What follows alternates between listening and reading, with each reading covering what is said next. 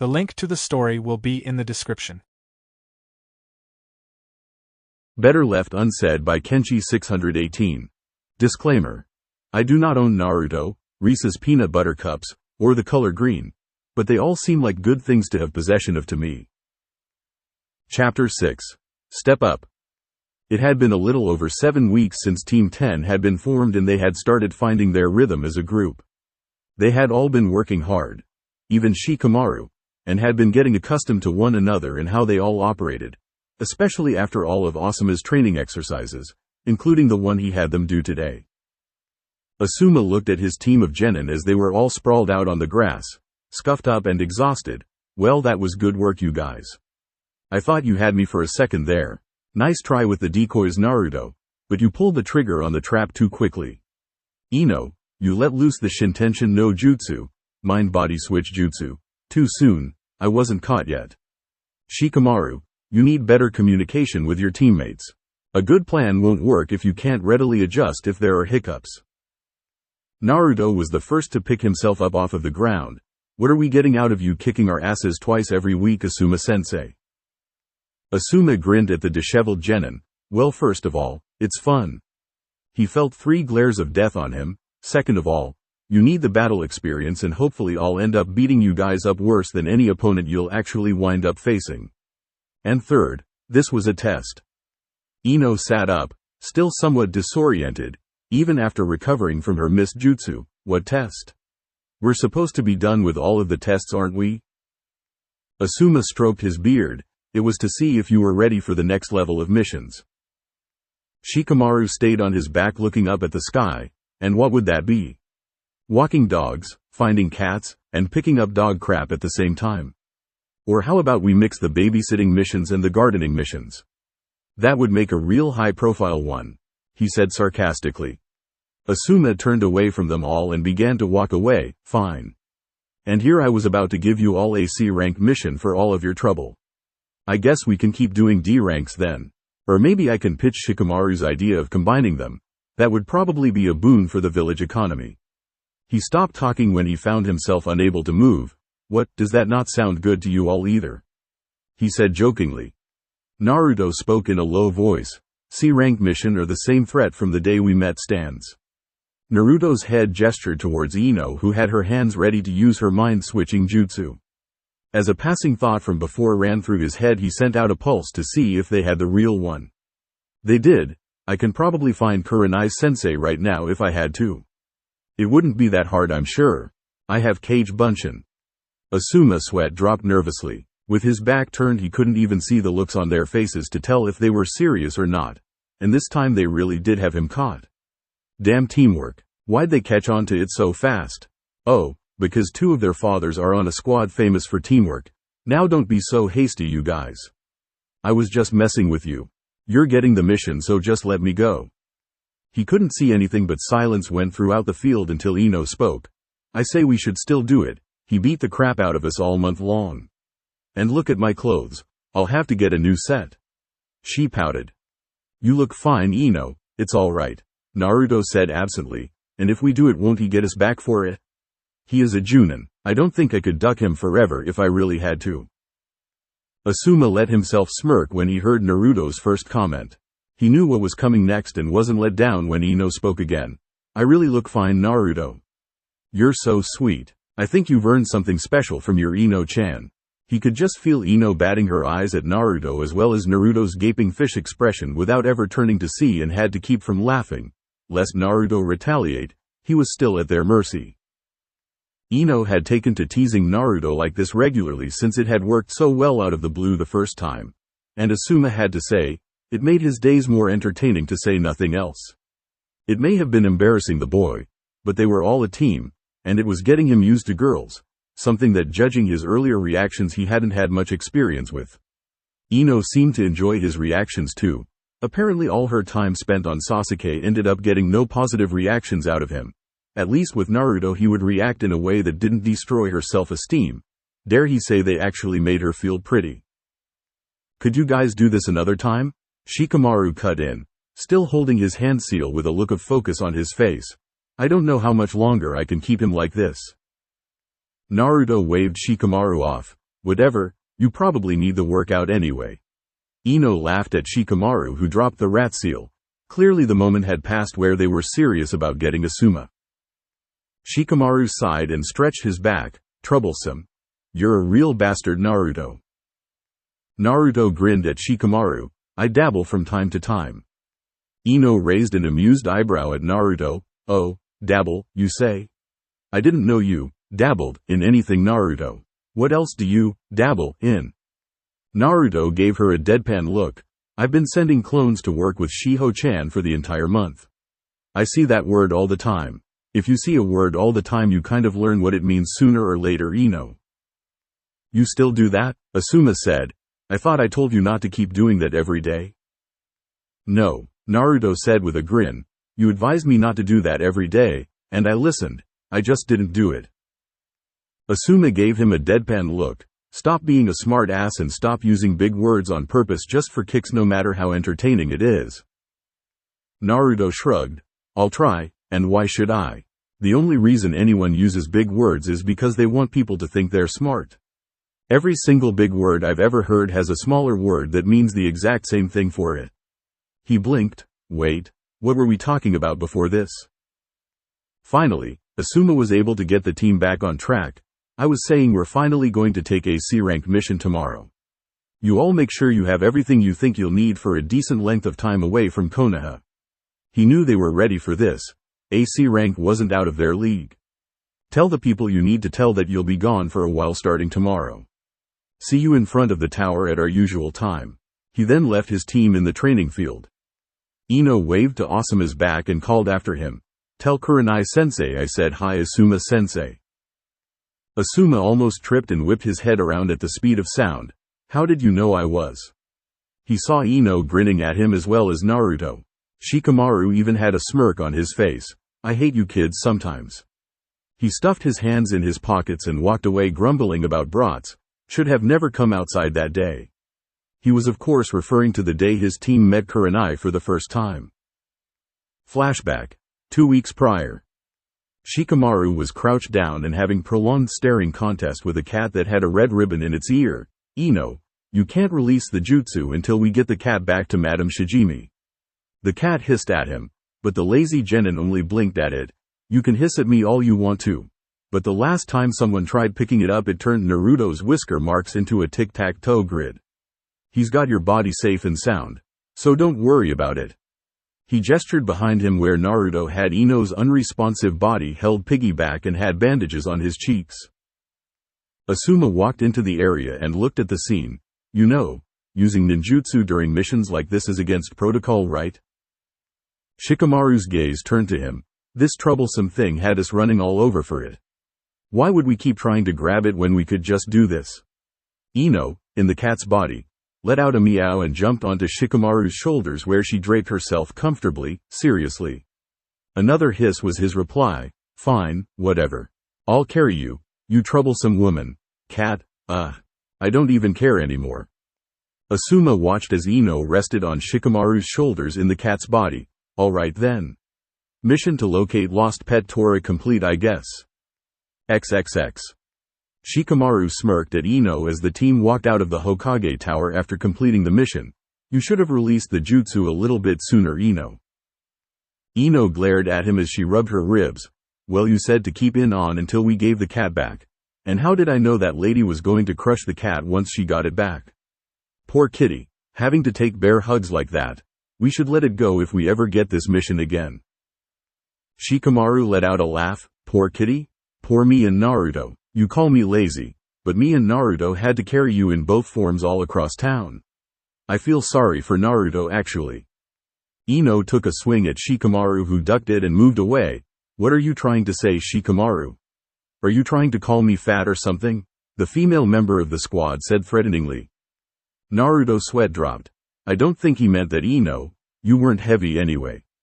Naruto was pretty sure he was referring to all of the weird looks that he had gotten from the villagers as they walked back through town, directed solely at him. From the way they looked at him, you'd think that the villagers didn't know his teammate was a Yamanaka, and thought he had been attempting something indecent, but he was sure they knew. They were very famous in this village. It was more likely they were looking at him. People were always looking at him like he stole something. It pissed him off honestly. Becoming a genin didn't help much at all. Naruto reached into his pocket to fish around for something while Ino reacted the way she started to whenever Naruto gave her anything that could be construed as a compliment. Naruto, you're so thoughtful. And you did take such good care of my body. It's good to have at least one teammate I can trust to know how to treat a lady. Maybe you should be in charge of my body more often, huh? Shikamaru scoffed, but she ignored him for Naruto, who then pulled something out of his pocket to give him an excuse to lower his head and cover his blush. Naruto, how did you get those? Naruto had in his hand a pack of cigarettes and had freed one from its confines to place into his mouth. What? Asuma-sensei has like one pack of these in each pouch of his vest, jacket thingy. He can let me get one.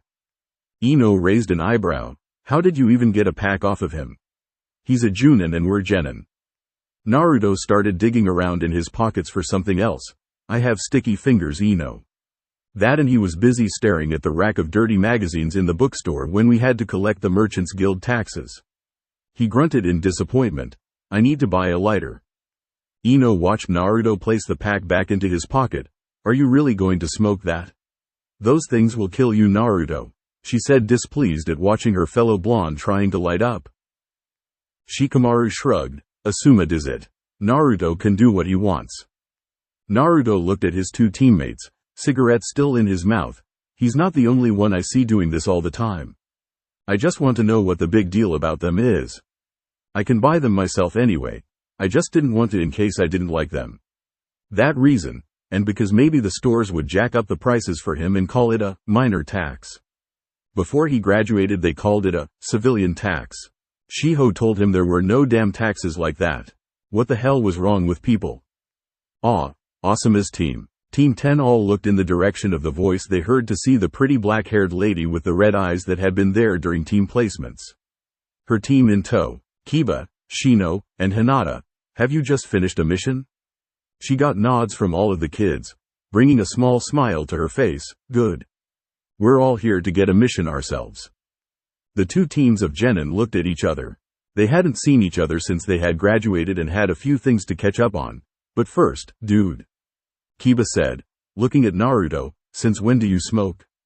Akamaru yapped on his head after his question. Hinata had a look of horror on her face. Naruto-kun smokes? Why would Naruto-kun smoke? Naruto shrugged. I don't know. Since, he was going to say since 5 seconds ago.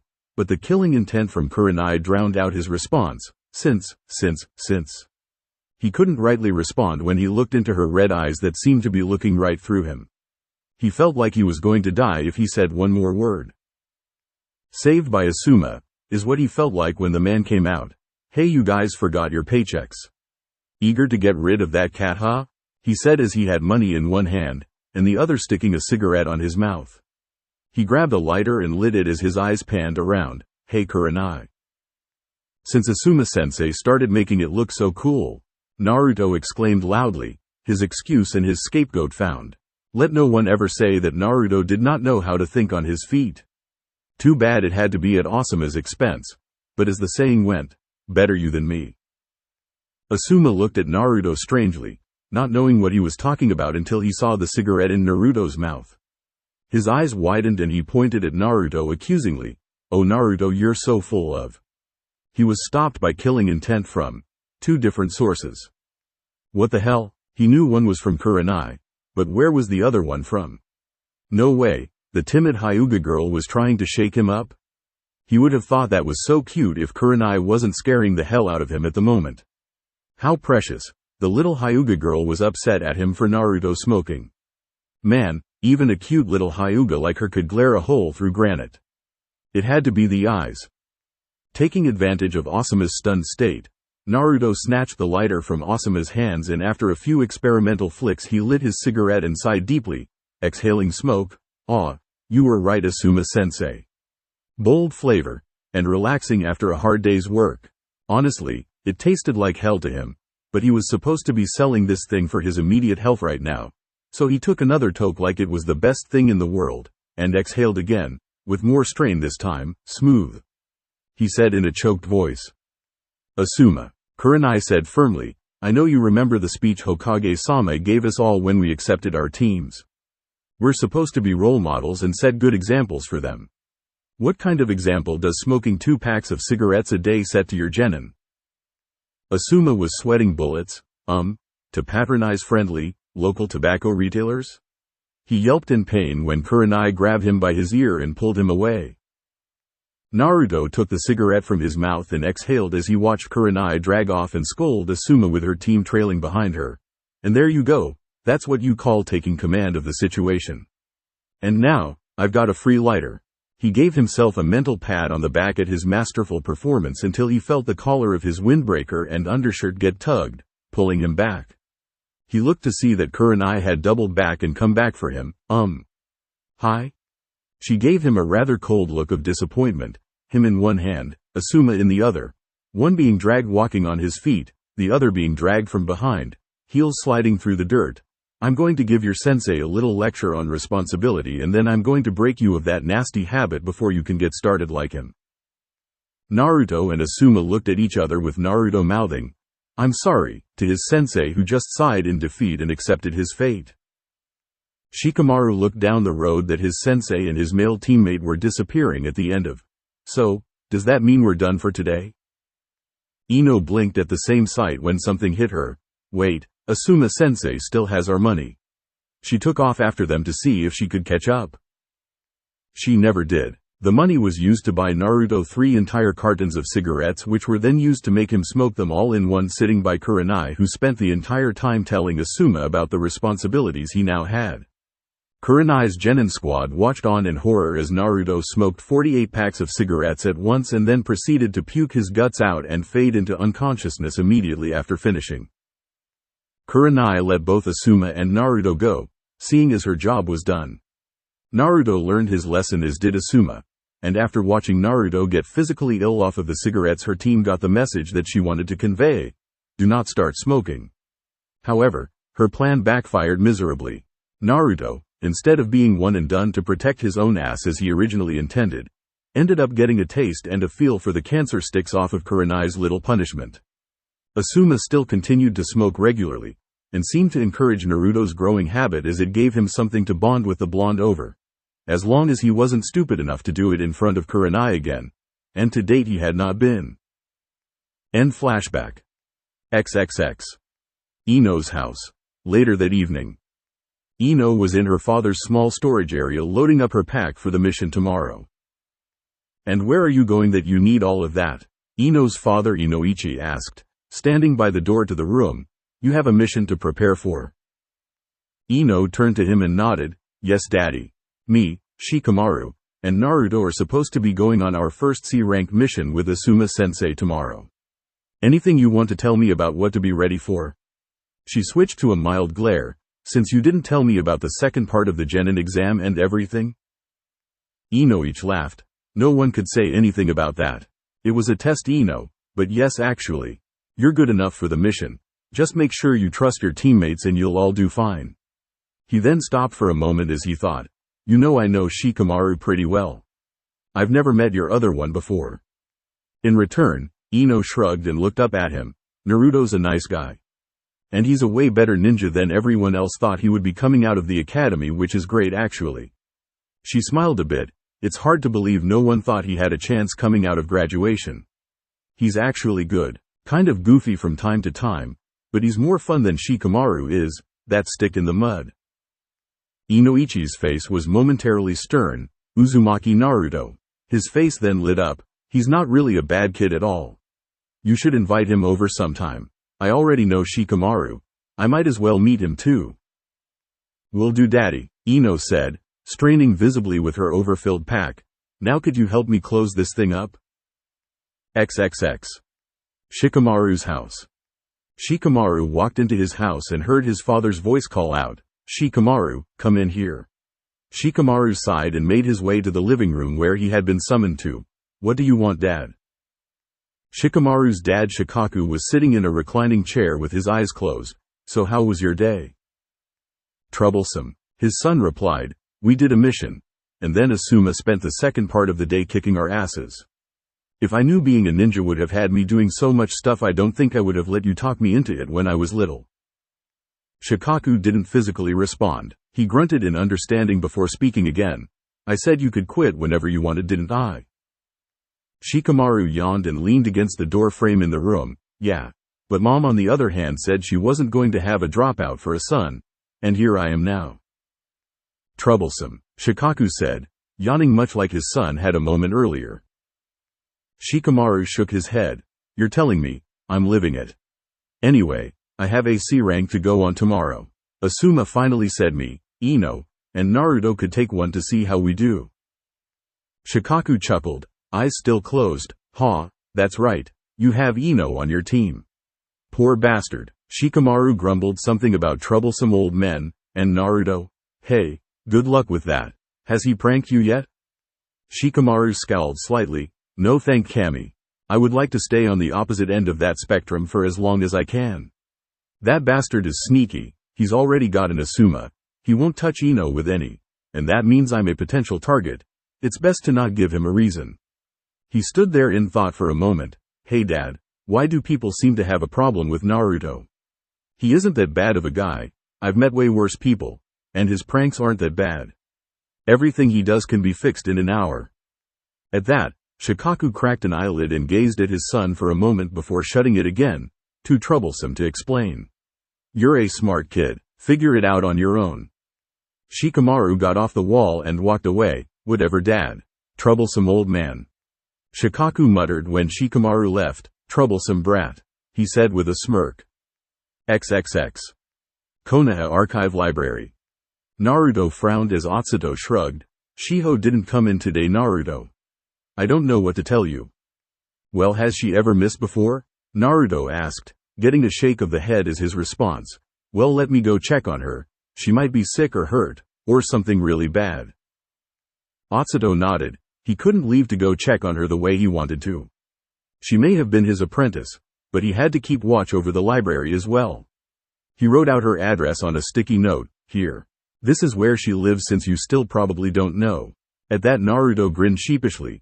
Make sure she's alright, and if she isn't, come get me. Naruto nodded and ran off on his way. XXX. After a few minutes of searching, Naruto found the right address.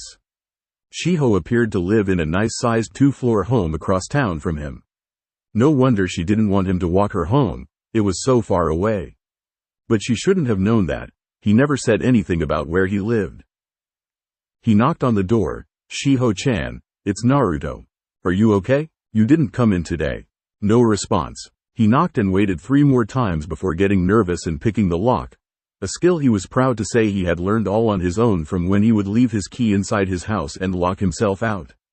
It was kind of awkward explaining to passing Anbu about why you were trying to break into your own house, and he could swear behind those masks those guys were laughing. Bastards.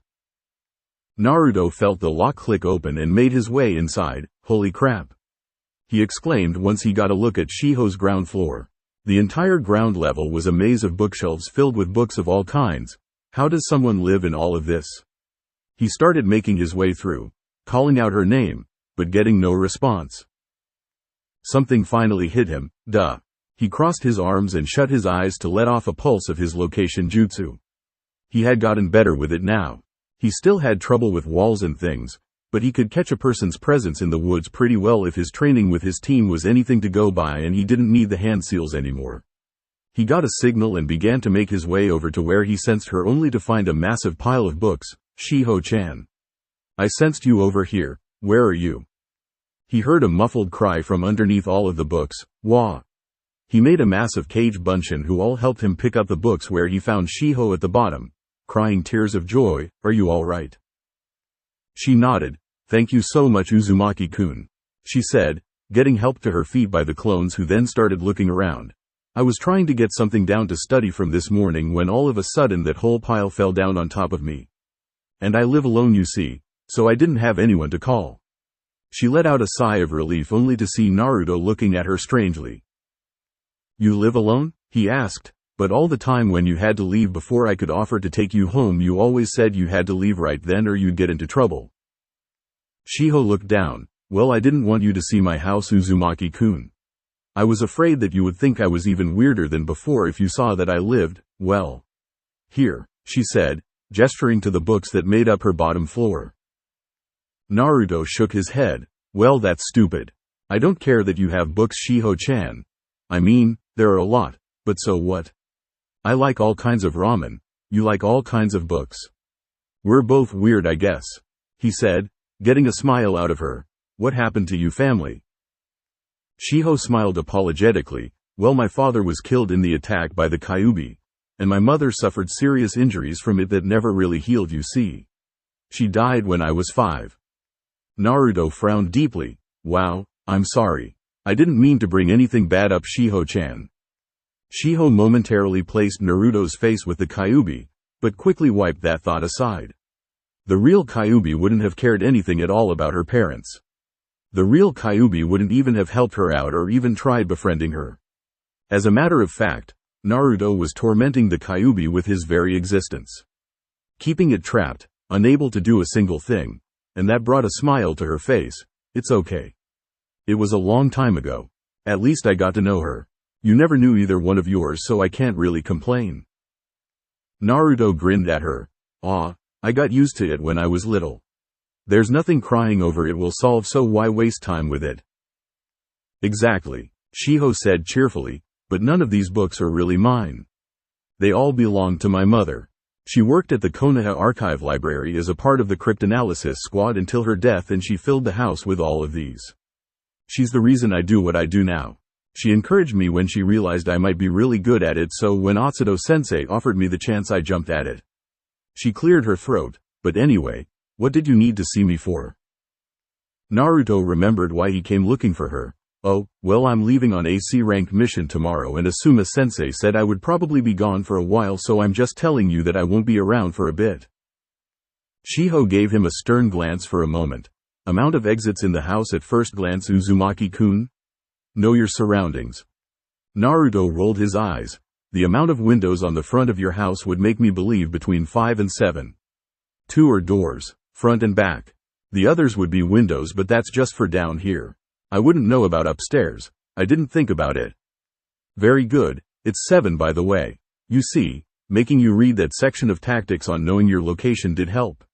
Now give me the number of choke points you can find in this floor, she said. Naruto looked around blankly before turning back to her with his eyes squinted. Really?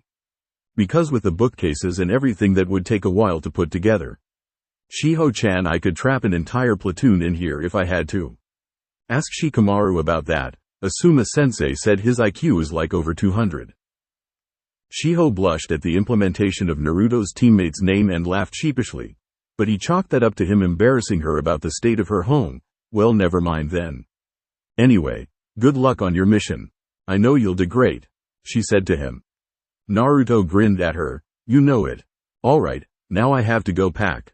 He turned to quickly and abruptly leave by running, but wound up smashing his face into a bookcase. He steadied it and proceeded to watch his step all the way out the door. Bye, Shiho-chan. XXX. The next day. Naruto, Shikamaru, and Ino were all standing out in front of the Hokage Tower in front of Asuma. So today's the day. Are you all ready? He got 3 nods before pulling out a scroll. I already picked your mission for you so we could get started. Anything to say? He asked. Naruto shook his head excitedly. No more useless chores. Ino frowned. Why didn't we get to pick? Shikamaru rubbed his shoulder. How far away is it? I don't want to have to carry this pack too far for too long. Asuma's sweat dropped. While he said it in the most ass way possible, Shikamaru was the only one that asked the right question. We're to be heading to the village of Toi, 3 days away from here, to deliver a letter meant to be received by Kusagakure. We'll meet up with a squad of Kusa ninja once we arrive. Questions? Naruto raised his hand. Are we going to have to fight anything? Asuma shrugged. Maybe. There's always a chance of combat when you leave the village. But if you're asking if we're going to directly be forced to fight, then no. Missions like this don't normally anticipate conflict. There's little chance of danger on these. Shikamaru sighed, walking all the way to a far-off village. That's just what I wanted to do for a week, he said sarcastically.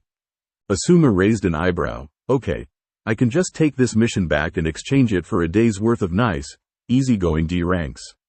I hear the Academy commissioned some help in moving the new equipment into all of the classrooms and taking old equipment out.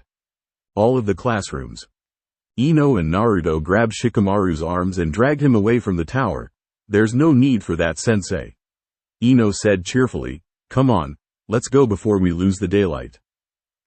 It's morning, Ino, we have all day, Shikamaru commented, letting himself be dragged because hey, that was just ground he didn't have to cover himself by walking. XXX.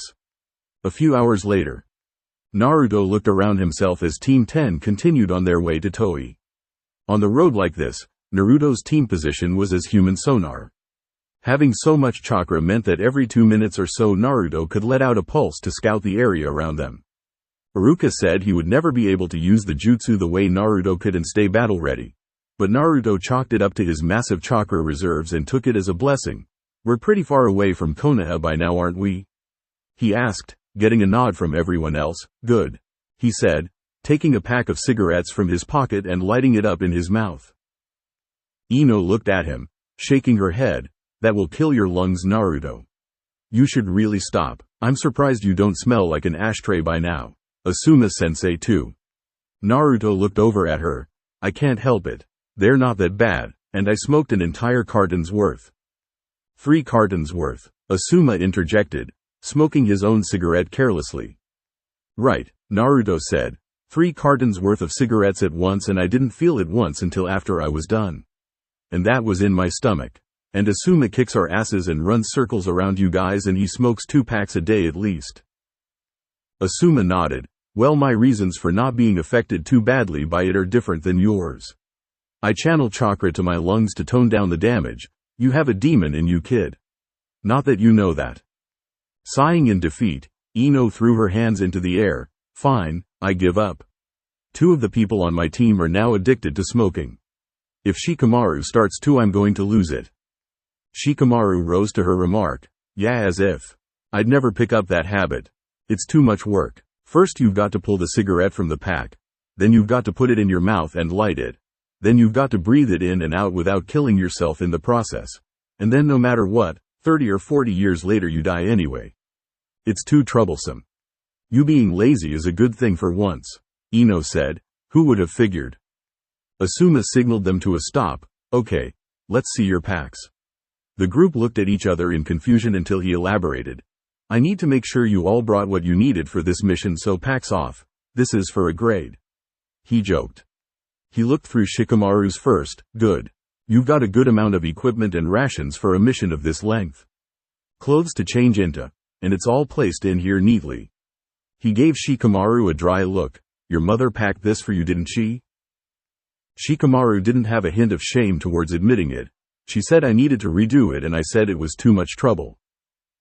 Of course she did. Asuma passed it back to Shikamaru. I'll tell her to make you do it yourself next time and see how lenient she'll be if you don't. Shikamaru paled as Asuma moved on to Naruto. Okay Naruto, you're up. Naruto handed his bag over, letting Asuma look through it. You have a good amount of clothes to change into. You have good rations, but a lot are instant ramen cups. Naruto shrugged. What? They're fast, easy to make, and they have energy, at least to me. And they're cheap. Fair enough, Asuma said as he kept checking. You went kind of Spartan on the weapons and tools though. Only kunai and shuriken, and not many of those. Those aren't so cheap and easy to get for me, Asuma-sensei.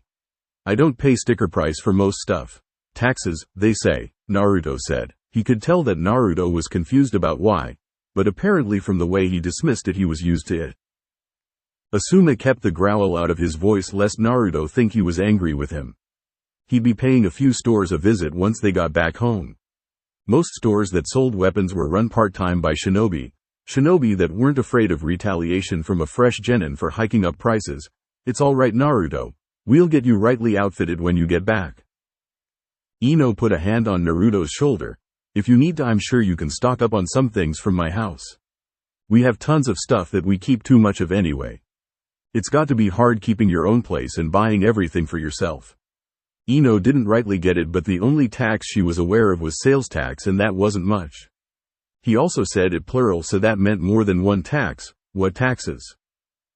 Thanks, Ino, Naruto said with a grateful smile through his cigarette as he placed his pack back onto his form and they continued on the road towards their distant destination.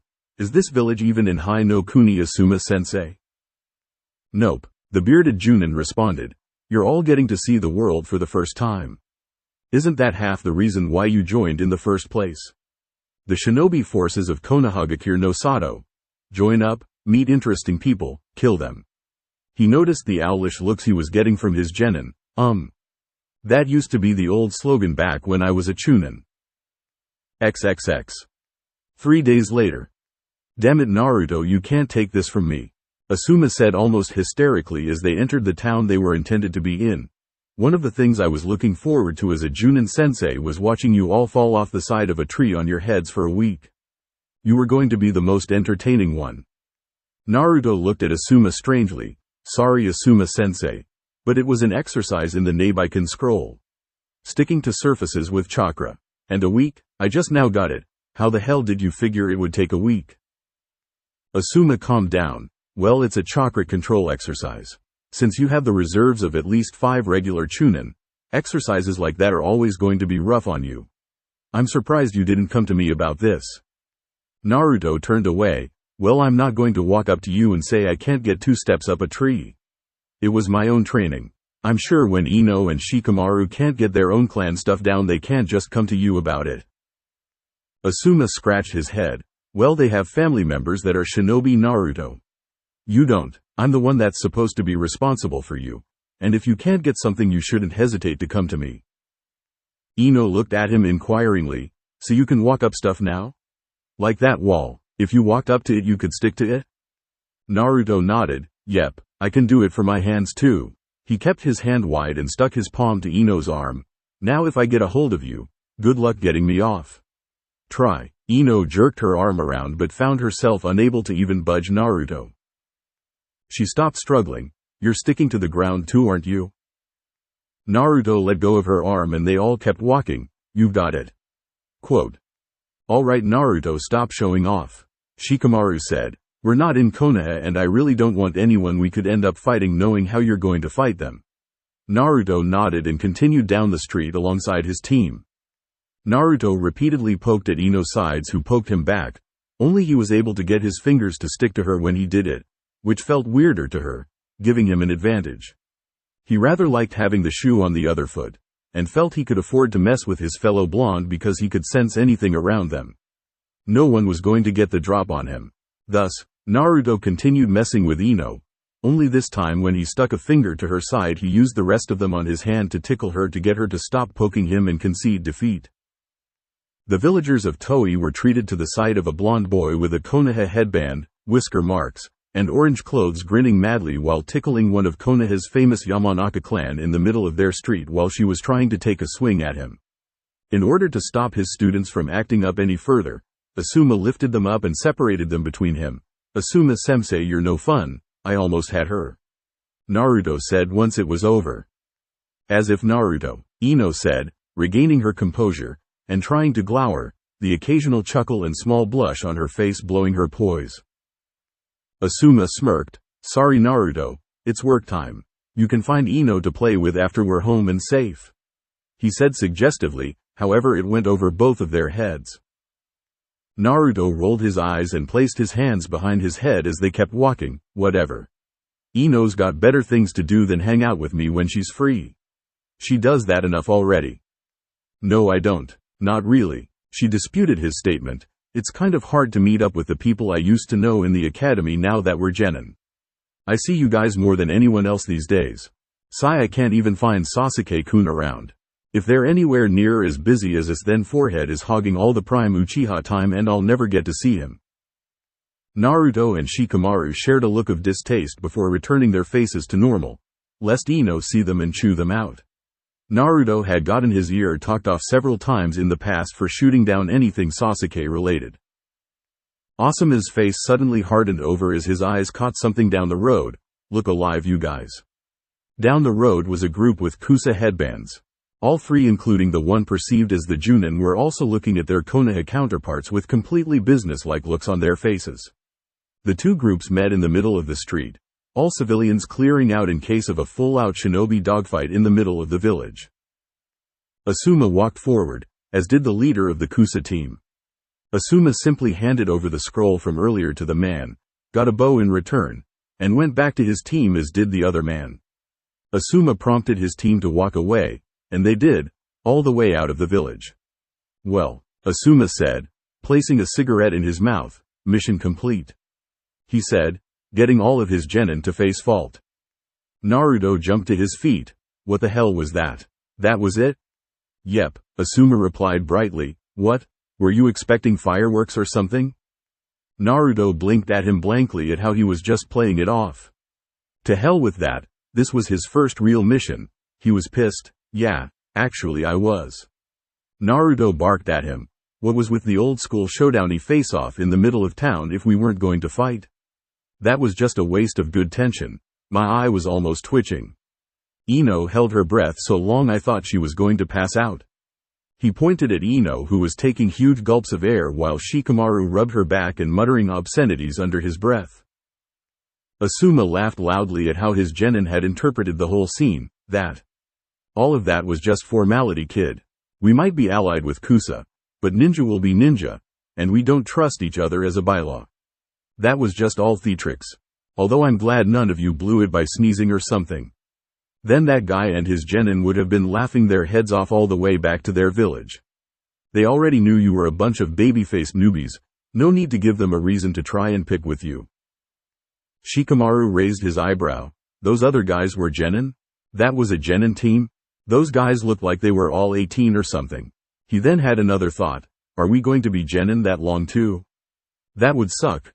Picking up dog crap and shopping for old people on a daily basis. The entire team shivered at the thought of running D ranks at that age. I'd rather do C ranks like this.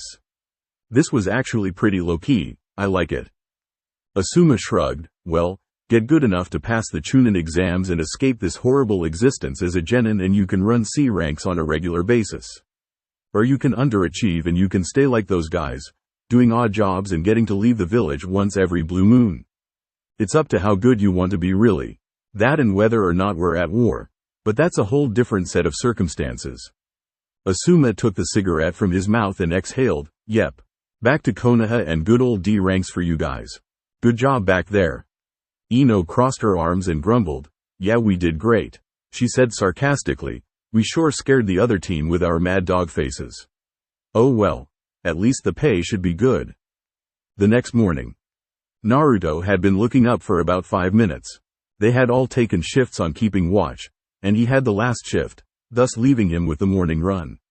About right around the time just after the sun came up, a hawk was circling above the camp, and Naruto hadn't the faintest idea on what to do.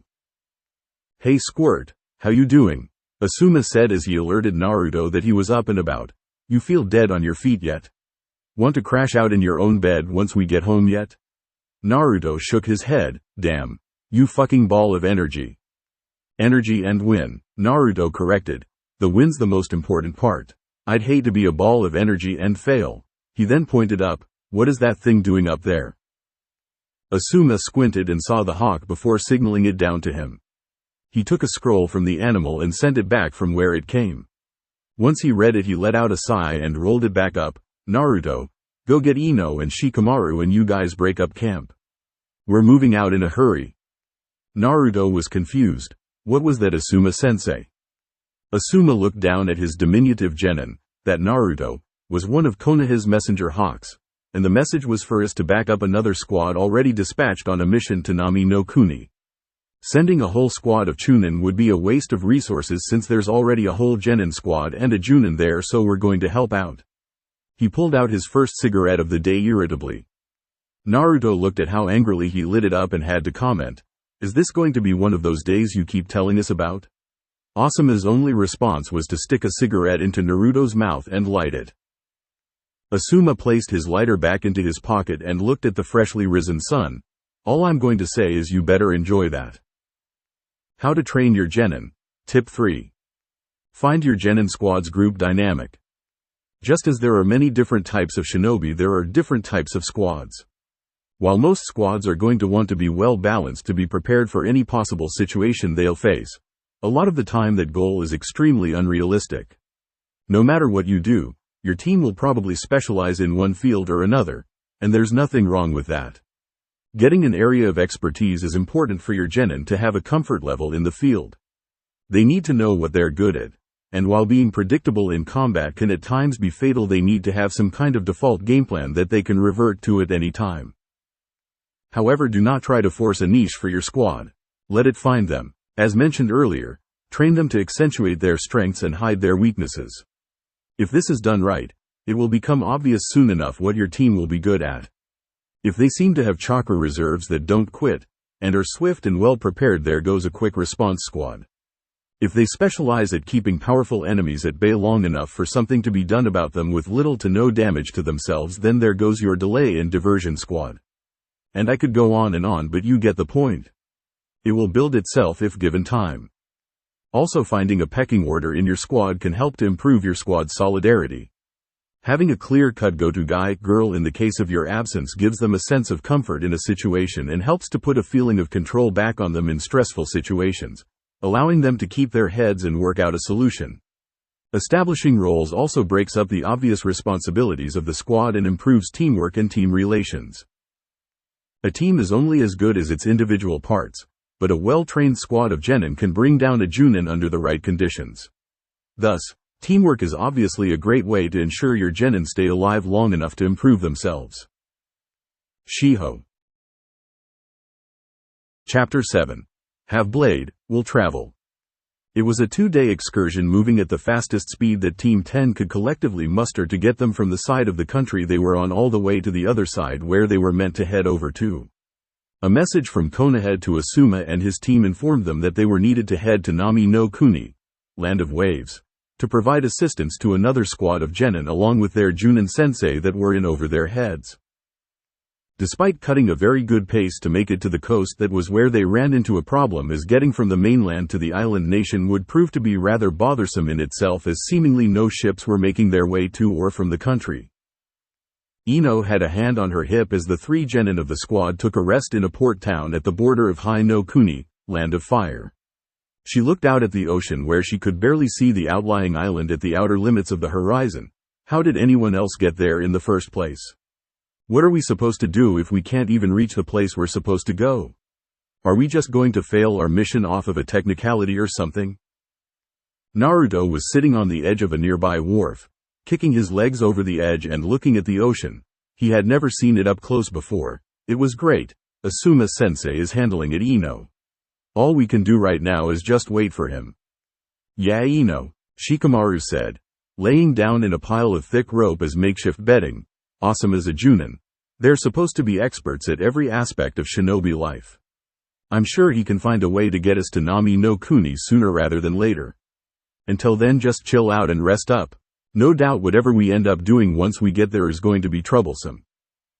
Ino rolled her eyes and walked over to the pineapple hairstyled genin, poking at him with her toe. Shikamaru, rolling out of bed this morning and putting on shoes was troublesome to you? Shikamaru closed his eyes and let out a yawn. That doesn't mean I'm wrong about this though, does it? Ino looked at him with a twitching eye before giving up on him and turning back to Naruto, who was for some reason doing push-ups. Naruto, what in the world are you doing? She asked him. Naruto didn't stop and continued, I'm bored to death here, Ino. You should be resting. We ran all the way here, she said, trying to convince him to stop for the moment to save some energy.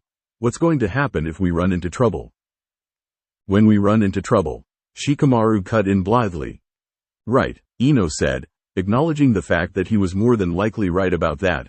What's going to happen when we run into trouble and we have to fight? You'll be all tired. Nope, Naruto said brightly, I'm a-okay. And push-ups never made me tired.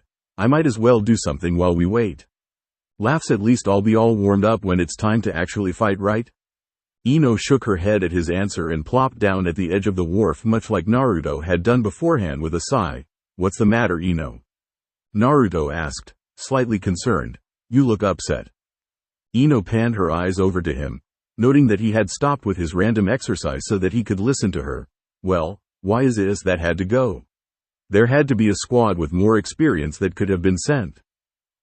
Naruto stood back up and dusted himself off. Come on Ino. You were one of the best in our class. Are you saying you can't handle it? And Shikamaru is smart, really smart. Like, he's scary smart. Besides, we've got Asuma-sensei with us in a whole nother team.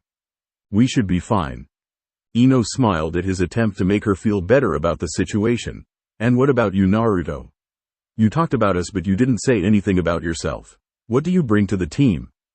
Naruto stared at her for a moment before rubbing the back of his neck sheepishly. One-man radar and human meat shield. Ino gave him a deadpan look in response. That's really not funny Naruto. That better not be how you really see yourself. You're the only one out of us that is good at actually attacking. With your Kage Bunshin and that taijutsu of yours I think you're the strongest genin on the team. Shikamaru spoke from over where he was laying down. Ino's right Naruto. In an active battle you're the only one of us that can guaranteed beat their opponent single-handedly. Ino's jutsu puts her at a disadvantage in case she misses. My jutsu is good for trapping and I have to find other ways to beat people. Without you on this team we'd be sitting ducks. You or your clones can watch Ino's body when she uses her jutsu and you can finish off the people that I get with my jutsu. Ino lightly slapped the side of his leg and grinned at him. You're our teammate Naruto, so stop it with the fluctuating self-esteem. Sometimes you think you're the baddest genin in the land, other times you think you shouldn't have even graduated. Do you need me to go into your head and get you all sorted out? She said jokingly. Naruto rolled his eyes but returned her smile. Hey, you don't want to do that. Iruka-sensei said that my mind is a scary place. That's because he saw your grades in school. She quipped right back at him, jokingly raising her hands in the seal needed to fire her Shintenshin no Jutsu. Mind-body switch jutsu. Get ready to black out for a few minutes Naruto. I'll kick you awake when I'm done with your body. Naruto started bouncing on his toes. You have to hit me with it first. He gloated in a challenging manner. Ino winked at him. From this range I barely have to aim. Shikamaru, watch my body would you? Alright, that's enough of that. Asuma said sternly as he made his way back over to the group. Stop playing with your jutsu. Those are meant for serious work. There was no humor or anything in his voice. Naruto looked at Asuma strangely. Asuma-sensei, yesterday Shikamaru took control of me with his shadow and made me slap myself. You laughed so hard you swallowed your cigarette. What's changed between now and yesterday? How could he put this that wouldn't tip them off to something being wrong in Naruto's psyche? Asuma quickly rattled off an answer. We can't get to Nami no Kuni by normal means when over a year ago there was never any problem doing so. That has to mean that things are rather suspicious either here or there, and I would rather the enemy that may or may not be watching know what you can do because you decided to play with your jutsu while you were bored. He almost cringed at his response. That excuse was flimsy at best and he knew it. Hopefully they wouldn't call him on it if he had a serious enough look on his face. And they didn't. Sorry Asuma-sensei. Naruto and Ino said in unison. Still, in his head he needed to come up with something better. That excuse would only work for the duration of this mission. He might not come up with another one if they decided to mess around like that again. And the last place he wanted Ino to be was crawling around in Naruto's head, lest she come across a dark little secret. One that could potentially tear her mind asunder. Shikamaru gave Asuma a long hard look for being so strange about Ino using her jutsu. He placed it in the back of his mind for later and spoke up. So do you have a way for us to get over there, or are we landlocked and have to go home? Because I'm completely cool with going home. Asuma sighed at Shikamaru's expected attitude. Remember Shikamaru, there is always a way to get anywhere no matter what, and it's called money. We're going to pay someone with a boat to take us across, but we're going to need to get some money fast. They want way more than I have on me to make the trip. How much? Naruto asked. Asuma scratched his nose. 300,000 ryo. Naruto and Ino stared at Asuma blankly after hearing the amount of money they needed to gain passage to Nami no Kuni. What? Both of them exclaimed simultaneously, getting Asuma to clean out his ears after hearing both loud blondes shout at him. Yeah, Asuma said when the ringing in his ears stopped. Apparently there's a sort of blockade around Nami no Kuni. Ships trying to get onto the island have to pay a steep tax to get in. Apparently it's orchestrated by the powerful shipping magnate Gato. He's got control of Nami no Kuni's trade routes, so unless we can actually pay for passage aboard a ship and the extra that's needed to actually get there, not to mention the amount that they need to pay to actually be allowed to leave. How in the hell are we going to get 300,000 Rio? Ino asked angrily. We're kids. A month's worth of D-rank missions doesn't top out at 300,000 for all four of us combined. It barely tops out at over 100,000. Shikamaru sat up from where he had been laying down and began thinking while Ino fumed over the situation and Naruto stared at his frog wallet sadly. Hey, Shikamaru said, getting everyone's attention. I think I have an idea. Everyone moved over towards him.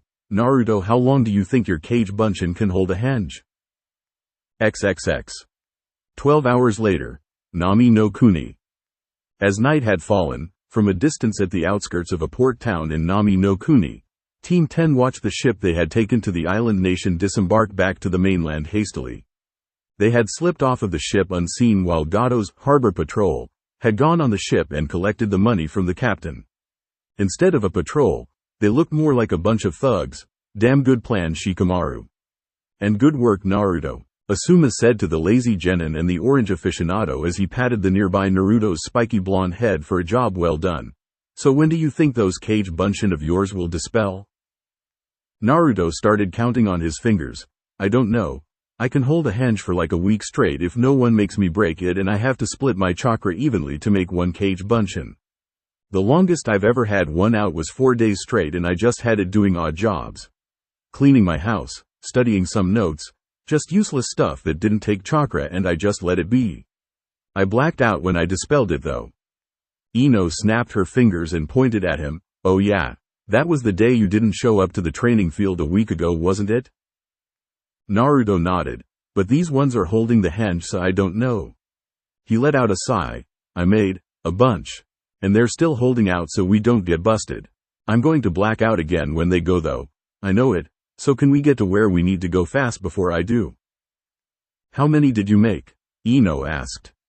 Again, Naruto counted out on his fingers. I made enough to put in that sack in increments of 5,000 Ryo, so I made 20.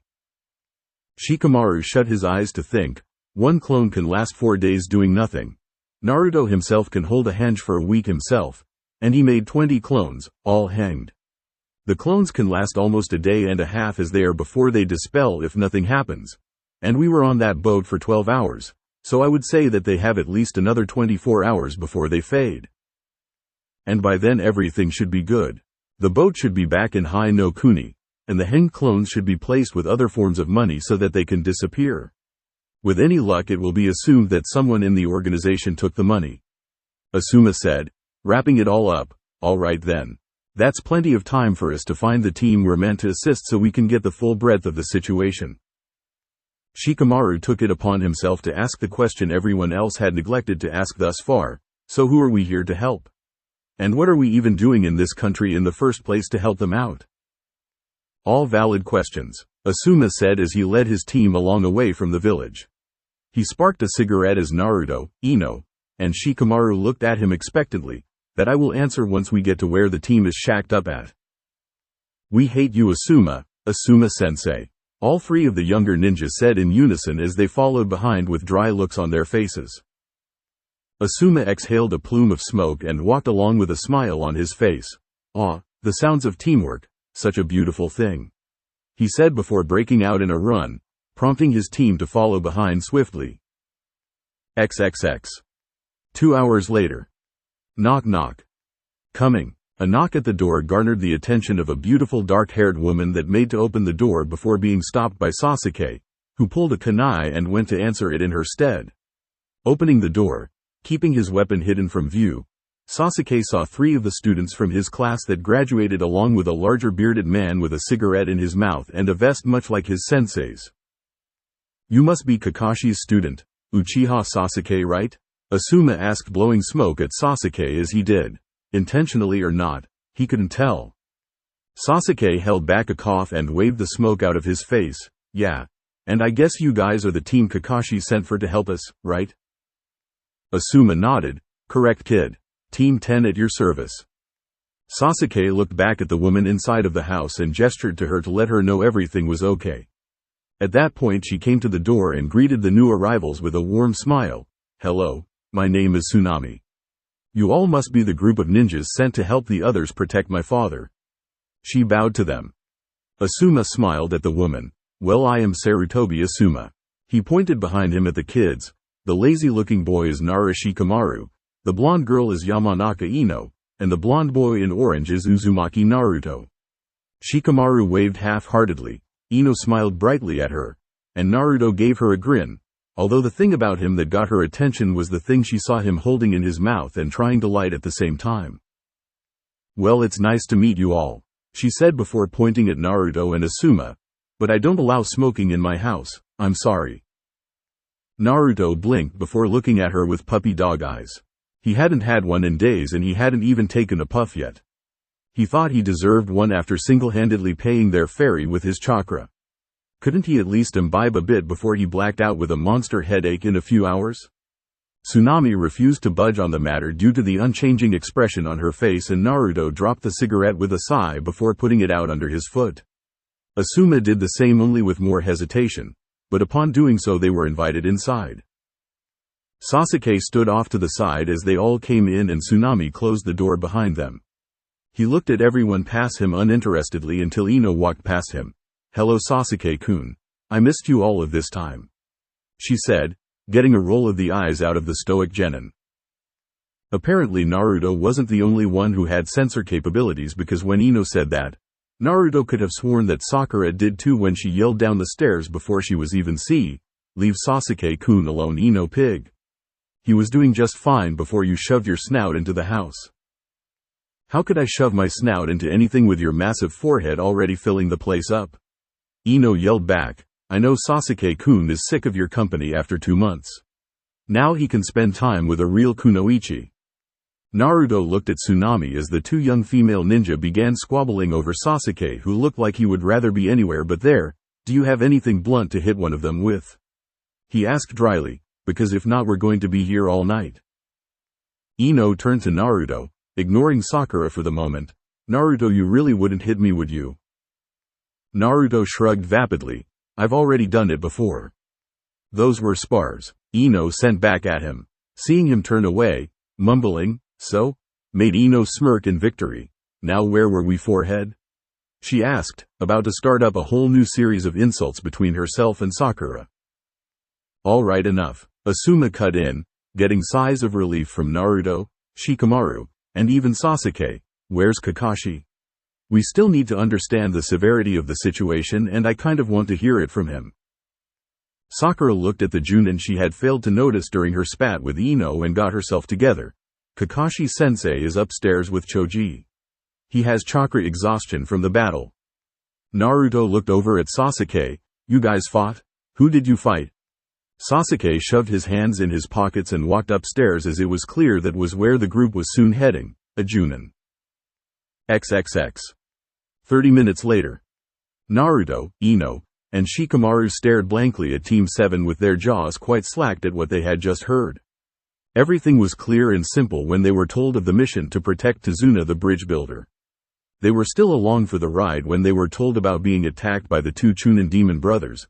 They were somewhat lost when they were told that a Momochi Zabuza, high-class Junin missing ninja, was next to attack them, but hearing how the battle played out somewhat assuaged how they were feeling. But the combination of everything heard beforehand along with the amassed knowledge they continued to be given as well as the full scope of the situation hit them rather abruptly. A long silence was broken when Shikamaru spoke. "So you're telling me that we just ran all the way across an entire country, scammed our way onto a ship to get here, and we can't even leave now until this bridge is built because the blockade of the trade routes are locked down tight?" A nod from Choji and Sakura was the response. Ino spoke next. "And you just got through fighting 2 Chunin and 1 Junin that you thought you killed, but he got away because someone that was able to pose as a hunter ninja and actually fool your Junin sensei into thinking the Junin was dead got away with him to let him rest up for the next go-around?" Naruto finished up for them once Ino's question got a response with another set of nods. And in addition to that, the one orchestrating all of this is one of the richest men in the entire world, and he actually has Nami no Kuni under his heel and has full control of the country.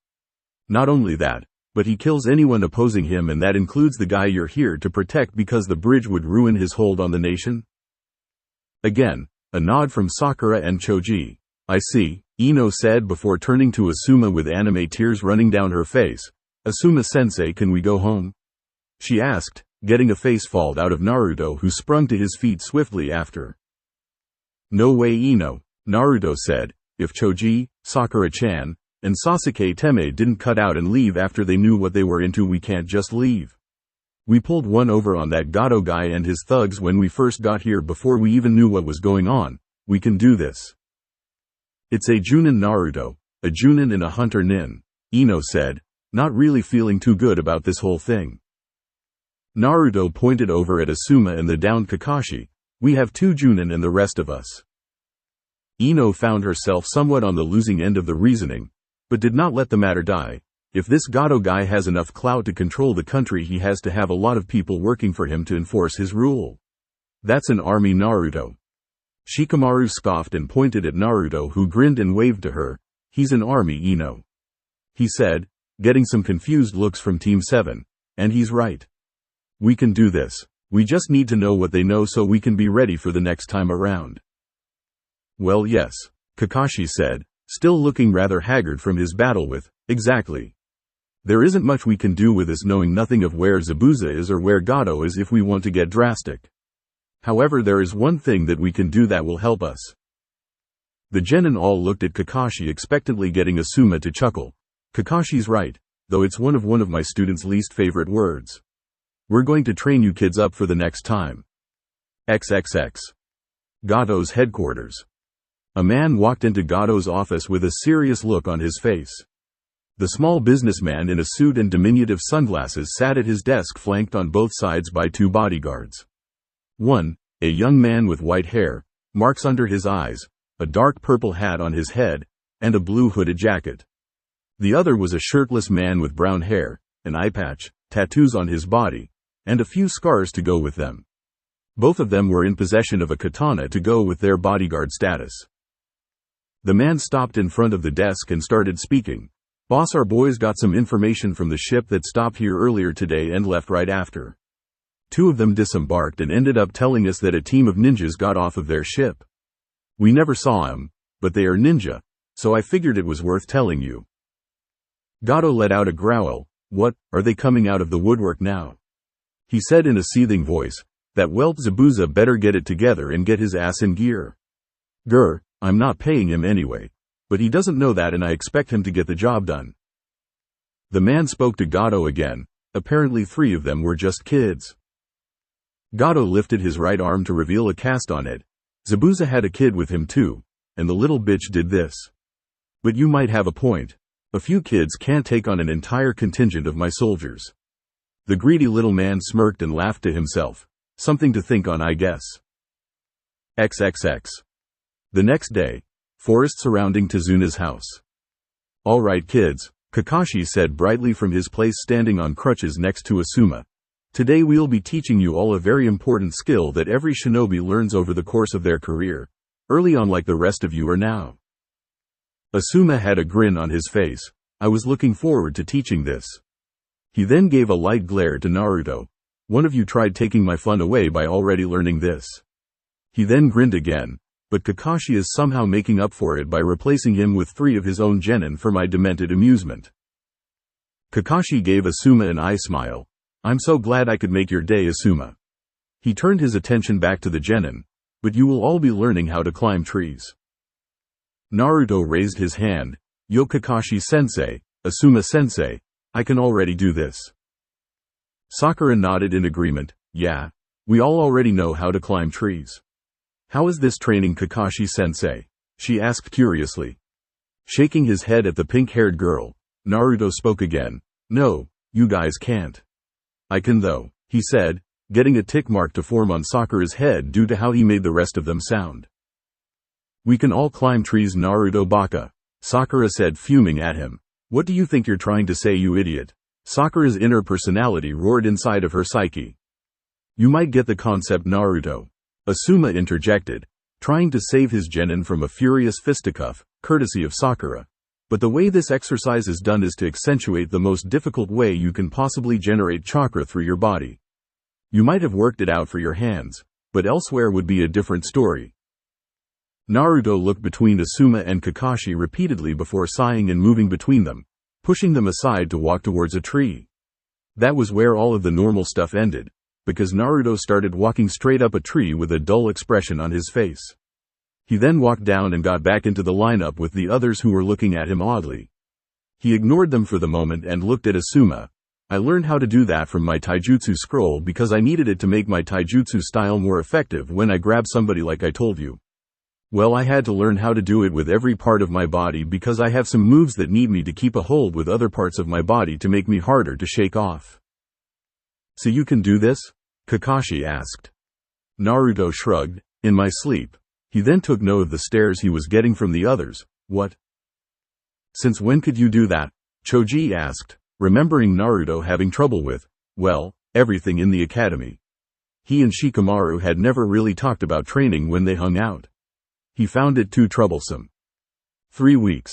Hey, at first I thought it was something cool that only I could do since I'm learning the style. But I found out it wasn't from Asuma-sensei during the last mission. Naruto responded with a grin. Ino asked a question next. You never did that when we were training Naruto.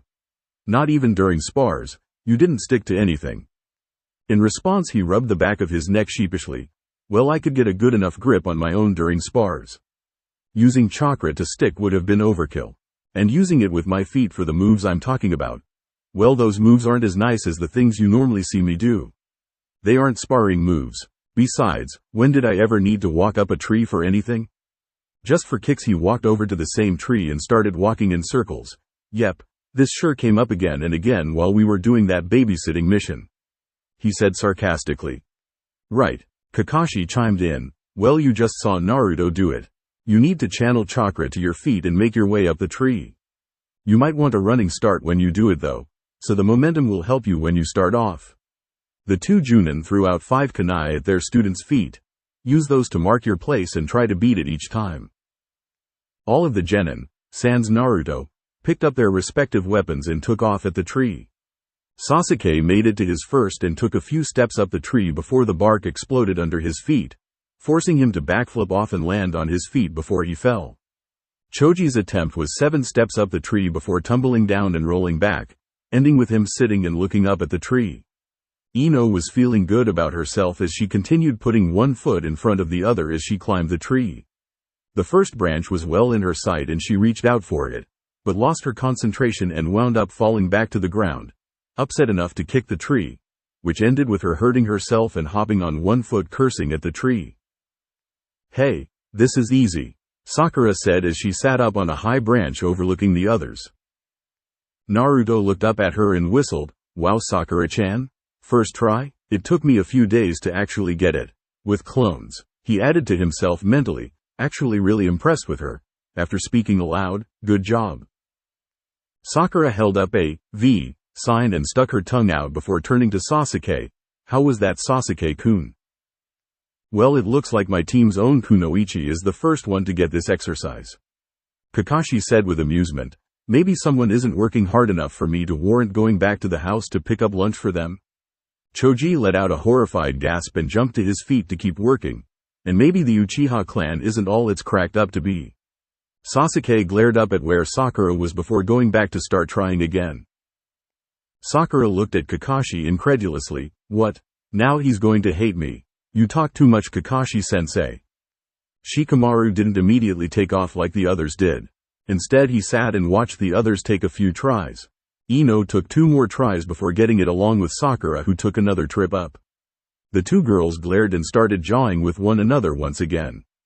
Choji kept up at his work with a determined effort to show Kakashi he was trying hard enough to get lunch later, but he kept smashing the tree before getting very far. He then looked at Sasuke, who seemed to have the same idea as he analyzed what was going on. So if I use too much chakra, I'll end up being pushed off of the tree like Choji and Sasuke. Is there a certain amount I need to generate? Do I need to generate a consistent amount and keep it? Troublesome. I need to figure this out and tell Choji. Naruto let out a yawn as he stood watching everyone else. He thought of joining in, but him running up and down the trees repeatedly would have just wound up pissing everyone else off, and there wasn't anything he could really get out of it anyway. He placed his hands behind his head and began pacing about in a bored manner, getting Asuma's attention. "Naruto, do you have anything you're working on that you could be doing right now?" He looked at Asuma and blinked, surprised at being called out, before shaking his head. Asuma made a thoughtful noise. "And you say you've got this exercise down pat?" Naruto nodded with a grin and jumped at a tree before sticking to it back first. After a few seconds he dropped onto his feet and rubbed the back of his head, seeing as how he had smashed it into the trunk when he was trying to be facetious. "Okay, smartass, I get it," he said with a chuckle. He turned to Kakashi. "I'm going to take Naruto off somewhere to work on something so he doesn't waste any time here." "All right, Asuma," Kakashi said, pulling out his orange Icha book. "I've got things here in the meantime." The others watched Naruto walk away with Naruto in tow for a moment before getting back to work. Sasuke's eyes lingered on him the longest before turning back to his tree and continuing to train, gritting his teeth determinedly. "I am not going to fail and be left behind," he said to himself in an effort to get himself to step it up. XXX. Asuma led Naruto to the dock out front of Tazuna's house and stopped at the edge of the water. Naruto simply stared at the water and then at Asuma, waiting for the man to do something, or explain something to him. Eventually Asuma dramatically placed one foot out, getting Naruto's full attention. Not that the boy was saying anything, but his eyes were clearly interested in either seeing something awesome or something hilarious. The Junin stepped off of the dock, but instead of a loud splash followed by Naruto rolling on the dock laughing as hard as he could, Asuma was standing on top of the surface of the water as if he were still on land. He took a few steps out before turning back to Naruto and making a grand gesture. "Well?" "How?" Naruto asked squeakily. Asuma quickly explained. "Channel the chakra to your feet as if you were walking up a tree and go for it. But the amount you have to use to stay up will change consistently, making it harder than tree climbing. Get to it." Naruto nodded excitedly and did as instructed before falling into the water. Asuma broke up in laughter. "Oh Kami. It would have been funnier if I had them all do it at the same time, but this is why Junin choose to become sensei. The precious moments like this." Naruto surfaced and pulled himself back onto the deck, sitting on the edge and staring at Asuma while still dripping wet, clothes drenched. Naruto opened and closed his mouth multiple times trying to think of something to say before giving up. "Well, son of a bitch." His eyes widened and he patted around in his pockets before pulling out a drenched pack of his cigarettes. "Son of a bitch." He looked up at Asuma. "Asuma-sensei? No smoking while you're training, Naruto," he said, walking back towards the shore. Once he reached the dock he ruffled Naruto's soaked hair. "Well, get to it. Oh, and can you send some clones to check on Ino and Shikamaru while I go with Tazuna today? I don't really want Kakashi's lazy streak to keep them from getting the finer points of their training down. Actually, one clone should be good." Naruto nodded and stood up before forming the seal for Kage Bunshin, making one appear in a puff of smoke. Naruto stood still after making the clone before it dispelled and he fell backwards, almost into the water. Asuma moved swiftly and caught him before he could fall in the water and potentially drown. "What happy?" he asked before stopping himself as he remembered yesterday. "Wow. Those clones sure lasted a long time." He picked Naruto up and took him inside the house. The entire scene was witnessed from a window in the house overlooking the ocean by a small boy in green overalls and a white, blue-striped bucket hat. XXX. Hours later. "Ow," Naruto whined, sitting up on a couch in the living room. "Why does the backlash suck so much?" He asked himself only to notice a small boy standing in front of him, looking at him rather angrily. "Hello? You're going to die here, you know?" he said matter-of-factly. Naruto just stared at the kid in shock before speaking. I don't think so. I just got hit with too much information at once and it kind of scrambled my brains for a bit. If I can get an aspirin I should be fine. It's no big deal." The boy's glare on the young shinobi grew more intense. "No, you idiot, Gato. Gato's going to kill you guys.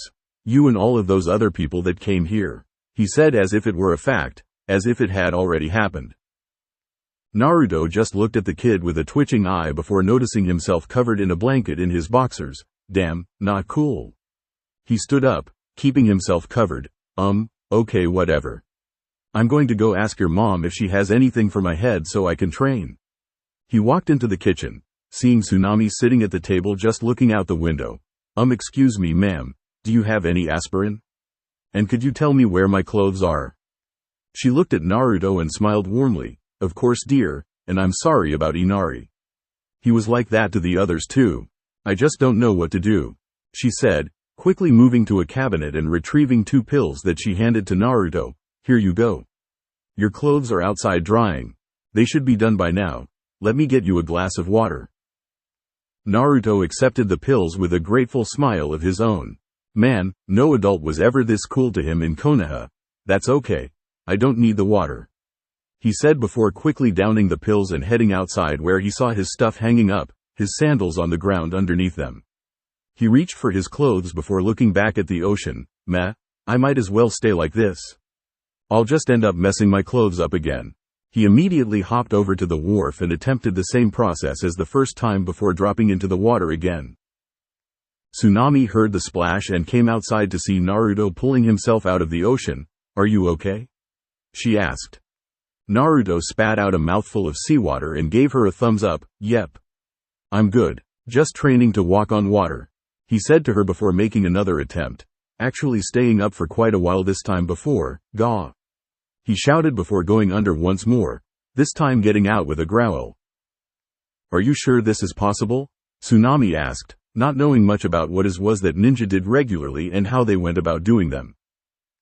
Naruto nodded. Oh yeah, don't worry. I'll definitely get it soon. I've got to get stronger to make sure your father's safe after all, don't I? He gave her a wide grin that she couldn't help but return. Naruto would up, steadying himself and taking step after step out onto the water. He finally turned around and found that he had made it well over 50 feet from the dock. You see? I told you I could do it, he shouted back to her now that his head was no longer ringing from his dispelled clones. Tsunami looked at him in amusement and clapped for his achievement. Good job, Naruto-kun, she said before noticing some strange black mark on his torso. Naruto-kun, what's that mark on your stomach? She asked. Naruto blinked in confusion and looked down at his stomach, but he wasn't experienced with his water walking yet and fell in the water. He swam back to shore and sprawled out on the deck before looking at Tsunami, panting somewhat. What was that you were saying? He asked. Tsunami was about to repeat what she asked when she looked at Naruto's belly and saw nothing there any longer. Oh, never mind. I'm sorry about that, she said apologetically. She messed up his training for something she didn't even see. Oh, it's all right, Naruto said, sitting back up and pushing the water out of his ear. I've got it and that's all that matters. All I have to do now is get used to fighting on the water like I can on walls, and there's only one way to do that right now. He stood up and made 40 kage bunshin before they all went out onto the water, ignoring how shocked Tsunami was at seeing all of those blondes appear out of thin air.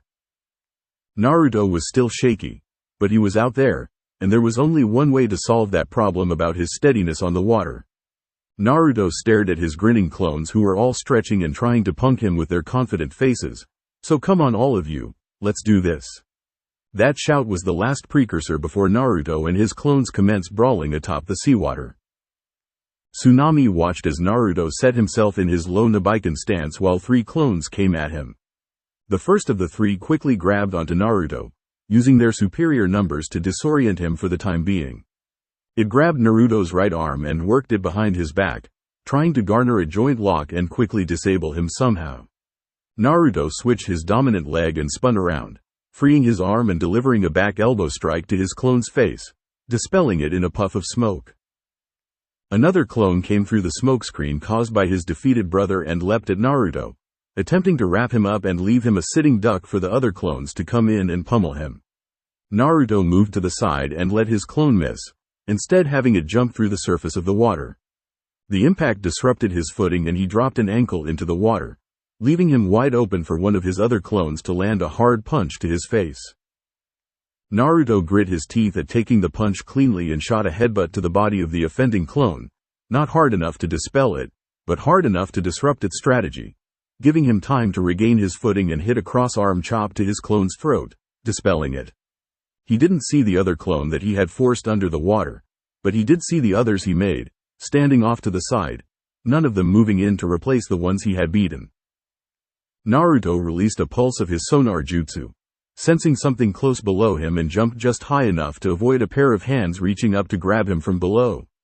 Naruto stomped hard on the water, driving his feet through the surface and delivering a harsh stomp to the face of his sneaky clone, finishing him off. He sighed to himself before he looked up and saw 5 clones of the mass he made walking out to fight him this time. XXX. Hours later. The exhausted members of Team 7 and remnants of Team 10 came out of the forest on their way back to the house along with Kakashi, only to see an, at the time for them, surreal sight. Naruto in a fight, with himself. With 5 of himself. Now that didn't surprise Team 10 at all, they knew he could do that. Team 7 on the other hand had no clue. Why is Naruto doing that with the Bunshin no Jutsu, clone jutsu? Sakura asked rhetorically, not really expecting a legitimate answer. Those aren't regular Bunshin, Kakashi said, they're cage Bunshin, clones like the ones that Zabuza used, only they're full-on copies of the original that can use jutsu, bleed, and all kinds of other things. He's sparring with them. Never mind that, he does that all the time, Ino said, fully used to Naruto's signature jutsu by now. Look at where he's doing it. He can stand on the surface of the water? Huh, Kakashi said, sounding mildly disinterested. Asuma must have shown him this exercise after they left. He picked it up very quickly, I have to say, to be able to engage in a battle on the water after just a few hours. Well, that's still beyond most of you at the moment. Tree walking comes first and then you can possibly think about trying this exercise. He finished as he made his way back towards the house. The others watched as Naruto finished off the last of his clones. Naruto had the clone face down in the water, pulling its arms back and holding its head down with his heel on its head while it struggled against him. The original grit his teeth and did not let up despite his clone thrashing to free itself. Finally the clone popped and Naruto slumped weakly on the water, panting heavily and rubbing his throat. Okay. I'm never doing that to any of my clones ever again. Drowning isn't cool at all. He slowly walked his way back to shore and fell out face first on the dock as the others walked up to him from the edge of the forest. Hey guys. Ino kneeled down by him. Are you alright? You sound half dead. Naruto let out a weak unintelligible groan before speaking. My clones we used to get here popped. I blacked out. Then I came out here and did this for the rest of the day again, and again, and again. Laughs. I wonder what I'm going to do tomorrow. So how did all of you guys do? Sakura smirked. Ino pig, and I have it down perfectly, after she saw me get it first of course. Ino growled at Sakura, who continued, Sasuke-kun and Choji are getting it, but Shikamaru. I don't know if he has it or not. He only did it a few times and then went to sit down. Naruto moved his head to look at Shikamaru, who stared right back with that bored look in his face. Of course he did. Can someone help me stand up? Ino and Choji both slung one of his arms over their shoulders and picked him up per his request. Ino grunted as she picked Naruto up. Why are you just in your boxers? She asked, somewhat dismayed at having to touch him like that. Naruto rolled his eyes. Because I had to fall into the water like 100 times today and my clothes would have wound up soaked. Ino. But when you learn it you can wear all the clothes you want to. Tell me how that works out, he said jokingly, getting Ino to dig a sharp knuckle into his ribs. Smartass, she said before changing her tone. Hey, could you teach me how to do that tomorrow? Naruto answered with one question of his own. Can you stand on a wall or a tree while barely even thinking about it? She didn't really know how to answer, so he did for her. I'll ask Asuma-sensei tomorrow. I don't know what I'm supposed to be doing tomorrow anyway. Choji spoke up. So where do you want us to put you, Naruto? He asked. Naruto grinned at the large boy. Oh, just put me over by the clothesline. I need to get dressed anyway. Thanks. They placed Naruto by his clothes and went inside the house while he put his stuff back on. After a moment, Naruto noticed Sasuke standing nearby looking at him intently. What's wrong, Sasuke-teme? He asked. He hadn't even said more than a few sentences to the guy since he and his team had arrived. Sasuke's coal-black eyes seemed to bore into Naruto. It was really starting to mess with him. The guy never even paid him half a mind before in the academy. Just like most everyone else, I want to spar with you, he said, when I finish the tree climbing exercise. Naruto blinked once before answering, "Sure, I guess. But why would you want to spar with me?" It wasn't that he didn't want to, because he did. He wanted to fight Sasuke since his time in the academy. But when Sasuke started beating him again and again in spars and he showed less and less interest in fighting Naruto, he thought Sasuke didn't exactly return that sentiment. So why would he want to fig? Naruto smirked to himself as he realized why. Sasuke thought Naruto was as strong as he was, or at least stronger than anyone else on either of the teams there. Now he had a chance to actually prove it to others and himself. Sasuke was widely perceived as the very best genin of this year coming out of the academy. If Naruto could beat him, it would be the best possible litmus test for him as far as how he was developing as a shinobi. "Finish the tree climbing training, and then we'll talk about it," Naruto said to Sasuke, looking forward to actually going head to head with the boy that was on the exact opposite end of the spectrum in the academy that he was. Sasuke returned Naruto's smirk with one of his own. "Whatever you say, Dobi," he said confidently.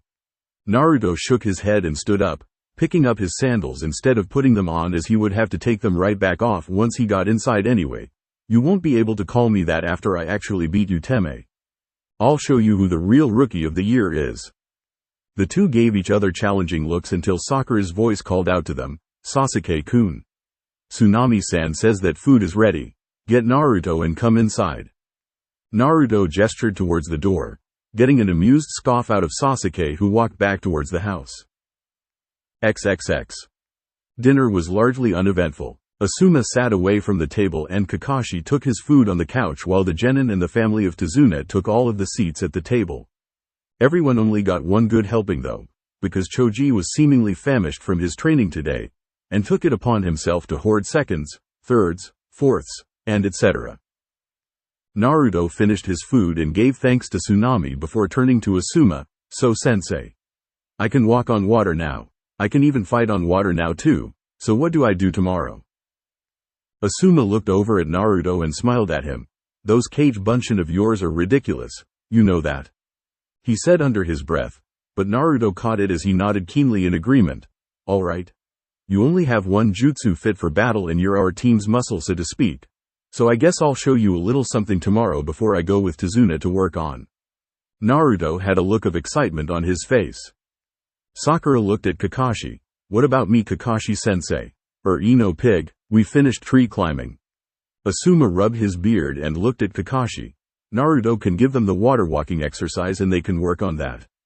They should get that just as quickly as they got tree climbing." Kakashi nodded in agreement, getting smiles out of both girls. "I'd better get the lion's share of the pay when we get back, Kakashi. I'm doing your work for you." Kakashi shrugged. "If I felt that I would be of any use if Zabuza or anyone else showed up again, I would go with you, Asuma. Thanks though. Don't worry, I've been keeping a good eye on your students for you," he said in his characteristically dull, yet chipper voice. "You didn't watch me all day, Kakashi-sensei," Naruto slipped in, poking a hole in the man's statement. "Actually, Naruto," Kakashi interjected, giving what everyone swore was a smile had that mask not been covering his face to the boy. "I got back before Asuma did, and I saw you training at the end, so I technically did watch you while Asuma was gone." Naruto gave him a dry look, ignoring the snickers from everyone around him. "I don't think I like you too much right now, Kakashi-sensei." Kakashi's smile never dropped. "Oh, don't say that. I'll grow on you soon, trust me." By now everyone had finished and the girls were helping Tsunami with the dishes when Sakura took notice of a picture with a missing section. "Hey Tsunami-san, what happened to this picture? It looks like a corner is missing, like it was ripped out." The civilian family all bristled at the seemingly innocent question from the pink-haired female genin before Tazuna finally spoke. That part of the picture used to contain the image of a man this country called a hero. At hearing that, Inari stood abruptly and ran out of the kitchen and upstairs. "Inari." Tsunami called after him before turning to Tazuna. "Father, you know you can't talk about him around Inari." She then followed after Inari upstairs. Kakashi looked over at Tazuna, who had his head down. "So I'm going to go out on a limb and guess that there's a story there." Tazuna nodded. "Well, would you mind letting us in on it?" Tazuna took off his glasses and wiped any smudges he might have on them off. "Seeing as how part of it has to do with the entire reason you're all here, I don't see why not." He took a deep breath before continuing. This is the story of a man that inspired our entire nation. A true hero of Nami no Kuni. Everyone else in the room sat in rapt attention as the old bridge builder began his story. How to train your genin. Tip 4. Do not be afraid to challenge your genin. The life of a ninja is hard and oftentimes extremely short. It is a good thing to want to keep your students safe and have them succeed at things that they feel comfortable with, but how will that prepare them for true emergencies? For when they are actually needed in something important? The answer is that they won't be. You will never know how they will respond under pressure until they actually are pressured. The best way to get them ready for stressful situations and danger is to put them in stressful and dangerous situations. This can be easily accomplished. C-rank missions are a good way to get them accustomed to actual ninja work, but after a while, if you think they've reached a plateau of sorts, do not be afraid to ask for a B-rank mission. Is it dangerous? More than likely, yes it will be, but eventually they will be forced to fight for their lives, to brave great dangers for their comrades and village. If done in a semi-controlled way to get them ready, you can mentor them through it, as is your job as their Junin sensei anyway. Remember, protecting your students is okay, but there is such a thing as too much of it, and trying to keep them from getting killed ironically may be the thing that actually winds up getting them killed. Trust in your team to succeed and break their own limits in doing so. If they've been prepared appropriately, they will make you proud. Shiho.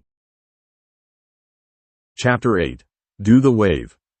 The morning after Tezuna's story about Inari's stepfather Kaiza and what had happened to Nami no Kuni, Naruto was outside bright and early with his clones in a single file line as he could practice his more devastating attacks until someone else came out and his day could get officially started. Another of Naruto's clones walked up to him to go through a walkthrough of one of Naruto's moves. It stepped in with a front kick that Naruto caught and spun through to smash it in the face with a back elbow, dispelling it. His mind was firmly planted on the story he heard the previous night. Hearing about what Gato had done to a man trying to keep his land prosperous and free made Naruto sick. If he could get one clean shot of Gato while he was there, he would freely take it. Also hearing about Kaiza made Naruto wonder how Inari could say such a thing, that heroes didn't exist. If not, then what had all of Kaiza's actions been? Had they served any purpose to the boy at all? Such a traumatic experience would obviously mess with his worldview. But if that was how he really felt, that they were going to die, then what did the little boy think was going to happen to his grandfather? Did he think he was just going to walk on home after they were all finished off? No, he was the real target. If Gato could kill Tezuna without even having to deal with the Konoha ninja sent, he would. The only reason he even would possibly care about them would be because they would be protecting Tezuna. Naruto continued to work his attacks with his clones until the front door opened to reveal the remnants of Team 10 and Team 7 coming out the door. As the boys headed out to the forest with Kakashi, Asuma walked over to Naruto and motioned for Ino and Sakura to walk over to him and for Naruto to do so as well. Okay girls. You both did well learning tree walking, but today you'll learn water walking like Naruto here has. Naruto, if you would demonstrate? Dispelling his clones, Naruto walked to the edge of the dock and jumped off, landing on the surface with his feet. It's like sticking to the tree, except because the water is always moving, you have to match the amount of chakra you need to go with the flow of the water. He stopped and thought for a moment. You're going to want to take your clothes off too. Naruto, Ino and Sakura yelled at him. We're not getting undressed out here, you pervert. Naruto's cheeks heated up and he looked away, grateful he was standing on the water, something they couldn't do at the moment. I didn't mean it like that, you guys. I meant, you know what, never mind. Go ahead and do what you want. He jumped back on the dock and circled around so that he had Asuma as a buffer between him and the rather perturbed females. I don't know why you're looking at me, get to it. He hid behind Asuma when they glared at him. Don't play with fire, kid. Asuma thought to himself. Alright, he's right. Both of you get started. Naruto, leave a clone here, would you? Naruto did what he was asked, making a clone to watch over Sakura and Ino's progress. He sent it over to the edge of the dock where it sat down and waited for Sakura and Ino to start. Oi! He shouted to them before they could walk away. Don't pop him. Sakura nodded and kept walking. Ino, he said dangerously.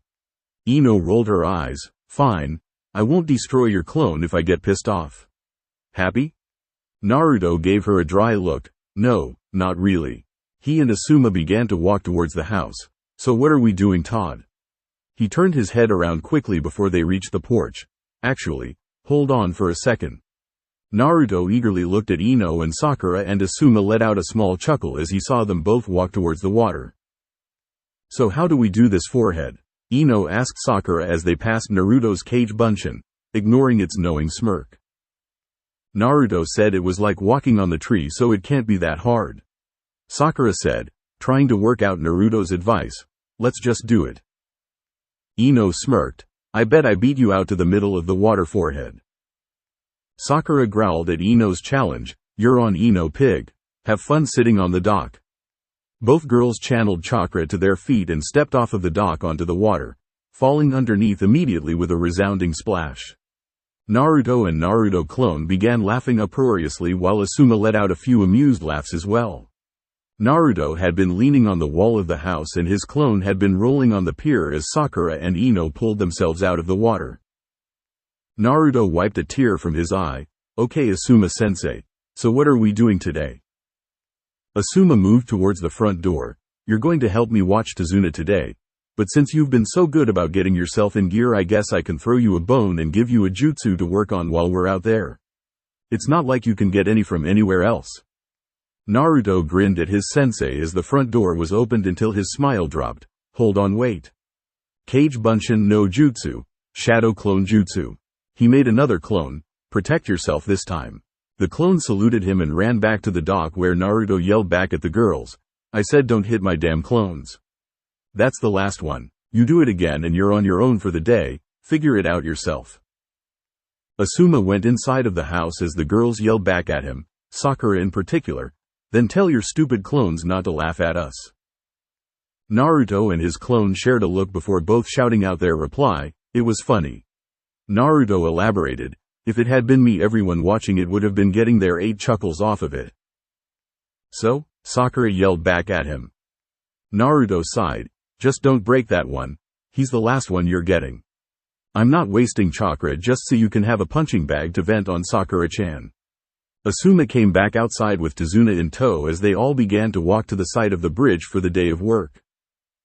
Sakura huffed indignantly as Naruto's clone took a seat to watch them continue to work on their water walking. Sakura turned to Ino, who was about to try it again. Who does Naruto think he is? Telling us what to do like he's the leader. Ino shrugged as she continued trying to channel chakra to her feet.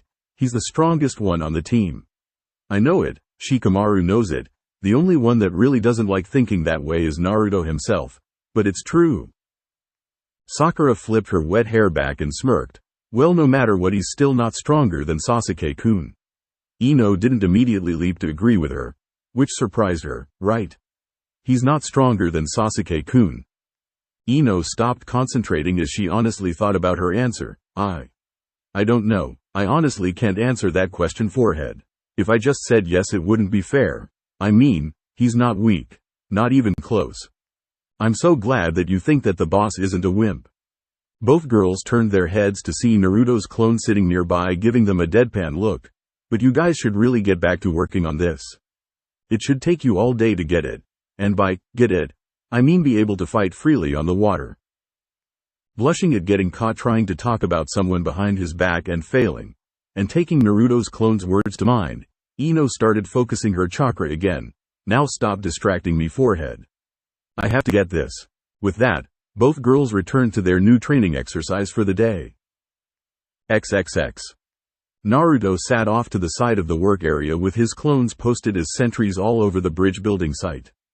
Though surprised at first, the sight of that many functional orange-clad, blonde ninjas put the workers at more ease and had the day of work carry on rather smoothly. Every so often Naruto was letting out a burst of Chakra Henkute no Jutsu, Chakra Echolocation Jutsu, to monitor places he couldn't readily see on his own, and found that when it came to people he knew, it was getting easier to distinguish more subtle figures, as it was getting easier and easier to locate Asuma and tell which outline was his no matter where he followed Tazuna at on the bridge. Up close he could even start to make out people's facial features and physical details with nothing but the jutsu and not his eyes. Asuma walked over with Tazuna to check in on his more or less head of security. Do you have anything strange, Naruto? Anything suspicious to look out for? Naruto shook his head. No, Asuma-sensei. The clones that went ahead and popped themselves to show me something were all false alarms. Everything's clear as far as I can find.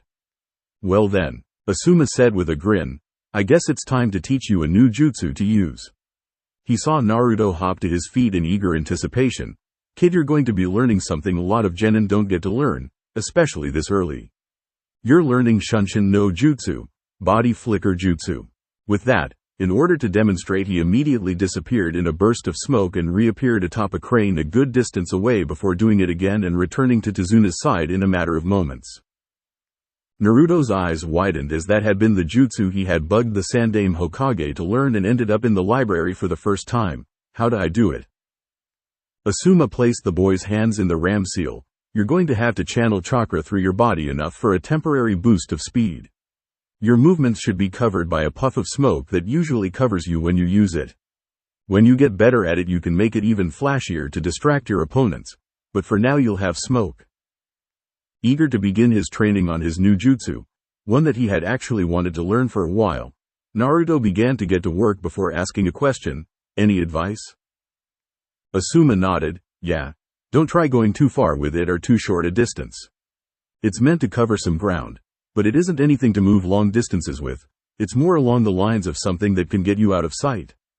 Going too short would be a waste, since anyone with half an ability to sense chakra could tell where you're going, and it's not fast enough to get the drop on someone that already knows you're there. Don't use it in the middle of a battle. Only one guy I've ever heard of could, and that's because he cast genjutsu before he started using it. He ruffled Naruto's hair. Now get to it, kid. It helps to have a good knowledge of where you want to go, either by being able to see it, or by it being a familiar place. Naruto shrugged and began to go through the motions while Asuma held Tazuna back from continuing on his way so that they could watch his first attempt. Naruto thought of aiming for the top of the crane like Asuma did and did so. Okay then, Shunshin no Jutsu, body flicker jutsu. Naruto's body was shrouded in a puff of smoke. Clang. Asuma burst out laughing loudly when he saw Naruto belly up right next to the crane with a massive bump on his head. Watch that tunnel vision, Naruto. It's hard to see properly when you use that move. That's why it's good for moving in straight lines. The guy that mastered that move had Sharingan, so he could see things slower. He didn't have that disadvantage. Naruto rolled over amid the laughter from the workers and even his own clones who had seen and heard him hit. I hate you, Asuma-sensei. Asuma walked up and picked him back up onto his feet. Oh, you don't mean that, kid. Take it slow with this one. He pointed at a group of around 10 Naruto's clones who were using the jutsu back and forth along the bridge. They're getting it. Just do it along the ground for now before you try using it in elevated spots. Naruto growled at his clones. Oi, get your asses to work. I didn't say you could train. A few of the clones flipped Naruto off. We're bored and now we've got a new jutsu to learn. You watch the bridge. We already saw how much you suck at using it. Naruto dispelled his clones and created more before using Shunshin to make it back to his original position. It didn't feel as forced this time. Like I had already been practicing it. He looked down the bridge at Asuma and smirked as he again used Shunshin. Only this time he appeared right next to his sensei, scaring the hell out of Tazuna. Sorry, old man. He quickly apologized before looking at the bearded Junin. Hey, Asuma-sensei. Either I'm really good and can move already, or this wasn't as hard as you and Hokage Gigi made it sound. Asuma gave Naruto a strange look. You should have crashed about 5 more times before you started getting it. This is only your second TR. He looked at Naruto's clones who were back on sentry duty. You said that you use your clones to study things, right? Naruto nodded. Yeah. I had them read all of the stuff that Shiho-chan gave to me. I can learn what they learn. The Junin stared at Naruto for at least 30 seconds before popping a cigarette in his own mouth and lighting it, keeping a cool facade despite the storm going on in his head. Okay, Asuma, calm down. So you have a gold mine ninjutsu specialist prospect on your own team. Big deal, it's cool. No need to get all fired up and start raving about it. You'll swell the kid's head. We've got to test this clone thing out later. Asuma had to fight the urge to begin frothing at the mouth and running back to Konoha to brag about what he had just found out about Naruto. Instead, he gave Naruto a smile. Good work, Naruto. If you can do it without stumbling or falling on the ground, I want you to practice using it to switch elevation. But stay out of the way of the workers and stay sharp." Naruto grinned at his sensei and gave him a salute before going back over to where he was. He and Tazuna continued on their way of overseeing the bridge work. "That's one energetic kid. Do you mind if I put him to work on the bridge? We could use the extra hands." "Well, the faster it finishes the faster we can leave." He looked back at Naruto, who was practicing on a pile of steel girders, and back to Tazuna. "Let me think about it. Let him finish learning his jutsu, maybe." In his head he was thinking about how much better his team was going to get now that he knew absolutely what to do about Naruto. Maybe I should start thinking exams. XXX. Forest around Tazuna's house. Sasuke looked over at Shikamaru, who was simply sitting and watching the tree. He couldn't believe this. He had been trying to get up that tree since yesterday and he hadn't gotten any closer. And here this guy was, not even trying. Hell, Choji had made more attempts than Shikamaru had. The pineapple-haired genin had only made one, maybe two attempts between then and yesterday. They were the only ones left, and the only solace he could take in this disaster of an exercise was that he wasn't the only one still doing it, and neither of them had gotten any higher than him yet. Naruto, from the other team and the dead last in the academy, already knew the exercise. He could accept that at first, since his Junin sensei didn't look as lax as Kakashi did. But then he found that his sensei hadn't taught his team either, and he had learned it on his own to go with a fighting style. If it weren't enough that the kid at the opposite end of the graduate spectrum had beaten him in learning this exercise and mastering it, the two fangirls from his and the other team beat him in learning it within hours. It didn't matter. He had more important things to worry about than people who weren't there, namely getting up that thrice damn tree. As Sasuke focused to prepare for another try of running up the tree, Shikamaru suddenly stood up and grabbed his kunai. "Are you finally going to start trying this out?" Sasuke said to him. Shikamaru rubbed his neck. "Well, it seemed like a waste of effort just going up and falling off again and again. I'm not a machine like Naruto who could keep going and going. I know enough about how this works by now though to give it a go." Sasuke paused in his own attempts to watch Shikamaru give it a try. He channeled chakra towards his feet and took off at the tree. Sasuke's eyes then widened when he saw Shikamaru blow past his best mark of 17 feet off the ground and keep going, all the way to the first branch where he stopped. "Saisa, that's how you do it." "Okay, I've got it down." He really didn't want to ask such a lazy guy how he did that, but he wanted to do better. Luckily for Sasuke, Choji asked the question for him. "Hey Shikamaru, how'd you do that?" Shikamaru looked down at his rotund friend. "You've got to find a balance and keep it. If you lose the balance you'll slip off and fall from the tree even if you had it in the first place. It's so troublesome." Sasuke quickly understood what was being said and he looked at the tree with renewed vigor, as did Choji. Kakashi took that moment to interject and talk to Shikamaru. "It's good that you've got the theory down, Shikamaru. Now put it into practice. Come down here and start again until you can get to the top of the tree on one go." Letting out a groan in disappointment, expecting to be done, Shikamaru jumped down and slowly walked over to his starting place before looking up. "But it's so high. Can you just tell Asuma I made it all the way up there and then let me wing it later?" Kakashi gave him an eye smile. "No can do, Shikamaru. Until Asuma comes back. Despite not being on my cute little genin squad, I am in charge of you until he returns and you need to be able to do this. Now get to it." "Come on Shikamaru," Choji tried convincing his friend. "The sooner we do it the sooner we can get out of here, right?" Finding no success in being able to just sit it out in this instance, Shikamaru decided to keep going. Maybe if he just did the least amount he needed to keep Kakashi off his back he would fluke out and get to the top on one of his tries. XXX. In front of Tazuna's house. Wah. Splash. "Get up," Naruto clone ordered with a grin on his face and a pebble in his hand while he stood out a fair distance on the water. "You guys aren't good enough at this yet if I can make you fall like this." Sakura pulled herself out of the water next to Ino on the dock and wrung out her hair as both of them glared at Naruto. "You're throwing rocks at us. How are we supposed to focus on standing on the water if you keep doing that?" Naruto clone chuckled. "You have to know how to fight and dodge on the water too for this to be useful, Sakura-chan. I can't fight, so when you can reach me out here without falling in you pretty much are done." Ino stood up and squeezed the water out of her clothes. I am going to kick your ass when I get a hold of you. Naruto clone shook his head. No, you're not. When you get close, I'm going to dispel. I'm not getting killed by you guys. He noticed someone walking in the background. Oi, Inari, come and pick up some rocks to throw at the girls. It's great. The little boy just glared at Naruto and ran off away from the house, confusing the clone and the two genin girls greatly before they both looked at him sadly. Poor kid. Ino said, after what happened to Kaiza, I guess he would be like that, huh? Don't do that, Naruto clone said firmly, getting the two girls to look back at him oddly. That's exactly what he wants, for you to fall for his whole, woe is me, stuff. Sakura took offense to what he had said and let him know about it. Naruto, he lost his father. So did Sasuke. Naruto clone argued back, silencing her. You remember that, right? Everyone remembers that. It was a big deal. He didn't come back to school for the entire month after his clan was killed. He lost his whole family. Naruto clone then let off a shrug. And at least he knew him and knew the guy loved him. I don't know what the hell happened to my parents. He juggled the pebbles in his hand. All right, enough. Back to training. That Zabuza guy isn't going to care about any of this when he shows back up. From his tone, Ino and Sakura could tell that he didn't want to talk about the subject anymore, but gave them something to think about.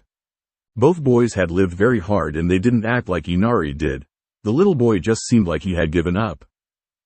The clone started getting impatient. Come on. I've got my pockets loaded down with rocks. Let's go already. XXX. Later that evening. Around the same time that Naruto, Asuma, and Tazuna came back from the bridge, Kakashi, Sasuke, Choji, and Shikamaru came from the woods and their training. The two groups converged and walked the rest of the way to house together. Naruto moved over to the other genin. Did you guys get it yet?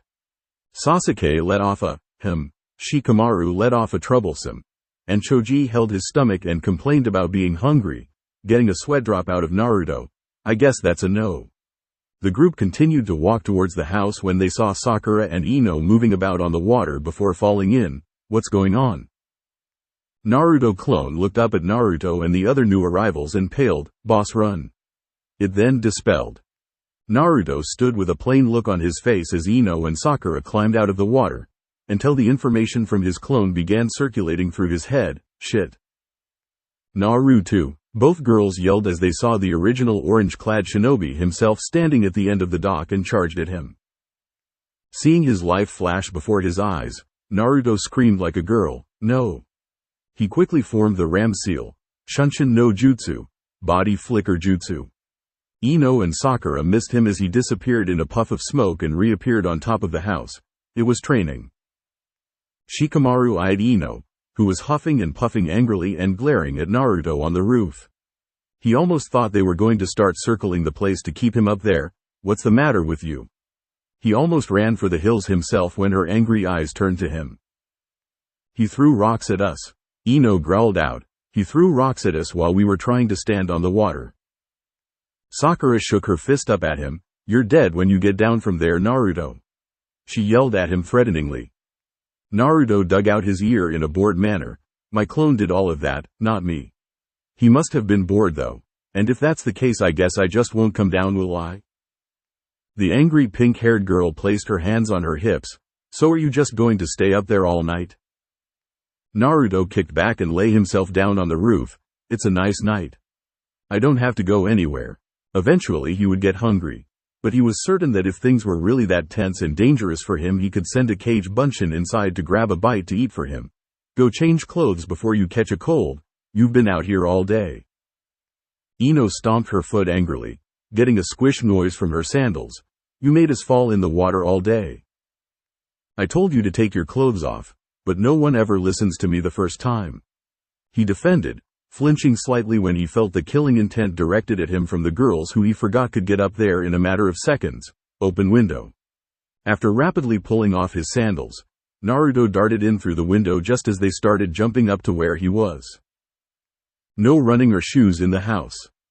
The others walked inside as Tsunami yelled at the genin already in there. XXX. Naruto-kun, Tsunami asked the boy from her spot at the table. Are you sure you want to be all the way over there while we eat? Naruto looked up from his bowl and gave her a thumbs up from his spot, a safe reactionary distance away from Ino and Sakura. Yep, this is just fine. I'm great, and it was. He'd rather not get beat up by girls right then. Shikamaru and Choji were trying and failing to hold in their laughter. So you're saying that Naruto's clone spent the entire day after you could both stand on the water throwing rocks at you and making you dodge them? Ino nodded and stopped eating for a moment. At least it had the good sense to stay away from my face. But these bruises aren't going to go away for a week. I didn't hit you that hard with them, Ino. Naruto disputed from his position far away. He would have tried fighting you both on the water. But if you'd hit him once he would have popped. So he threw rocks at you. It did the same thing. I bet you guys will have it down perfectly soon. Sakura looked over at Sasuke. How about you, Sasuke-kun? Did you finish yet? Sasuke looked up from his food for a moment to answer. Tomorrow, he said before he went back to eating. Same here, Choji said before holding his bowl out. Can one get more, please? He let out a happy laugh when his request was fulfilled and his bowl was refilled. Asuma looked at all of the genin around the table and the one that was still keeping a safe distance away from the potentially volatile pair of kunoichi his clone had been picking with all day and smiled. Well, it looks like you're all as prepared as you're going to be for Momochi Zabuza. You've all done very well. I can't take it anymore, Inari yelled, standing up from his seat angrily. You all can't beat Gato. He's going to kill every single one of you. Naruto snorted from his spot away from the table. Kid, we're not just going to roll over and quit. Your grandfather isn't, your dad didn't, well neither are we. We're not like you. Inari turned his venom on Naruto. Yeah, well, I'd hate to be like you. You laugh and joke all the time, but people like you don't know how hard life can be. You done? Naruto asked, his temper getting more and more spiked by Inari's attitude. I'm tired of hearing your nasty little mouth, kid. You haven't said one positive thing since I've shown up here. You say we're going to die. Well, what do you think is going to happen to your grandfather if we die? Do you think Gato's going to let him go home?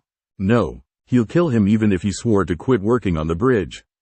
You're pretty much wishing death on him by wishing death on us.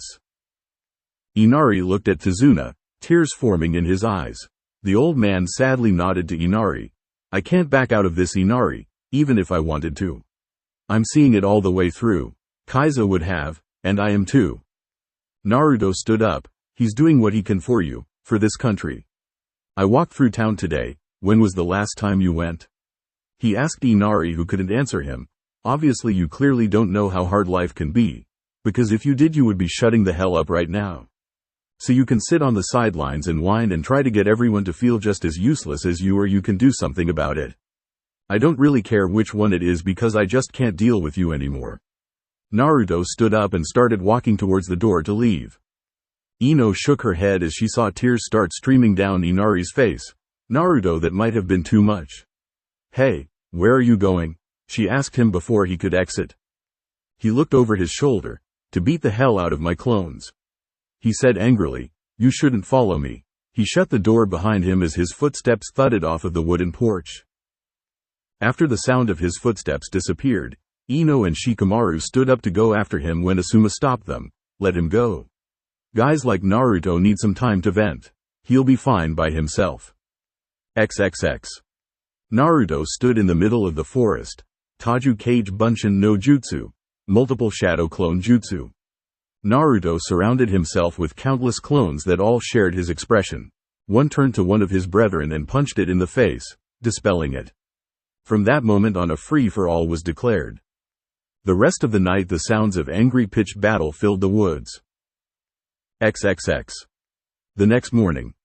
A teenage girl with long black hair and brown eyes wearing a pink, sleeveless kimono walked through the woods with a basket in hand when she saw a boy laying down covered in scuffs and bruises.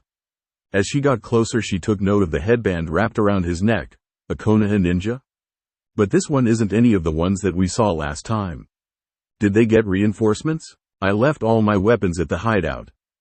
She narrowed her eyes and set the basket down before quietly creeping up to him, slowly extending her hand to strangle him right then and there.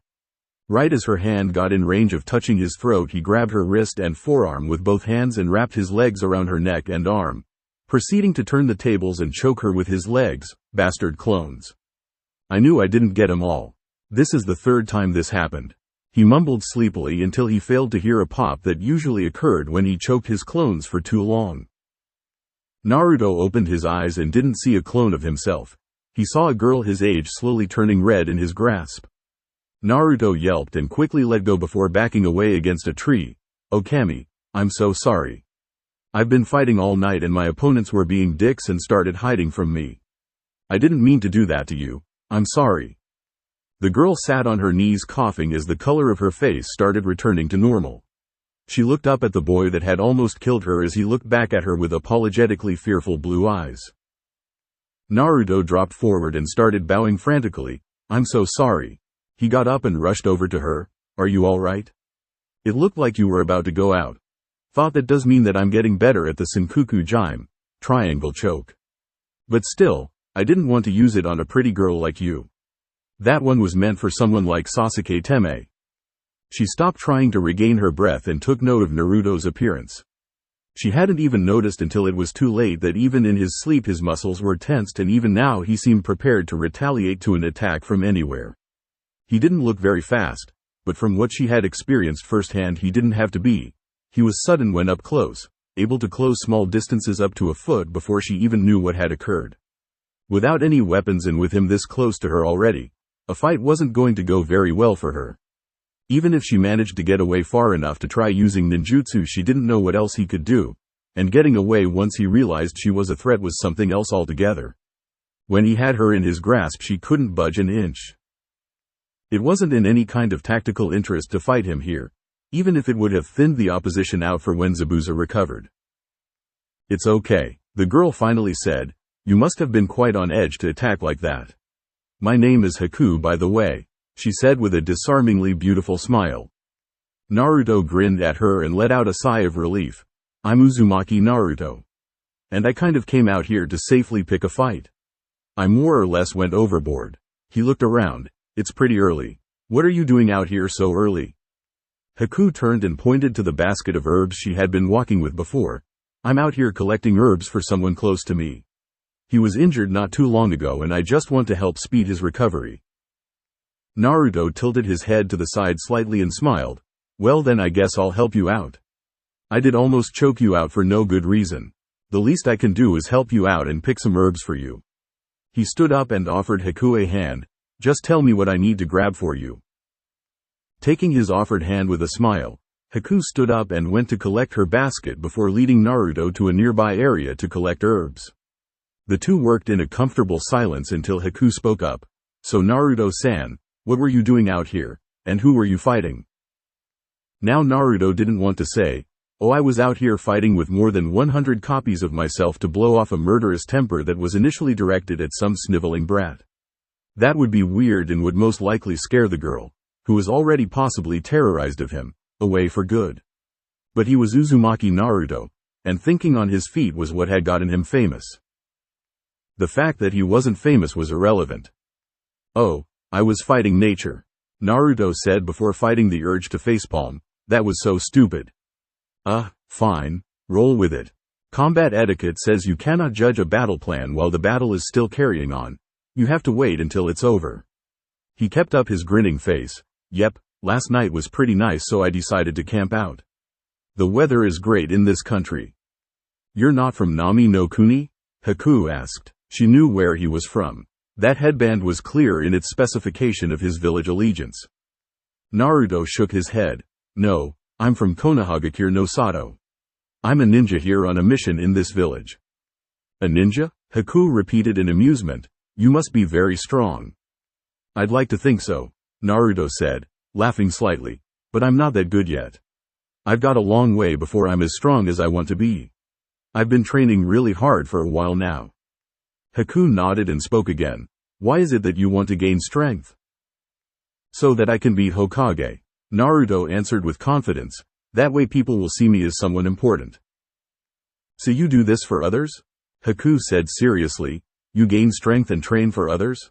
Naruto looked at her with a blank face telling her that he didn't understand. "It's just, I believe when a person has something important that they want to protect, that's when they can become truly strong." A smile slowly spread across Naruto's face. "I like that. You're absolutely right, Haku-chan. He thought of his team, of Iruka, of Shiho, and of the Hokage. I have things that I want to protect, and I'll definitely keep getting stronger to protect them. Haku stood up with her basket full. Then I believe that there won't be a limit to how strong you can get, Naruto-kun. She began to leave before turning around. Oh, and by the way, I'm a boy. Naruto paled for a second before calming himself down prior to freaking out and thinking, you've got a good poker face, but that's a lie. Wah? Haku was surprised at him calling her out on that. I don't see how you can say that to me, Naruto-kun. Naruto shrugged. It was a good double bluff. Dress like a girl and call yourself a boy to throw others off. He growled lowly. I can only imagine with Gado's goons lurking around why you did that. He then brightened back up, but remember, I did choke you, and it wasn't like I. He took a gulp of fear. It wasn't like I didn't feel anything when I had you. Both Naruto and Haku blushed brightly. I see, Haku said, breaking the silence.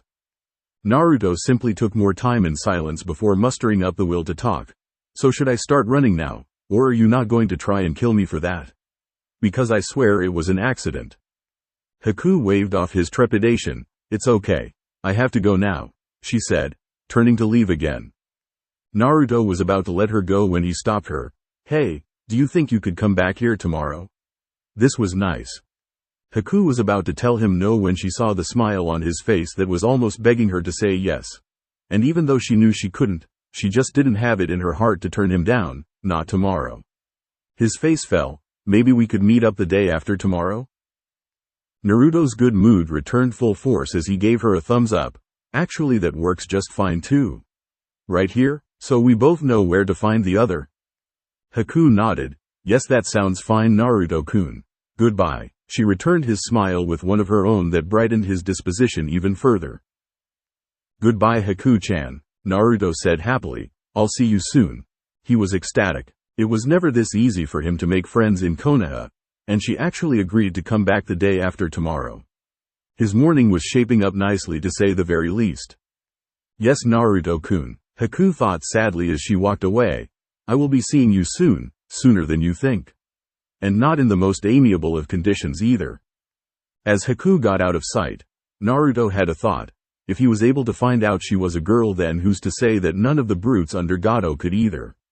Naruto quickly formed a cage bunchen and pointed in Haku's general direction. Follow Haku-chan and make sure she gets home all right. Don't let her see you either. She might think we're creepy if you get caught. XXX. Asuma stood out front of the house with Tazuna, Kakashi, Team 7, and the remainder of Team 10 when Naruto came ambling out of the forest. There he is. And from the look on his face, he's not angry anymore. Are you ready to guard Tazuna? You'll be with Kakashi today. Naruto nodded. I'm fine, Asuma-sensei. I just had to blow off some steam, but I'm completely calm now. Sorry about last night, but that kid just... It's all right, Naruto, Asuma said. You don't have to say anything. He motioned to Sasuke, Choji, and Shikamaru. You guys are with me today. Let's go. They nodded and followed Asuma into the woods to continue their training. Kakashi looked at the remaining genin, Naruto, Sakura, and Ino, and gave them all a smile. And that means that the rest of you are with me. We're on Tazuna guard duty today. They all agreed easily enough and began walking with Tazuna from the house to the bridge. Before they got too far away, Naruto turned back towards the house and saw Inari looking out the window until he realized that Naruto had caught his gaze and moved to hide. Shaking his head, Naruto turned his attention to the work he was meant to do that day. XXX. Is this what you were doing all day yesterday? How boring, Naruto. Why did you say all of that to Inari last night? Where did you go? What did you do last night? Why is your face all scuffed up? Naruto leaned against the finished portion of the bridge railing, as did Sakura and Ino on both sides of him, only they were badgering him with questions. Naruto never would have thought that he would be the one that wanted silence. Hell, part of him wanted them to start yapping about Sasuke. At least then they would stop asking him stuff. He honestly wished that his windbreaker was something akin to a soundproof barrier, because he would have liked nothing better than to not have to hear them at the moment. In the order you asked. Yes, I was doing this all day yesterday. Don't worry why I said that stuff to Inari. It's not important. I went to a strip club. I got a lap dance. And the strippers were a little rough. 2 fists deposited themselves on his cheeks. Ow, but worth it. Why didn't that hurt you more? Ino fumed. It didn't even look like he had registered the hit. Naruto swished his mouth around. Did one of them dislodge a molar with one of those hits? Oh well, he didn't care right then. It did hurt. But I'm leaning against the railing and I get punched in the face by myself every single day. I hit harder than you. Sakura crossed her arms and looked away. Stop trying to be cool, Naruto. Naruto looked at her and then at Ino. I'm cool, aren't I? Ino gave him a wry smile. You're cooler than everyone thought you were. But you're still not as cool as Sasuke-kun. Both girls let off a swoon and repeated Sasuke's name wistfully. And on that note, Naruto said as he got off of the railing and walked away from the girls to find Kakashi before they could get started on their Sasuke kick. A burst of his sonar jutsu located Kakashi's tall, spiky silhouette easily enough and the young blonde bounded over to him. Hey Kakashi-sensei. The silver-haired Junin looked down at Naruto. Oh, Naruto. Any trouble? The boy shook his head. No, nothing so far. Naruto said, somewhat downtrodden. He was getting antsy. As much as he tried hiding it, he wanted some action to go down. He couldn't help himself. Sasuke had fought a Junin. He hadn't gotten to fight anyone yet. Kakashi-sensei, what can you tell me about this Zabuza guy? You fought him and beat him, didn't you? Kakashi nodded. He's a top-level ninja, Naruto. The kind of guy that a new genin like you shouldn't even consider fighting even under the most auspicious circumstances, because he will always be dangerous. He almost beat me and killed the entire team. Naruto gulped. What did he do? Kakashi looked up in thought as he remembered the events of the battle. He managed to trap me and target my genin. Luckily Choji showed a lot of heart and destroyed the clone with his family jutsu. That let Sasuke shoot off a jutsu of his own that forced Zabuza to let me go. From there on I refused to let him get any other chances. Still, he got away when that hunter ninja showed up. I should have been more attentive. We were lucky that after the trouble with the demon brothers earlier, Choji had the idea to send to Konoha for some assistance. What if it had been his own team? What if Team 10 had gotten this mission instead? He was certain that they wouldn't have turned back either. They would have wound up fighting whoever this Zabuza was. What if Asuma had been the one who had gotten trapped and unable to defend the students? Could he, Ino, and Shikamaru have been able to get him out? Could they win if they had to fight? I believe when a person has something important that they want to protect, that's when they can become truly strong. It won't matter now, Kakashi-sensei, Naruto said, prompting Kakashi to look at him in mild surprise. The blonde had a look of determination on his face. We won't lose to Zabuza, or that hunter ninja, or anyone. We're not going to let this keep happening to this country, Kakashi-sensei. If we're going to show this place that heroes still exist, then we're going to have to be those heroes, aren't we? Naruto's face morphed into one of shock before his gaze hardened over trouble. Zabuza? Kakashi wondered. It didn't really fit his MO to be this blunt in his approach. Naruto shook his head. No, it's a bunch of thugs coming this way. Kakashi took note of the serious look on Naruto's face. You take Ino and Sakura and handle it. I don't believe you have any combat experience. While fighting a powerful ninja and taking on some thugs are completely different things, you still could use the experience. I'll stay back with Tazuna. Naruto nodded and made the ram seal before popping off in a burst of smoke. He already has that jutsu down well enough to feel comfortable using it like this. You really do have your father's talent inside of you, Naruto, and your mother's tenacity. XXX.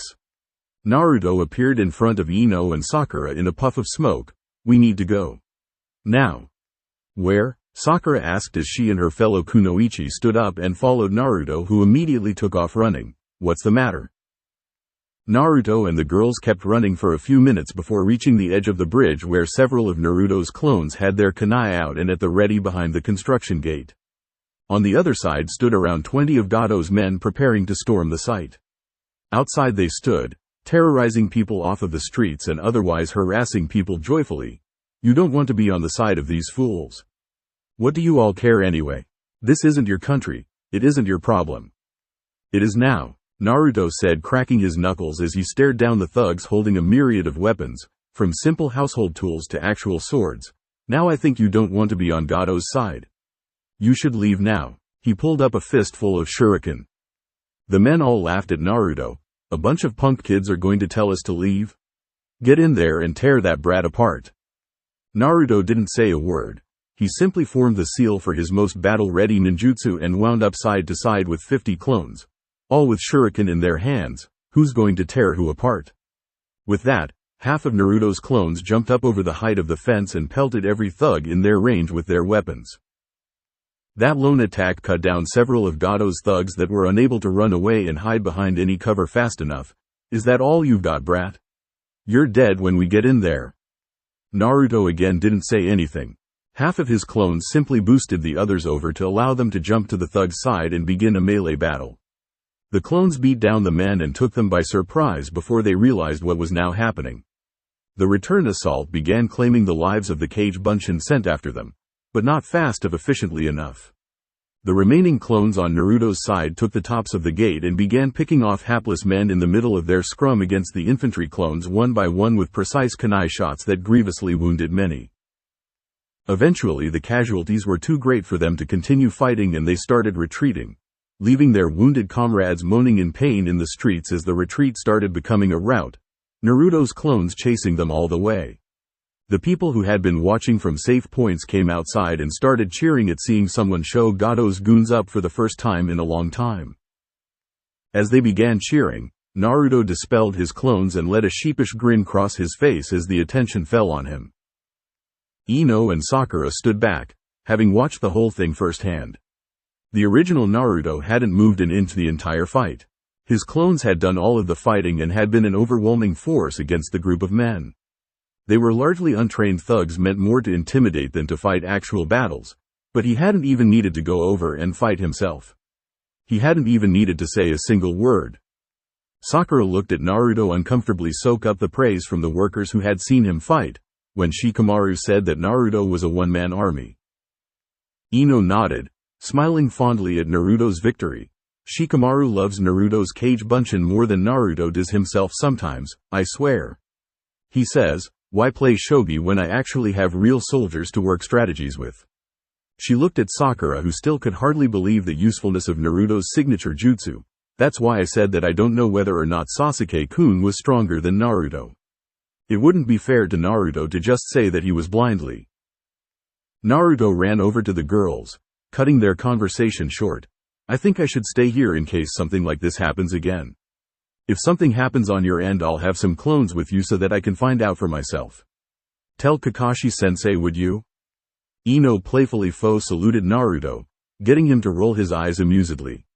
Sakura put on a tentative smile. Sure thing, Naruto. You've got it. They both took off back towards the unfinished part of the bridge where Kakashi and Tazuna were. Naruto's smile dropped as he turned towards the wounded men that had been left behind and found one that wasn't too bad off. His attitude shifted as he remembered one of the most important lessons Shiho pounded into his head early on. That information was one of the most powerful tools in the shinobi world. Taking this to mind, Naruto made his way over to the man who saw him coming and fearfully crawled along the ground until he reached a weapon and got to his feet. He stood with a small club in his hand and glared at Naruto hatefully. You think you'll get away with this, you monster? There's more where we came from, he yelled before charging Naruto outright. I know, Naruto said lowly as he prepared himself for the incoming attacker. Naruto darted forward as the club was swung. He maneuvered himself so that the dangerous portion of the club didn't hit him. Instead, the inside of the man's fist hit his bicep and shoulder. Naruto used his diminutive frame to jump up and use the top of his head as a battering ram that snapped the man's jaw shut. He was sure it cracked his jaw when his teeth audibly clicked. As the man stumbled back, Naruto grabbed both of his wrists, freeing up his front with no defenses whatsoever. Naruto kicked out the insides of his legs to drop him to his knees and planted the sole of his foot right on the man's face, sticking with the use of chakra. Naruto jumped forward, ignoring the fact that the man was on his knees already, and drove him onto his back to deliver a stomp kick that pressed the man's head between his foot and the ground. Yusai no Hukai, collapsing fortification. Naruto let go of the man's limp arms and peeled his foot from his face to see that he was unconscious with multiple broken bones on his visage. Naruto formed a cage bunshin to drag him off somewhere to possibly interrogate him and let out a sigh. He looked down at his hands to see that they were shaking and he couldn't will them to stop. He hoped that was just nerves from the adrenaline wearing off. He decided to stake out the entrance to the building site for the rest of the day and took a seat near the gate to stand watch. He reflected on the battle he had just had. It wasn't a Junin for sure, but he thought that he had done awesome. As he started thinking on what he had done, a clone had popped and had given its memories back to Naruto. A memory that caused Naruto to gasp in shock. Haku-chan. How to train your genin. Tip 5. Cultivate your genin's interests. Unless you have a ninja based from a clan on your squad, you will usually be dealing with a blank slate as far as potential ability goes. The grades that they make in the academy are good indicators towards where their strength may lie upon graduating, but that usually won't tell the whole story of any one ninja's potential. The best way to make a splendid shinobi out of your raw genin is to pay close attention to how they do everything, and I mean everything. How your young ninja goes about doing basically anything in their everyday life is an indication of where their strengths lie. Something as simple as the way they tackle the simple D-rank missions they will undoubtedly be saddled with early on will give you good signs of what they feel best doing. Before taking the mission, do they ask many questions? That could be a sign for someone interested in an intelligence career. During the mission, do they work fast and complete the assignment with more than enough energy to burn? That could be a quick response ninja or maybe a potential ninjutsu specialist once their chakra reserves increase higher. The point is, do not have them settle into a cookie-cutter mold of what you see most ninja doing. The more unique a ninja is, both in skill and possible eccentricity, the more likely they are to be powerful or good at what they do. Tell me you haven't seen a couple of wingnuts around the village and then after asking about that crazy guy over there, come to learn that they're 10 times better than you. Individuality is important towards a ninja's overall skill set. Having everyone be just the same as everyone else in their talents makes a very uniform, one-dimensional military, and that is and always has been a detriment to martial might. Shiho. Jutsu list. Senkuku Jime, triangle choke. C-rank taijutsu, offensive, defensive. A type of figure 4 chokehold which strangles the opponent by encircling the opponent's neck and one arm with the legs in a configuration similar to the shape of a triangle. The technique is a type of lateral vascular restraint that constricts the blood flow from the carotid arteries to the brain. Unconsciousness when properly executed will come in under 7 seconds. Death will occur in under 20, not even adding in the variable of lower body strength. From this position one could also deliver powerful elbow strikes to the head, or draw a kunai or other sort of bladed weapon to kill an opponent. Yusai no Hokai, collapsing fortification. D-rank taijutsu, offensive, using the sticking effect of chakra to grab onto an opponent's arms and keep them from breaking your grip. The user then has a wide-open close-range avenue to begin assaulting an opponent with knees, headbutts, and front-aimed kicks. The effectiveness of this technique is dependent on your enemies and your own skill in fighting without the use of their own arms, as both of your arms will be unavailable for the duration of the technique. Chapter 9. Turn so cold. Naruto seemed to be a ghost for the rest of his shift, watching the path to the bridge as he sat against the gate and rolled through what his clone had told him of its time tailing the girl from earlier that morning. She was so nice. They had a wonderful talk. It was actually one of the most pleasant conversations that Naruto had ever had with anyone around his age ever. In just a small amount of time he had thought that he'd made a real friend, but then the clone had dispelled. The clone he had sent to tail Haku to make sure that she made it home, wherever home was, safe and unbothered by any of Gato's men, found something rather interesting as it shadowed Haku from a distance. Flashback. That afternoon. Man, Haku-chan lives way out of the way. Naruto clone thought to himself as he continued to shadow Haku. I guess it's a good thing that boss sent me after all. There was way too much of a chance of some jerk trying to do something to her with all of the ground she had to cover to get here. The sounds of something being smashed clean through before a tree fell nearby alerted Naruto clone and startled him. Oh, Haku-chan's dad must be a lumberjack or something. But didn't she say that he was supposed to be sick or something? Haku pouted and looked over in the direction that the tree fell from as she began to walk in that direction towards a man with camouflage pants and a sleeveless gray shirt. He had spiky brown hair and the lower half of his face was covered much like Kakashi's was, only with bandages, Zabuza-sama, I told you to wait until tomorrow. You can still make yourself worse by being up and about today. Go lay back down. Zabuza? Naruto clone thought to himself. That's the name of the guy that tried to take out Old Man Tazuna and Team 7, isn't it? How does Haku-chan know him? He stayed hidden and grit his teeth as he continued to listen. Haku. Zabuza growled in warning. Tomorrow is the day that we're to attack. I can't go into it all stiff and rusty. This is nothing. I've been in bed all week. I need to get readjusted with my full range of motion here. I'm sure Kakashi isn't just sitting around licking his wounds. About that, Haku said, setting her basket of herbs down nearby and walking over to Zabuza. There are more ninja now. A complete team to go with the one already here. They were able to get reinforcements.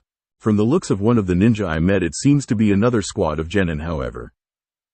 Zabuza began pacing around thoughtfully. The numbers have the potential to be a problem. But if they're anything like the squad that came with Kakashi, they would mostly be cannon fodder if they were to openly get involved. He stopped and looked at Haku. I'm going to assume that you came across one while you were gone. Haku nodded. Yes, Zabuza-sama. A blonde Konoha genin. And you didn't just finish him off then and there? Zabuza asked incredulously. You're far too soft for your own good, Haku. He had me in close quarters, Zabuza-sama. I didn't have any weapons to fight with and he was more skilled than I am in close. Haku said, defending herself slightly. I simply tried to get some information from him from that point forward. I didn't learn anything substantial though, other than the added squad as our enemies. She fiddled with her kimono, getting the attention of Zabuza as he had never seen her show any kind of nervous tic before. I will be ready for whatever occurs tomorrow, however. Zabuza kept a firm gaze on her for a moment before letting it drop. There was time to talk about it later. Good. You're my secret weapon, Haku. You know how useful you are to me and my overall ambition. I can tell that you don't want to kill this boy that you met, but remember how close we are to our ambition, Haku. With this money we're closer than ever to affording the means to fund a proper rebellion. Haku nodded and walked over to pick her basket back up. Of course, Zabuza-sama. There's nothing at all to worry about. I know what this mission is to us and how important it is. Naruto's cage Bunshin held back from jumping out and shouting at Haku the first things that came to his mind, complete with obscene insults and angry name-calling. Instead he simply began walking away, thinking of what it had just seen before it got far enough away and dispelled. End flashback. Naruto shook his head clear of the thoughts that had played through his head for hours upon hours. Was all of that really just a trick? She seemed so sincere. I really thought she was a kind person. Was all of that just in my head? He frowned as he remembered the first lessons he had been drilled on during what he now affectionately referred to as Hell Week with Shiho-chan. A ninja's job is to complete the mission, to cover their true emotions for the sake of professionalism and to snub out all weakness that could become a liability in the field. Success above ethics, personal morals, everything. What a bullshit rule, Naruto scowled. I'll take that as a guideline. No one follows the rules to the letter anyway, right? They were made to be broken. So this is what you've been doing while we've been climbing that troublesome tree. Naruto turned his head up to see Shikamaru walking towards him with his hands in his pockets. Well, it seems a lot better than what I was doing, that's for sure. Naruto raised an eyebrow at his teammate. I'm not doing anything at all, Shikamaru. Leaning against the gate that Naruto was sitting against, Shikamaru smirked. I know. It's great, isn't it? Naruto rolled his eyes as the two settled into silence for a short while. Shikamaru's eyes kept moving to Naruto's face and took notice of the look of deep thought that seemed rather foreign on the blonde's face. However, he chose not to speak on it, believing that anything he'd say would lead to a conversation that would be more trouble than it was worth. Naruto finally let out a sigh and broke the still silence that was only filled by the sounds of faint construction work a ways away. So you guys are done with tree climbing? Shikamaru nodded. It took you all long enough. Oh well, at least you guys finished before nightfall. So where's Choji? I expected him to be with you. Shikamaru smirked. He headed back to the house to grab a bite to eat before coming here to meet me. He should still be a few minutes before showing up. Asuma headed back to the house with Choji and Sasuke. They're probably going to rest. XXX. Meanwhile, at Tazuna's house. Asuma sat on the porch with a small scowl on his face and a cigarette in his mouth. I can't believe I've got to smoke outside.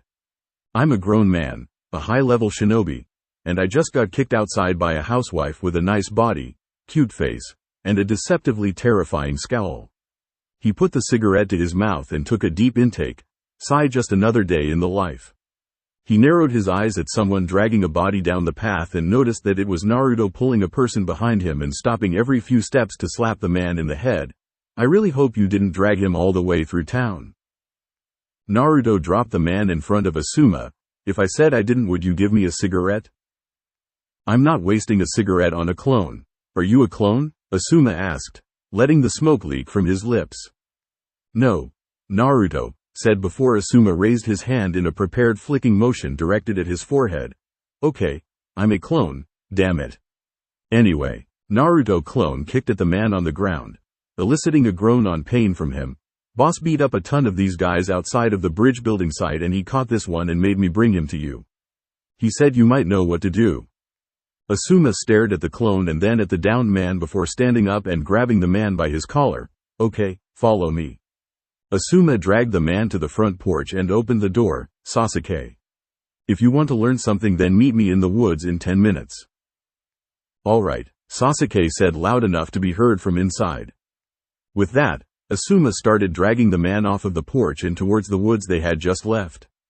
He gestured his head at Naruto to follow him as the blonde clone fell in step, grateful that he didn't have to keep dragging Gado's goon any further. So are we going to interrogate him, Asuma-sensei? Yep, Asuma said without even looking down at Naruto. Ino isn't here, so we're going to have to do this the old-fashioned way.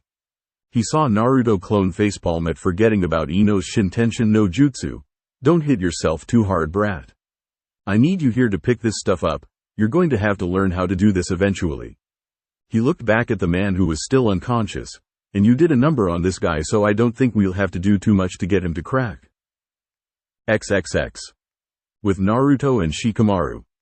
By now Choji had indeed made it to where Naruto and Shikamaru had stationed themselves, loaded down with snacks, and had taken to joining them in their guarding of the bridge site. It didn't take long for Choji to pick up on Naruto's melancholy mood as well, except unlike Shikamaru he was actually willing to ask about it. Naruto, what's the matter with you? Did Kakashi-sensei do one of his speeches that sounded like they were nice but he was really chewing you out? Because if he did, I've got to say that we've all gotten at least one of those. There's no need to be down about it.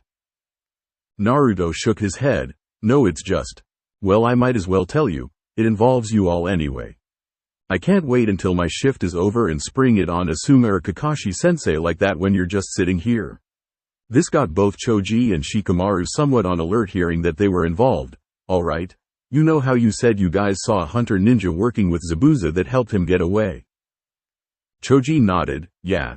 He didn't seem any older than us. Pretty small too. The guy didn't seem like he ate much. How did he carry Zabuza away so fast? Naruto almost chuckled. That's because the hunter ninja was a girl. Did they have black hair? Pretty soft-spoken? He got a nod from Choji and whatever little humor he had faded. Yeah. That's Haku-ch. I mean, that's Haku. I met her this morning in the woods. A clone tailed her home to keep her safe. He found out she was with Zabuza. Shikamaru finally weighed in on the whole situation. You said your clone followed her and found Zabuza. Do you know where that is exactly? Naruto looked over at his teammate. Yeah. One of the things I'm really good at is remembering how to move through areas, directions and stuff like that. He looked over at Choji, who had his eyes locked on Shikamaru before he himself turned back to the lazy pineapple-haired boy. You have a plan already, don't you? Shikamaru shut his eyes and adjusted his position against the fence to make himself comfortable. Ask me later. He said dismissively, whatever it is we're going to do next is going to be a serious bother. I'd like to enjoy the little bit of downtime I'm getting between climbing that tree and what we're going to have to do about what you just told us. So you're not going to tell us? Naruto asked, getting no response from Shikamaru. Choji patted the blonde on the shoulder. You should know by now, Naruto. He isn't going to tell us here because he'd just have to repeat it later with everyone else. We're going to have to wait until tonight. Naruto growled lowly. Hey, calm down. You're probably just cranky because you haven't eaten all day. Naruto crossed his arms over his chest. I'm not pissed because I'm hungry, Choji. Naruto's stomach then growled in dispute. but it sure isn't helping my mood any. XXX. With Asuma and Naruto clone. Asuma and Naruto clone had quickly been joined in the woods by Sasuke after Naruto clone had tied the man they dragged out there to a tree. Sasuke looked down at him and over at the eldest shinobi on the scene. So what are we doing now? He still had energy to burn after finishing tree climbing training, and it didn't sit right with him to stay in the house and do nothing. Whatever Asuma had called him here for was good with him as long as it was productive. Asuma pointed at the thug tied to a tree. We're going to interrogate this guy and work the information of where Gato is and what his plans are out of him. And you two are going to be the ones to do it. Us? Naruto clone asked his sensei before he and Sasuke looked at each other and down at the thug. How the hell are we going to do that? Asuma went off to the side and leaned against another tree. You're going to do it any way you want to. Just leave him in one piece. If you can't do it, I'll just have Ino pull it out of his head when she gets back later this evening. He pulled out another cigarette and sparked it up. Get cracking. Sasuke sighed and looked at the unconscious man. Well, we might as well get started. Wake him up, Naruto. Yeah, Naruto clone said before cracking his knuckles. Should I be nice? Sasuke shrugged, prompting Naruto to do the same before he slapped the man hard across the face. I thought you were going to be nice, Sasuke said with a raised eyebrow. Naruto clone smirked. That was me being nice. There are way worse ways to wake someone up. He noticed the man coming around and crouched down to his level. Nice to see you awake again. Fucking brat. The thug mumbled through his jaw that Naruto had injured earlier. Why am I here? Sasuke moved forward. Tell us everything you can about Gato. What he plans to do about us. What he plans to do with the bridge. Where he is. Everything. The thug spit at Sasuke's feet. Like I'm really going to tell you babyface runts anything. I get good money for what I do. I'll never turn on that. Naruto clone walked forward and poked his finger into the man's jaw, eliciting a cry of pain from him. Gato isn't going to pay you if you're gone. We can keep you here for as long as we want. And this is deep in the woods, at the part that no one goes to. You aren't going anywhere, so you'd better tell us. We'll probably let you go. Naruto clone stopped pressing against the man's pain jaw and let him speak again. You kids are all going to get hurt. Bad. Walk on home, boys. We can't. Naruto clone and Sasuke both deadpanned at him before Sasuke spoke up. You got the west coast of the island all choked down and every port full of your goons. How are we supposed to leave even if we felt like it? A laugh came from the man tied to the tree. Hey, tough luck for you both then, Junior. Now untie me and let me go. I've got to go drain the head, if you know what I mean. Naruto clone and Sasuke both walked away from the man, where the blonde of the pair started whispering. Okay. I have no idea how to go about getting this guy to talk other than beating the crap out of him. And that'll take all night. We might as well wait for Ino if that's what we're going to do. Sasuke scowled slightly. He didn't like the idea of not being able to do something. Some punk-ass thug tied to a tree wasn't going to hold out on him if he could help it. Sasuke began to think before an idea hit him. Okay. I think I've got something. Just follow me on this one. Without waiting for an answer, he went back over to the man tied to the tree and crouched in front of him with his elbows resting on his knees and one fist resting in his other hand in front of his mouth in a stoic stance. Okay, fine. We're going to let you go. Finally, the man said, no matter how much you kick my ass anyway, I was never going to say anything. Sasuke's mood and face were unchanging, slightly unnerving the man at the stone-cold gaze that a kid could have. You can go on back to Gato and tell him that you were held by the enemy and that they let you go without you telling them anything at all.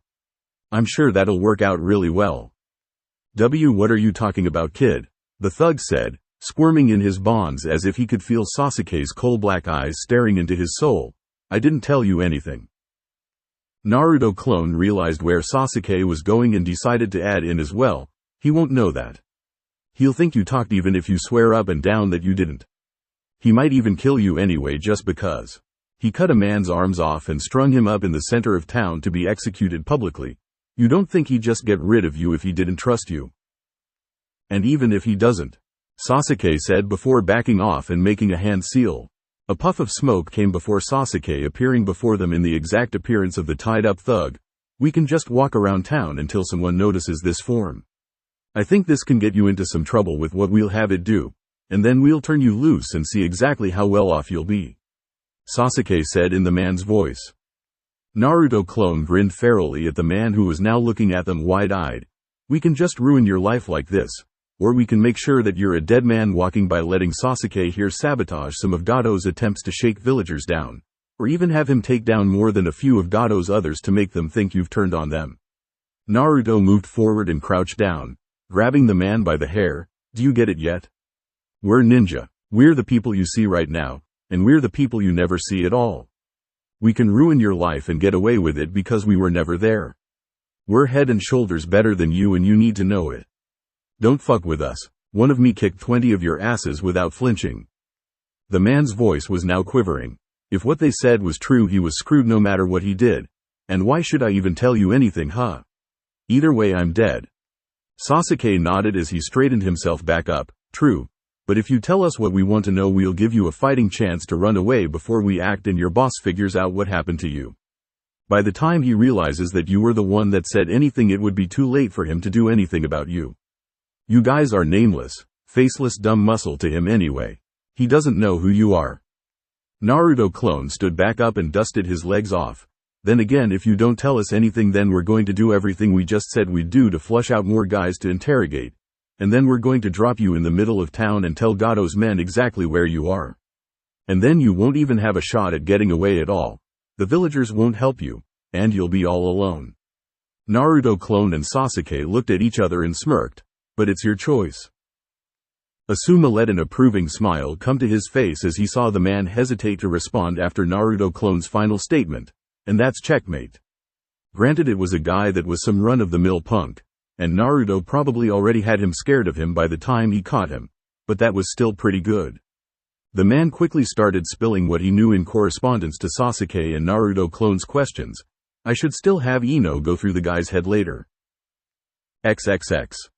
Later that evening, in the living room of the house sat the two teams in their entirety. Asuma had just told them everything that Naruto and Sasuke had gotten from the thug of Gado, and Naruto had told all of the others what he had found out from his early morning interaction with Haku in the woods. So, Ino started once all of the cards had been laying out for everyone to take note of. "You got within arm's reach of Zabuza's hunter ninja and you didn't end up in a fight?" she asked to Naruto, who looked away with his arms crossed. Naruto let out an indignant snort. "It was early. I had just woken up. I didn't know she was the hunter ninja. She was cute and nice, and I'm a gentleman." He grabbed at his hair and messed it all up. "What do you want from me? Kami, my head is spinning. I'm starting to hate my clones. The feedback is starting to piss me off." Naruto calmed himself and pulled his goggles down over his eyes so that he didn't have to directly meet anyone else's. Kakashi chose to step in at this point. "Right? Well, now we know to be ready for tomorrow. And what have we learned from Gado's man?" Sasuke spoke up after being more or less prompted to by Kakashi. "Gado's going to wait until after we're done fighting, and then he's going to bring all of his manpower to finish off whoever wins. We know where he is though. It's not like he's really even hiding. He has a mansion that he's been constructing about 20 miles outside of town for the last year or so." Shikamaru's brain was working overtime at this point, so it's not even complete. That means that no matter how many men there are guarding the place inside or out, there's going to be a way in. He then groaned slightly. "Is anyone here other than one of the Junin really good enough to get in and out without having the entire place try to tear them apart?" The only person that raised their hands were Naruto and Ino, albeit slowly. Sakura looked at them both with a strange stare. "And why do you two think you can do that and get away?" Ino and Naruto looked at each other before shrugging and answering simultaneously. "Shintenshin no jutsu, because I'm awesome." Ino looked over at Naruto and shook her head. "Of course you'd say that, wouldn't you?" Sakura let out a huff at Naruto's seemingly arrogant remark about himself. "And what exactly makes you so awesome, Naruto?" "I could accept Ino's reason, but other than raising an army of clones to fight them, how would you get in and out unseen?" "Aw, come on, Sakura-chan," Naruto said. "I'm not bad. I painted the Hokage monument, didn't I?" Shikamaru scratched his head as he worked out his explanation. "And, well, you just said it. Naruto can make a ton of Kage Bunshin to directly attack the place. And while that's happening, the real Naruto and Ino under Shintension on some guy they wind up getting a hold of can move around inside under the guise of saying that she caught him outside and brought him to Gato for interrogation. Sakura's eyes widened. That's actually not bad at all. But don't they just go away after one hit or something? Naruto nodded. Well, yeah. But that doesn't mean that they can't raise enough hell to come off as a threat at least. He then looked down. But I'm more worried about the whole thing with Zabuza. We know where he is. What are we going to do about that? Asuma looked over at his male blonde student. Send a clone and tell them about what Gato is going to do. Hopefully they won't destroy it and they'll give you a chance to explain. He sighed. If they destroy it or don't believe us, then it won't matter anyway. A shake of the head from Naruto was his reply. No, I think that if I'm going to go I should go myself. If I don't go then they definitely won't trust us once the clone gets dispelled. He then thought to himself, maybe that whole thing with Haku wasn't a complete lie. Maybe she'll listen to what I have to say at least. That's really not a good idea, Naruto. Shikamaru interjected. Going all by yourself would just get you killed. If I don't go alone then they'll be suspicious and attack us before we get close enough to explain. Naruto tried to defend. I've got to at least try to get them to trust me. Asuma patted him on the shoulder. If you go alone then that would make them more suspicious since they know that we would operate in a group. Zabuza would be the one to pick you off for sure then, not the Haku girl, and you would be wiped out in a second by someone of Zabuza's caliber. If you think you have to go then we'll go with you. Kakashi looked over at his fellow Junin. Are you sure about this, Asuma? This is a very unnecessary risk to be taking the night before the attack is supposed to happen. A nod and a grin came from Asuma. I trust my kids. If Naruto says we can stop this without fighting then I believe him. Besides, we'd have to fight anyway even if he was wrong. Why not get it out of the way? Naruto jumped up out of his chair. Yeah, absolutely this can work. They have to know that Gato is a total snake. They should know that he might have pulled something like this. It's not far-fetched enough that they won't even think about it.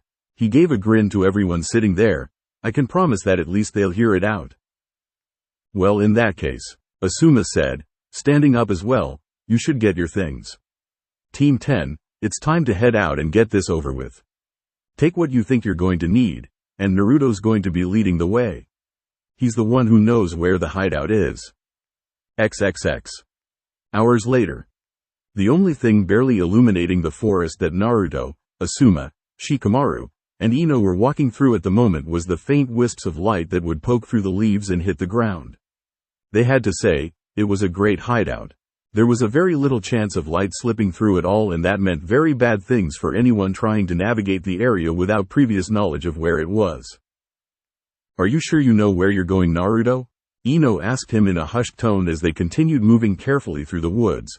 I mean, shouldn't we be waiting for tomorrow when we know the attack is going to happen, or going after Gato himself to end the whole thing? Shikamaru had his eyes sharp and at attention in case of some sort of trap on the way. Why wait to fight when we could possibly stop it now before it ever even happens?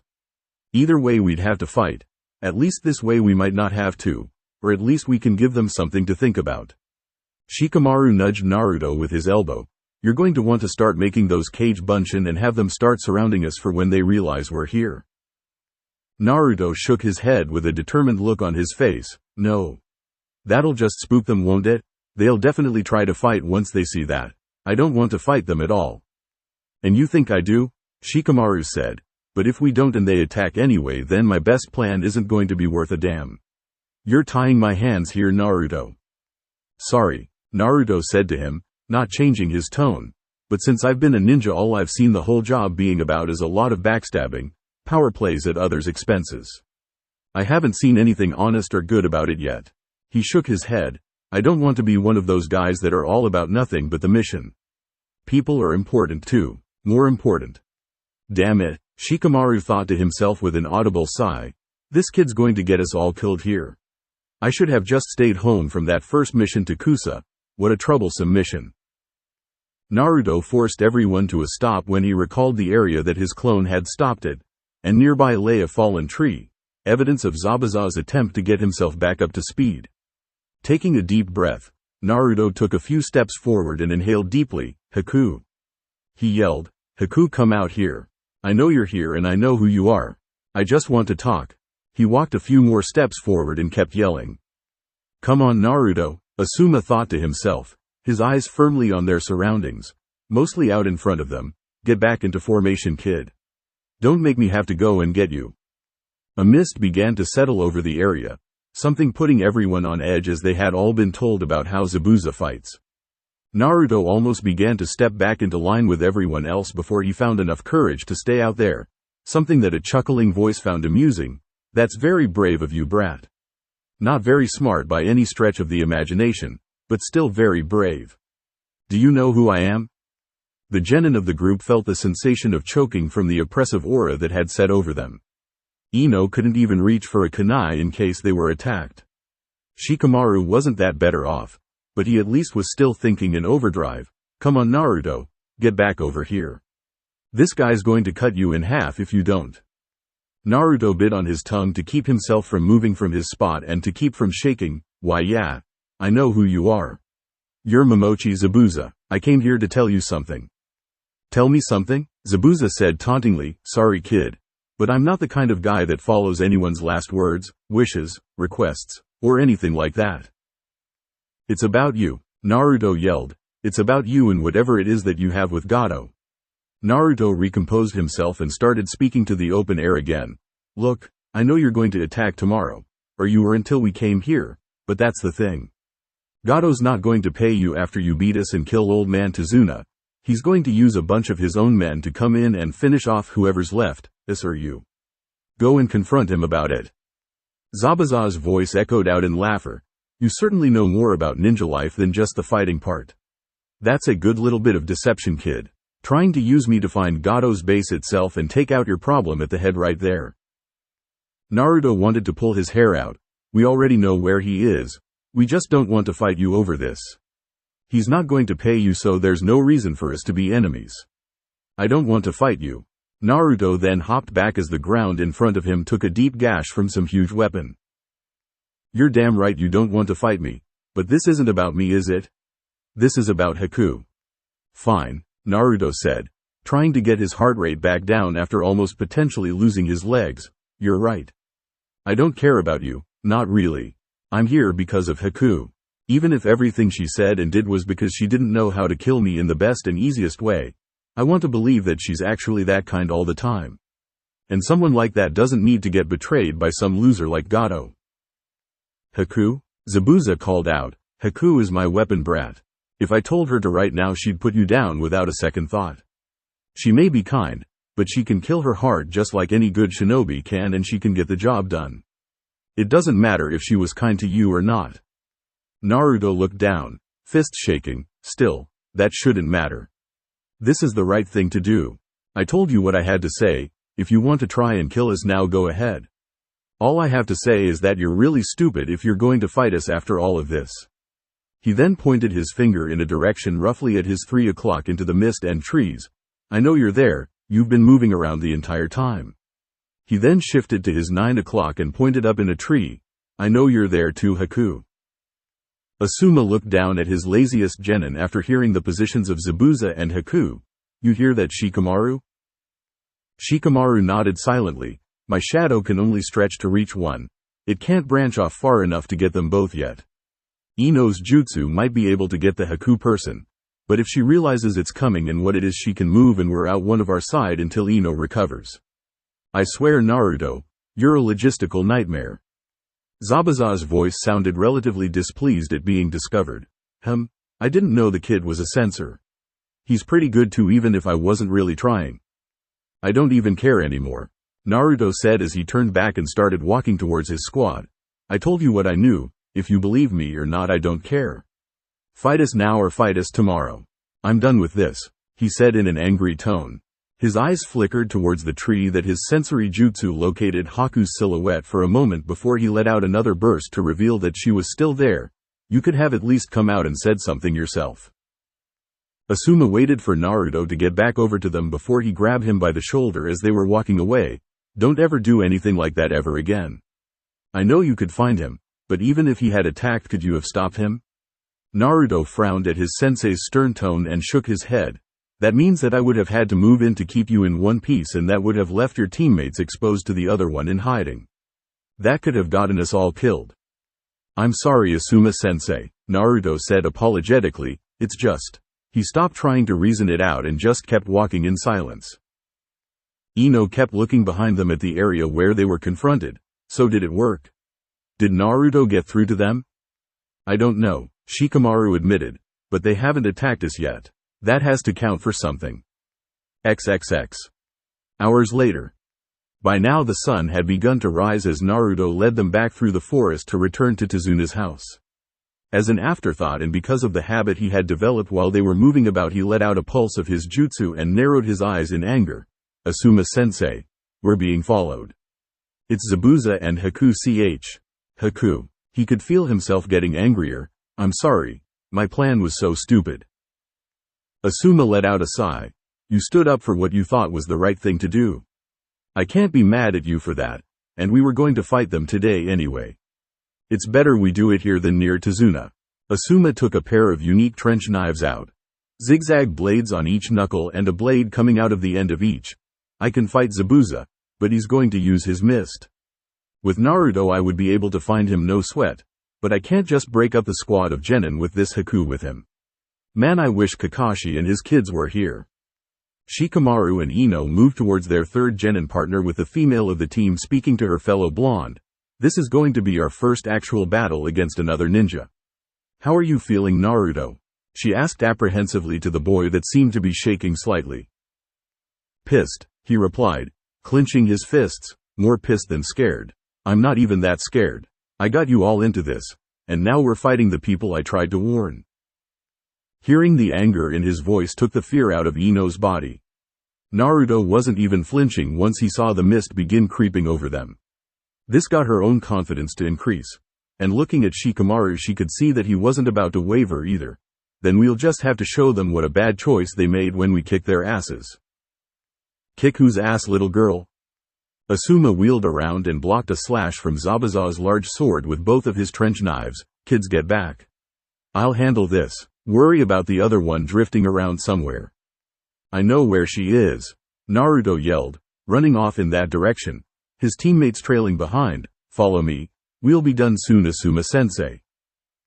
Asuma smirked. I'm sure you will, kid. He then focused on Zabuza. So you're willing to be stupid about this? Naruto told you what you needed to know and you're still going through with the job. I can just complete the mission now and find Gato after I'm done.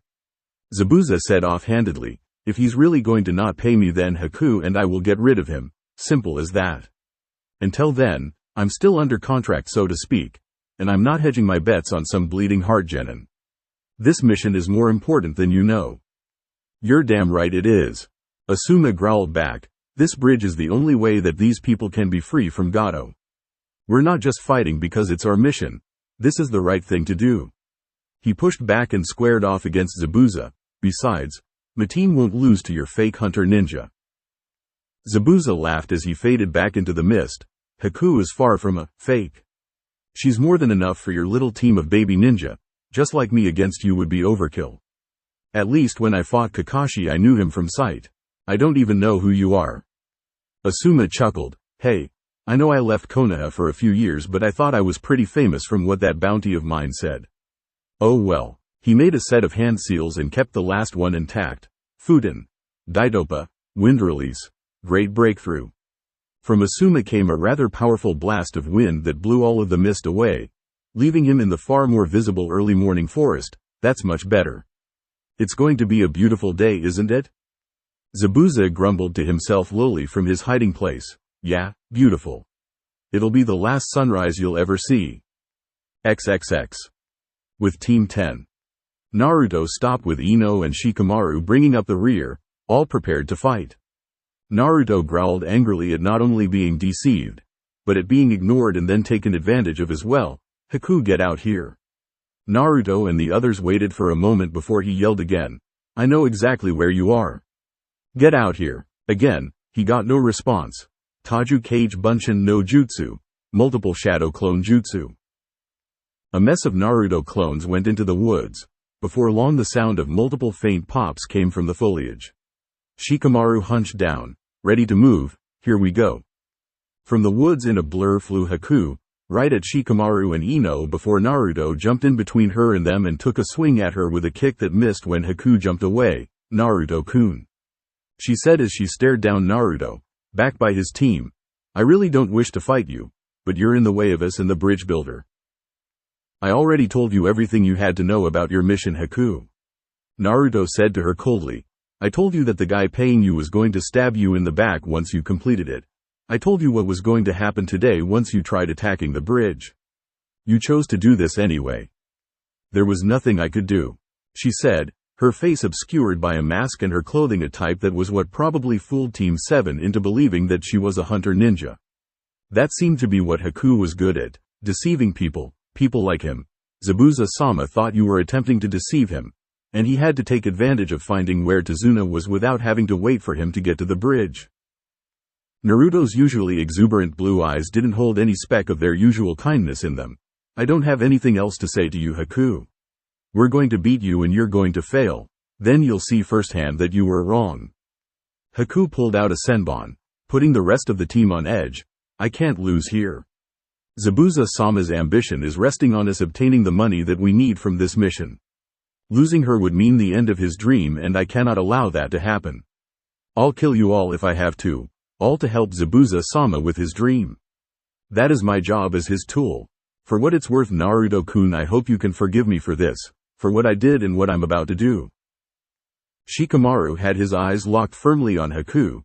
Naruto, I need you to slow her down. She moves faster than my shadow can go. Ino won't be able to pick her off either if she stays moving at this same speed. Can you do it? Naruto punched his palm. For sure. I know I can do it. Just be ready. And if she gets past me before you can get her, get ready to fight. Naruto took a breath and rushed at Haku, making a contingent of 4 clones to head in with him. The senbon in Haku's hand found itself deposited through one of the clones, dispelling it, but with 3 clones and the original Naruto remaining, she found herself in hot retreat to avoid Naruto and his clones, who were actually pretty fast. He's not just sudden with his subtle movements like I saw yesterday morning, he's actually very fleet-footed. Shikamaru watched Naruto and his clones pursue Haku as he remained at the ready to engage with his jutsu. Naruto knew right off the bat when we were put on this team that he was the muscle, in every sense of the word. At first Ino and I were around his speed, but he just rocketed past us on that front. Now he's the fastest and strongest of us, and with those clones he can prepare in advance. I have tons of soldiers to work with, but now's not the time for a plan like that. There's no way to set it up and no way for all of those numbers to aptly take on a single opponent. Ino watched Naruto fight as well as another 2 of his clones found themselves vanquished by Haku's ranged attack. Naruto's really not nervous at all about fighting an enemy shinobi. Is he really that angry that he isn't scared at all? Well, if he's not going to be scared, then I won't be either. I just have to be ready to back him up. Shikamaru and I are no good in a close-up fight, and throwing any kind of weapon from here wouldn't help him at all. I can't fucking get a hold on her, Naruto thought to himself as he found Haku always just out of his reach. All he needed was a mere tap. Just his fingers brushing something on her would be all that he needed to slow her down enough to grab her and unleash hell on her up close. But she had clearly picked up something from the way he fought when they first met, because she knew that if he got a good hold on her it was game over. I need to cut her off, or corral her. Shikamaru can stop her and Ino can finish her. All I have to do is slow her down. There's lots of moisture in the air for me to work with against you, Haku said to Naruto as she continued to stay just out of his reach, knowing that if he laid a hand on her he would quickly overpower her. She was also slowly leading him away from his team, but he was tougher to coerce away from them than she figured he would be. He would always jump back and force her to come towards him to continue engaging. It's too bad, Naruto-kun, but you and your team cannot defeat me if you're the only direct fighter that you have. Once I get rid of you they'll both fall easily enough. Naruto and his last remaining clone were lunging at Haku with everything that they had in their arsenal to get close. But with Haku in a strict mode of backpedaling there was only so much that he could do. She was leading him, but where? His team was close by enough to keep her from trying to fight him directly, but she was still staying active. He slowly found himself catching up to her as he could swear that his fist almost hit her mask one time. Come on, a little closer and I can grab her. Haku could have gotten away from Naruto any time she wanted. He was fast, very fast for a new genin, very fast for any genin period. But the name of her game was speed all the way. And she had just been baiting him the entire time. She let him think he had been close to hitting her the entire time so that he wouldn't know where she was leading him. The day they met hadn't been the only day that week she had been in these woods, and on one of her excursions out that way she found a little something useful. "That's close enough, Naruto-kun," Haku said as she kicked it into second gear and got a good distance away from him before coming to a stop. "Now. Sensatsu Suisho, 1,000 flying water needles of death." Naruto looked around and saw that he and his clone were now standing at the edge of a lake that Haku herself was standing atop. "I chased her to a lake. And she even got me to stop short before I realized it." An uncountable number of needles rose from the lake, all pointing at him and his clone on all sides. Naruto's clone quickly grabbed Naruto and threw him into the air just as the needles came to bear and impaled the cage buncheon, ending its existence in a puff of smoke. Naruto landed back on the ground glaring at Haku, who was calmly standing on the surface of the water. The boy didn't say a word. He simply reached inside of his open orange vest and pulled out a Fuma shuriken that he quickly unfolded to its full point before hefting it across the water. Haku had her eyes beaded on it all the way through and jumped out of its path only for the shuriken to burst into smoke, and out from it rushed Naruto. Before Haku's foot touched the surface of the water to land from her dodge, Naruto had grabbed a firm hold of her loose sleeve with a victorious smirk on her face. "Isn't this familiar? Only I'm not letting go this time." A sharp yank on the sleeve pulled Haku towards him, where he hit her in the body with a hard knee strike. Haku doubled over his knee and let out a pained grunt. "His raw physical strength is greater than mine. He's smaller than me, but his frame packs a lot of muscle," she thought to herself before she found herself jerked upright by the collar of her battle kimono with both of Naruto's hands. A hard headbutt was what met her that she could feel through the mask. Having had enough of getting beaten up, Haku freed herself from his grasp by ripping the collar of the kimono, revealing the dark green turtleneck sweater underneath. She quickly got herself away from Naruto and looked down at the surface of the water where a line of shadow was trailing away from him. XXX. In the bushes surrounding the lake, Shikamaru cursed to himself. "Damn it. I was too slow. Naruto had her for a good long time and I couldn't finish." Ino was hidden along with him, watching Naruto and Haku square off again. "Do you think he can get her again? That trick with him switching with a clone and transforming into the shuriken was one of his best ones that I've seen him practice." Shikamaru grit his teeth. "He can do it, Ino. Naruto isn't the kind of guy that's all tapped out of surprises at a time like this. He'll pull something off." Inside his head though was a different story. "All by himself out there? This is seriously troublesome. He's the only one out of us that can fight directly like this though, and I can't walk on the water even if I could. I just need to keep waiting and looking for an opening. Come on, Naruto, just keep yourself out of trouble and reel her in again. I won't miss twice." Ino was barely able to keep herself hidden as she watched. She could walk on water just like Naruto could, but in a battle like this she knew she had next to no chance. Haku would have gotten her with the water needle technique she saw Naruto's clone help him avoid earlier. "What do we do, Shikamaru? What do we do? How can we help him?" Almost beginning to hyperventilate, Shikamaru calmed himself down and put his fingers together in a circle. He shut his eyes and began taking deep breaths. "I don't know. Give me a second, I'll come up with something. Come on, I'm no good to anyone if I panic. If my damn brain is all I'm good for to this team right now, then I'd better get to using it." XXX. Haku's eyes watched the shadow on the surface of the water trail back to the foliage at the edge of the lake. "I can see that your team is trying to help you. I was right in assuming that you were the only direct combat type on your team. Along with being the censor of the squad, that's a lot of responsibility, Naruto-kun. You must be some shinobi." Naruto chuckled humorlessly. "Dead last of my year actually. I'm nothing but a glorified human shield for those guys. If they kick the bucket, they have people that care about them. People will be sad if they die. Me on the other hand, I don't have anybody." He grinned, but the way his face looked as he closed his eyes showed that his heart wasn't into it. "Sure. Maybe 3 or 4 people would be sad for a little while if I died, but they'd get over it quick. They have lives and loved ones. That's why I don't have any problems with my role on the team. It is what it is." and I'll protect them if I have to." "I'm glad to hear that," Haku said. "When I told you that true strength comes from protecting those that you hold dear, I was being honest. I never lied to you once when we spoke. But I have someone to protect too, and his dream as well, and I cannot allow you to win here. After I finish you, I will have to dispose of your teammates as well." Naruto narrowed his eyes and formed his signature hand seal, 20 Narutos popping up around him with the same looks on their faces. "Over my dead body, Haku," he said determinedly. Haku sighed and averted her eyes slightly. "Although Naruto couldn't see her face behind the mask, I was afraid that you would say that, Naruto-kun," she said reluctantly before making hand seals and putting Naruto on guard. Quickly, a large dome of mirrors formed from the water and froze over, trapping Naruto and his clones inside. Maku Hyosho, demonic ice crystal mirrors. Haku entered one of the mirrors and her masked appearance appeared in all 21 of them.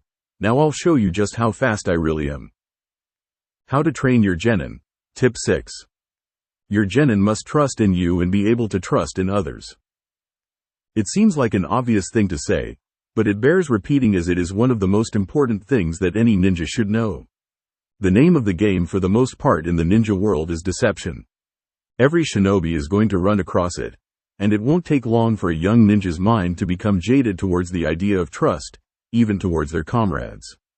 This is one of the reasons that D-rank missions are run, so that trust can be forcefully built up by genin spending time together and sharing experiences.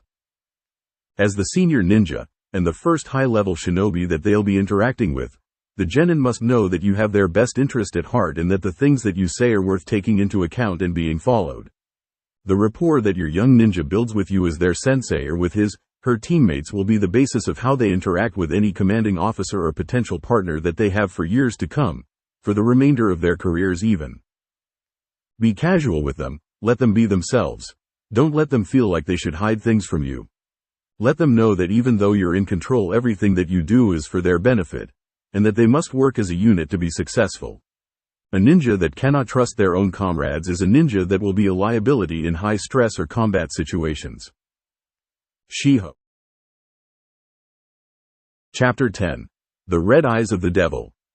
Asuma had his trench knives out and his eyes peeled for anything.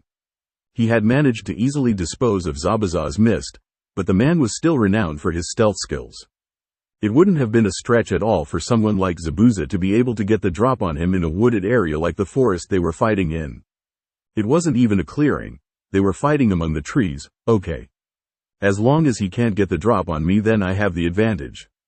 He can't create his mist and we aren't near any water for him to use any of the sweetened ninjutsu Kakashi told me about. Zabuza already knew where Asuma was, he was clearly just waiting for an opening to strike. Running around the area to look for him would do no good, so the only thing he could do was try to pinpoint his location from where he was standing.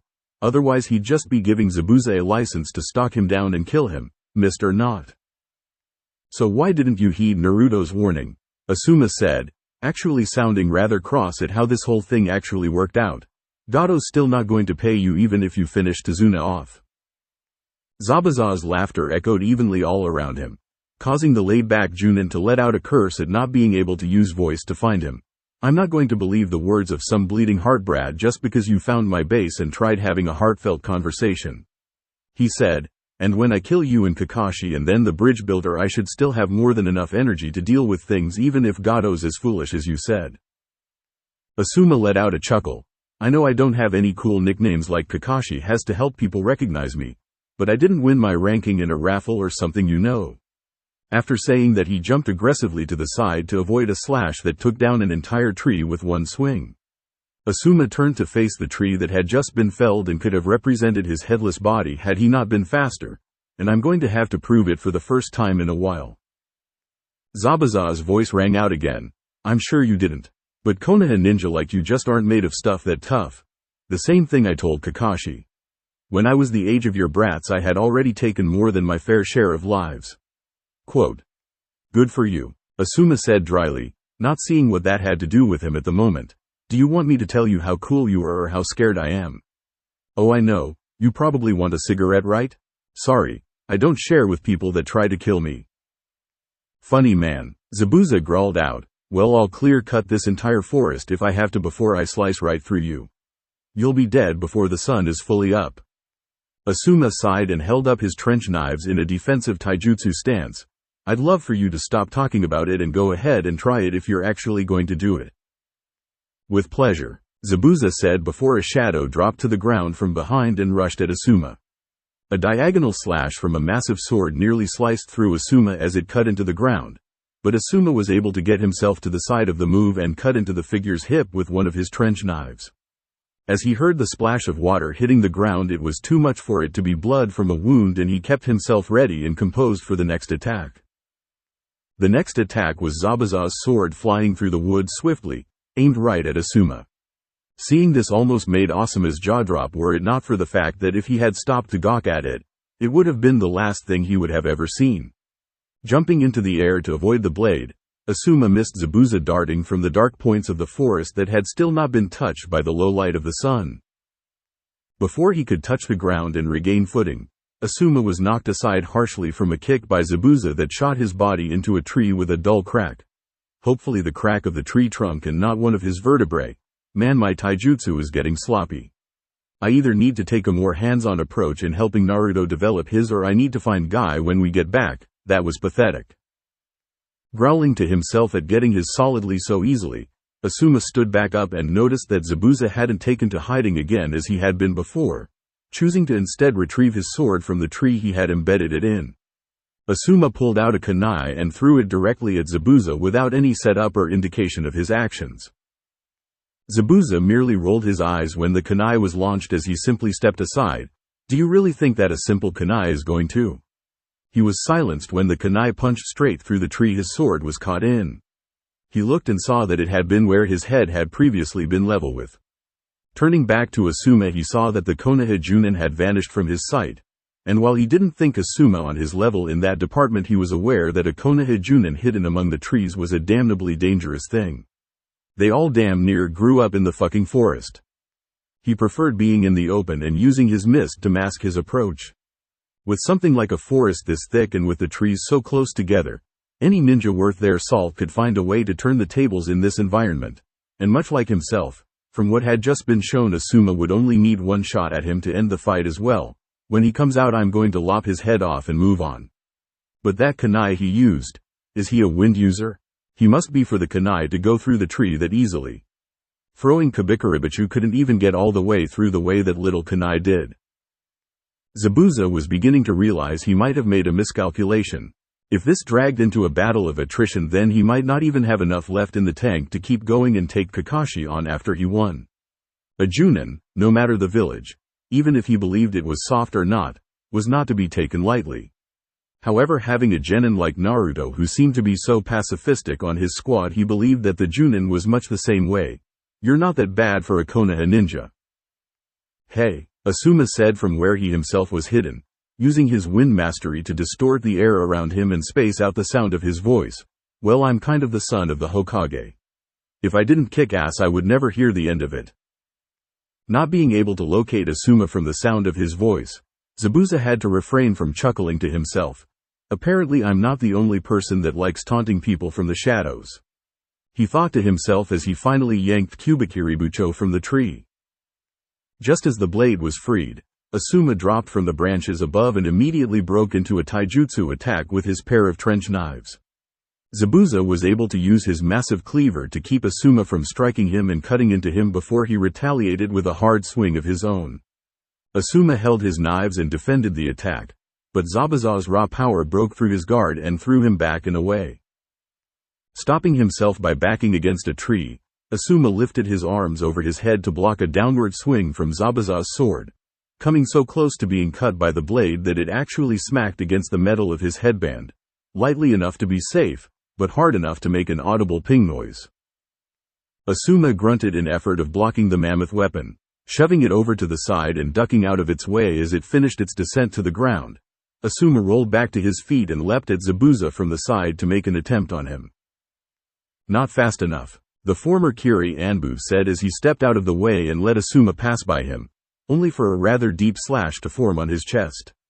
Zabuza watched his own blood fly through the air and seemingly saw some of it stick to an invisible surface in midair for a moment. What the hell just happened? He thought to himself. He wasn't hurt enough to quit, not by a long shot, but not knowing what happened could only be a disadvantage. Asuma slid to a stop from his rushing attack and looked back at Zabuza and the wound he had made on the imposing ninja, Nis. Okay, let's get this started for real. Hopefully the kids are doing okay against their opponent. It's 3-on-1, it should be fine. XXX. Team 10 vs Haku. This is so not cool. Naruto thought to himself as he took another set of senbon to various places on his body. Which one is real, damn it? He thought to himself, picking the needles out of his body as he stared at the dome of mirrors surrounding him. Haku's reflection, staring at Naruto impassively with the mask on her face, gave him no indication of where the next attack would be coming from. Please surrender, Naruto-kun, Haku said, almost in a pleading fashion. I do not wish to kill someone with a good heart like you. I'm not going to quit, Haku, Naruto said, gritting his teeth at the mere thought of giving up when his team and tons of people were counting on him. I think I've had enough of your funhouse mirrors from hell. I think I'll leave now, he said before letting the chakra under his feet fade, allowing him to fall under the surface of the water. As he tried to swim his way under the dome of mirrors, he learned that it wasn't a dome, it was an entire sphere of ice mirrors, and the ones underwater all had Haku's reflection brandishing senbon, ready for attack. Son of a bitch. Give me a break already. Trying to swim back to the surface was his only option as he was far slower underwater than he was above it. Creating some clones to form a defensive shell to surround him, he quickly made his way back up just as they were all punctured by Haku's metal needles and dispelled. Placing his feet back on the surface of the water, he began making movement, any kind of lateral movement. If he kept staying still, he would only be making himself an easier target for Haku, which she didn't really need him to do for her. It seemed that for as much as he had worked on his physical conditioning after seeing and being ragdolled by Rock Lee once, he was still nowhere as fast as he wanted to be, and Haku seems faster than Lee did. In his mind at the moment, the only solace he could take over the present situation was that he was the only member of his team currently stuck inside of the dome and getting systematically picked apart by the ice-wielding ninja. Naruto was far from slow, he was the fastest one on the team, not counting Asuma of course. He was leaps and bounds ahead of Ino and Shikamaru in that department.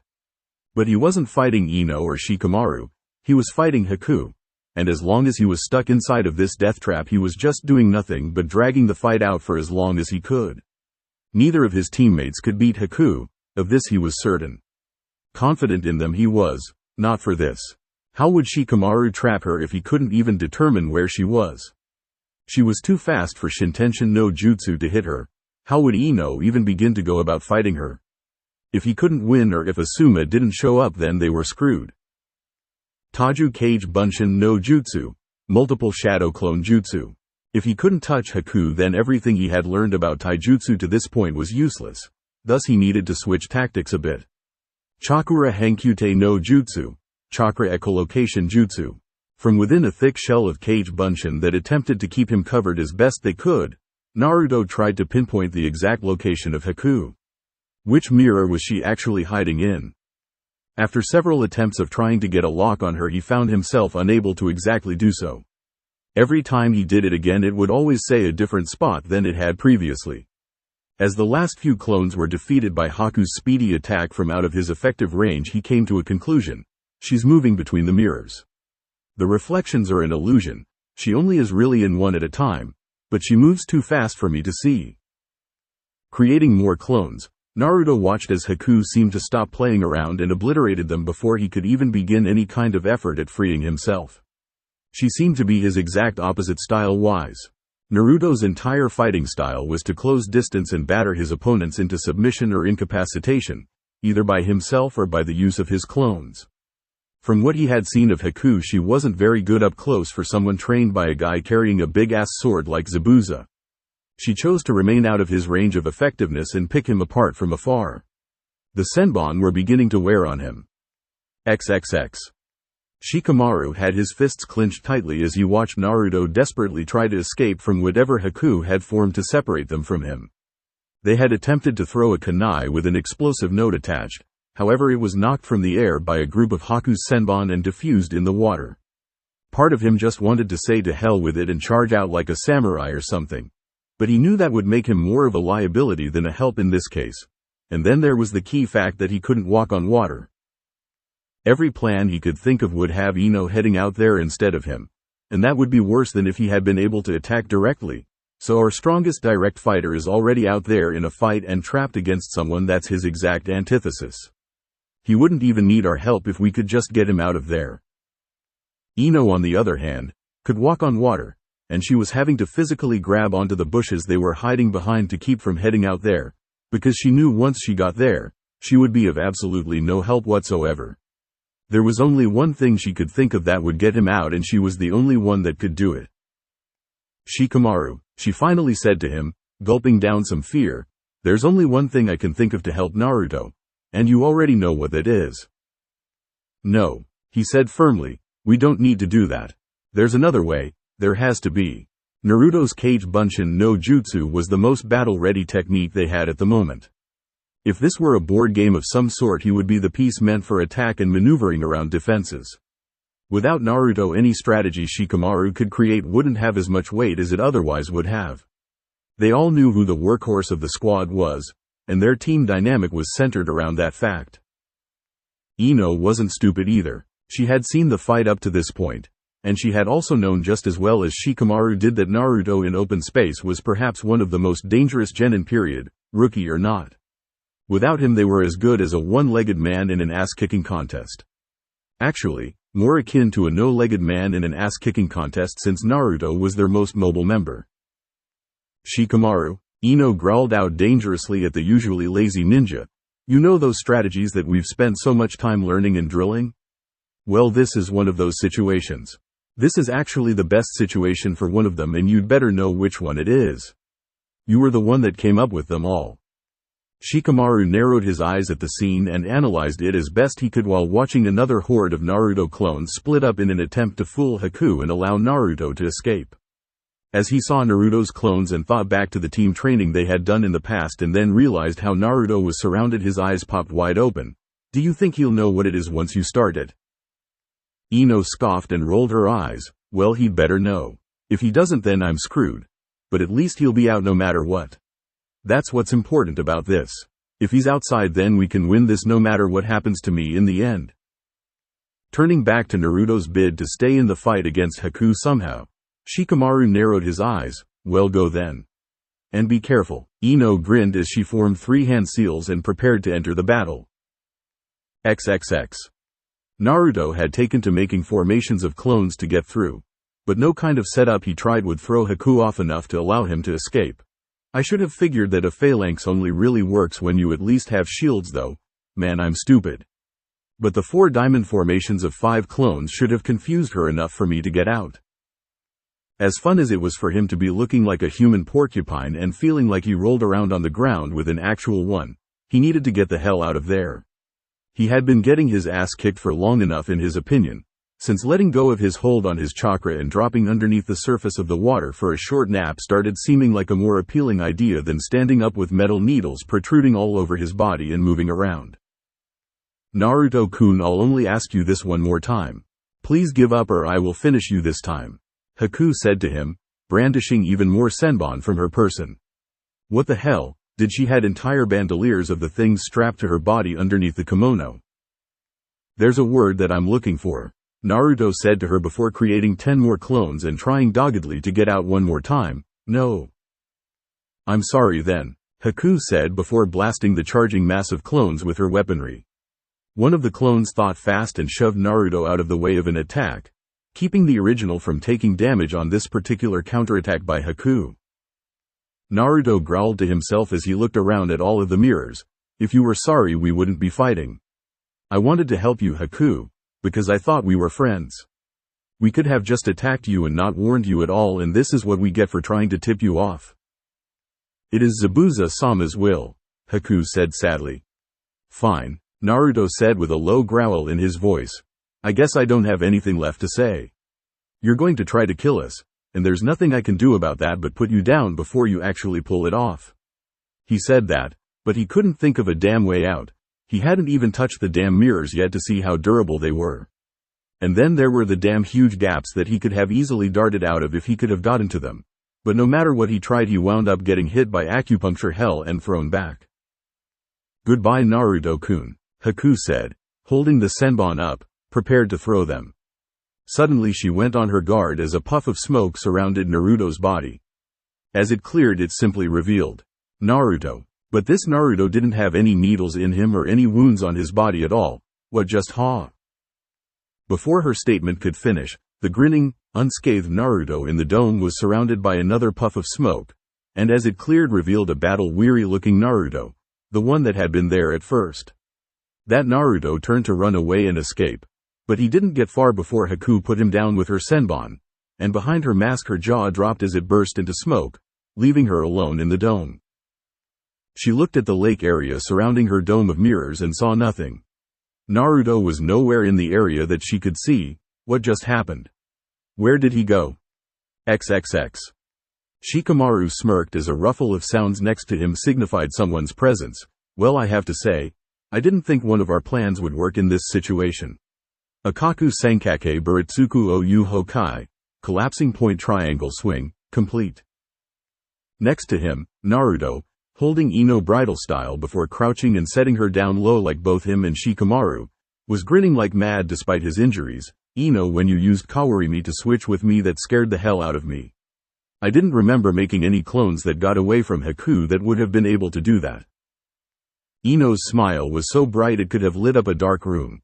"Well, watching you get people all the time with Henge made me realize that it's not a bad plan. I'm just glad you realized what was happening before she threw those needles at me.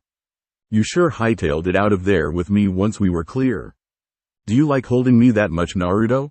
She joked before actually paying attention to his appearance. Now that they were free and clear for the moment, she was able to see all of the wounds that Haku had inflicted on him.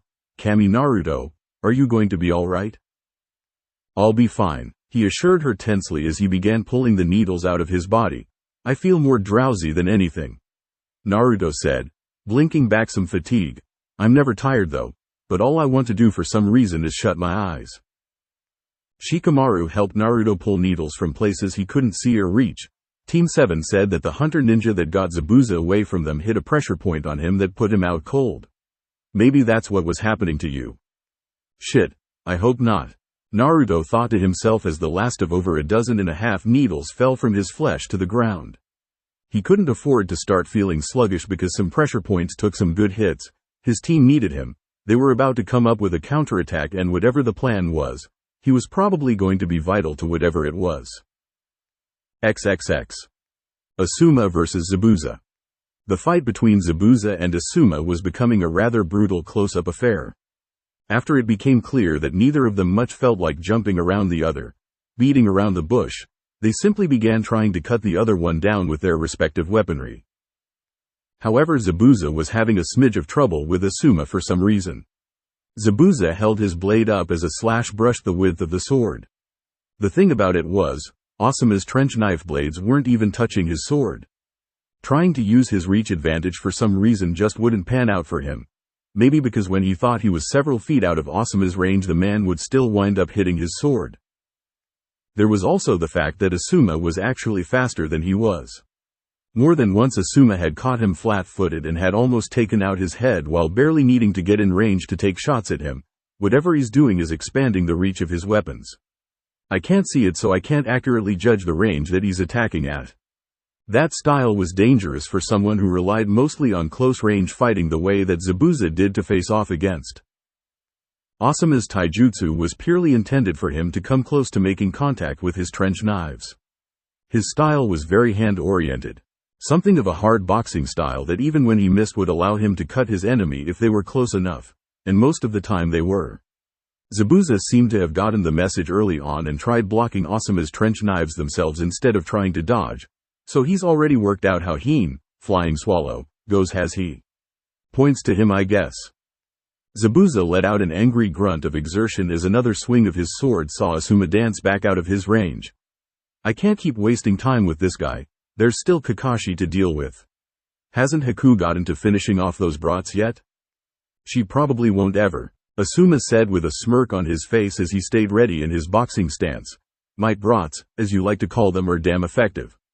They have all kinds of premeditated plans for dealing with people stronger than them.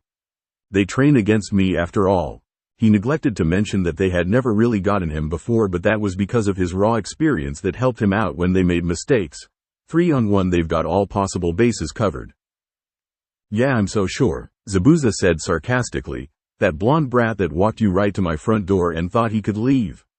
I'm certain he's a real killer. And there you go again, Asuma said in a rather disgruntled manner. The only thing you believe that makes a good ninja is how well they can kill. That's why your dream of overthrowing the Mizukage will never gain any traction. He could sense that he now had Zabuza's ire, who was going to lead afterwards. You don't know the first thing about being a leader. Your closest confidant is someone you see as a tool, expendable, and you're too aggressive for your own damn good. You couldn't even wait to hear what Naruto had to say towards Gato, didn't even listen for a moment. Zabuza rolled his eyes at having past events from Asuma. He was there, he knew what he had done, and he still couldn't care less about it. He had planned on killing Gato once they had gotten paid. The little runt seriously needed to watch who he was talking to, like he owned them in the future, if he actually lived past today. All Naruto's admittance told him was that he was right on the money and needed a plan once the job was complete. But Asuma continued, that kid has more leadership qualities than you do, despite the tactical error he made getting us out here, and I don't really see it as being that bad. We can win, because I don't have any problems at all with killing you myself. You're a really big talker, Zabuza said in amusement. You do know who I am, right? Even Kakashi was wary of me when he fought me. Yeah, Asuma said. That's because his genin were there and he had to watch them and Tazuna at the same time. I don't have to. I can just focus on kicking your ass into hell with the collateral damage. I don't have to hold back like he did. Plus you can't use your mist on me. I'll just blow it away. There's no body of water for me to use, Zabuza thought to himself. Damn that brat for discovering me before they could get closer to water. Setting his sword for another attempt on Asuma's life, he prepared to come at the man again. Asuma narrowed his eyes in preparation for the charge and made a set of hand seals. Kaden. Heizekisho, fire release. Ash pile burning.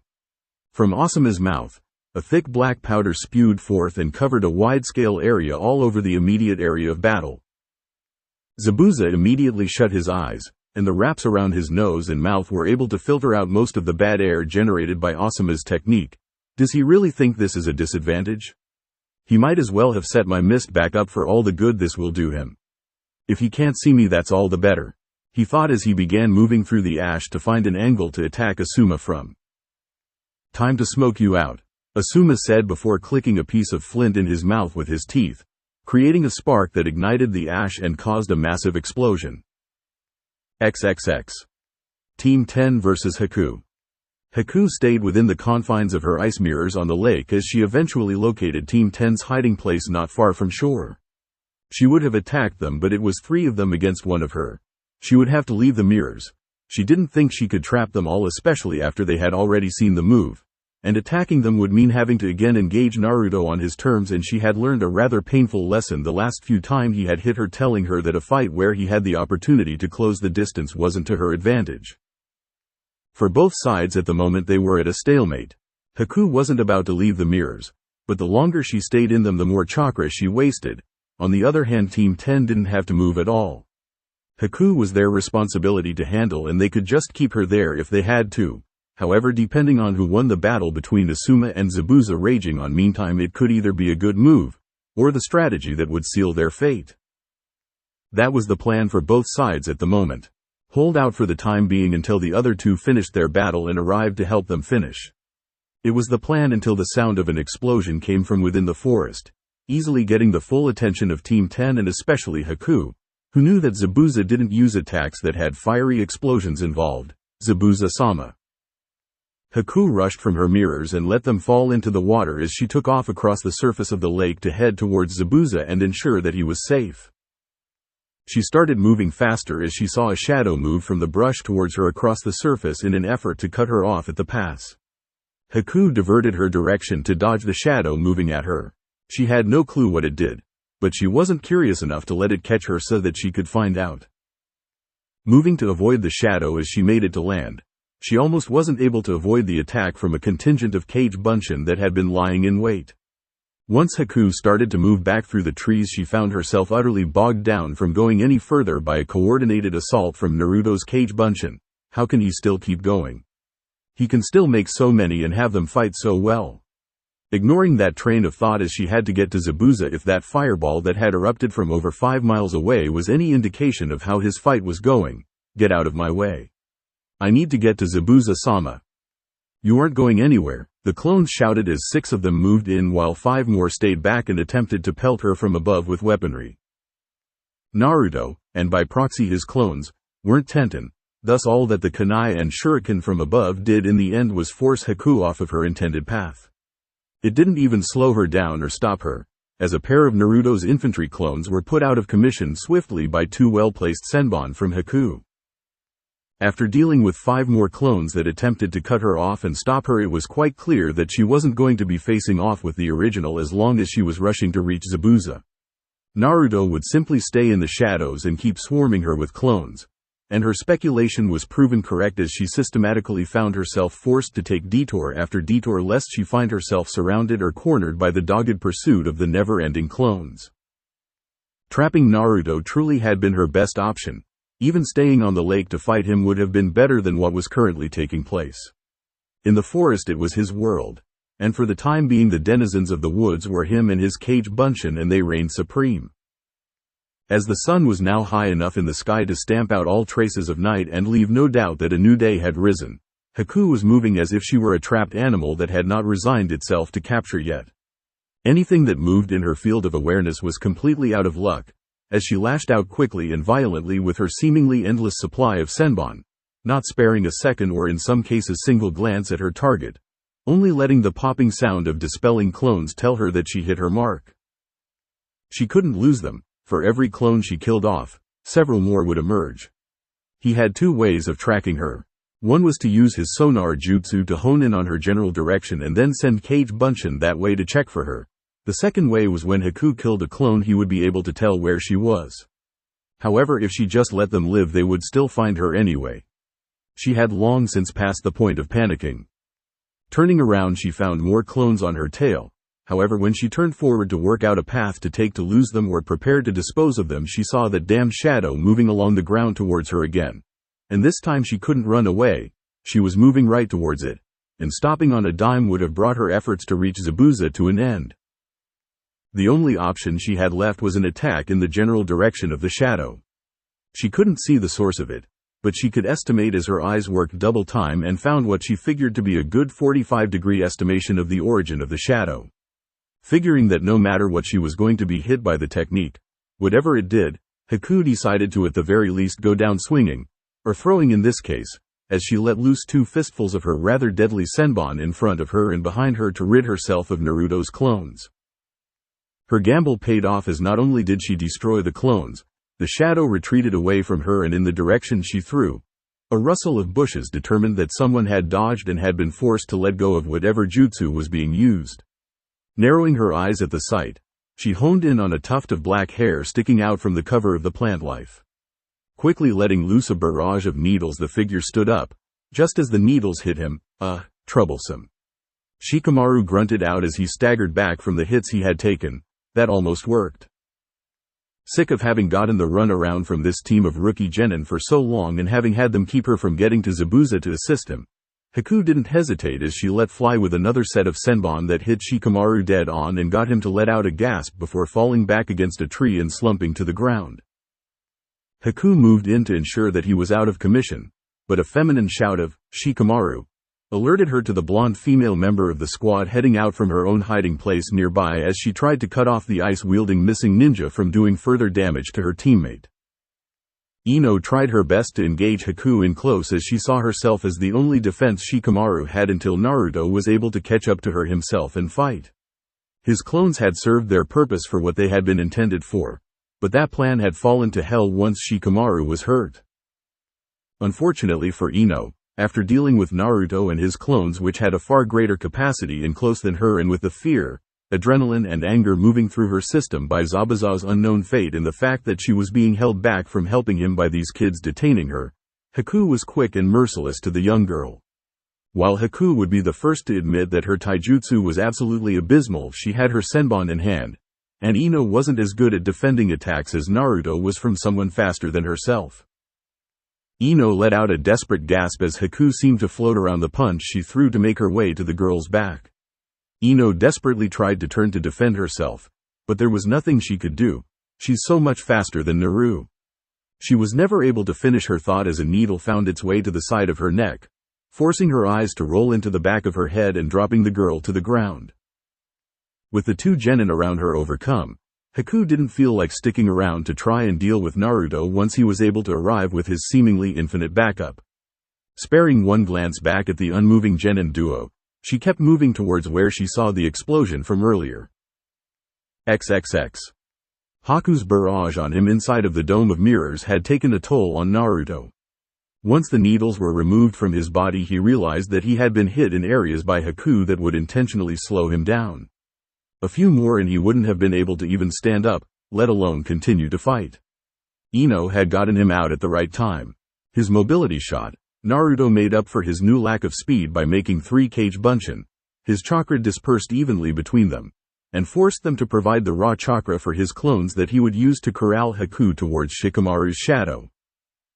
After bouncing her around for a bit and allowing Shikamaru and Ino to get into their positions, his clones did their jobs perfectly. They were slower, but the sheer amount of them that he was able to create made up for his own physical deficiencies. He also discovered that if he used Chakura Hankute no Jutsu, his clones could get the same side of the area that he could. This was by the main Naruto, who lagged behind to triangulate Haku's position and guide his clones. He had been impressed and unnerved when he realized the rate that Naruto was cutting a swatch through his clones, especially when she started taking out his platoon commander clones, eventually keeping his company of Kage Bunshin from being able to reform.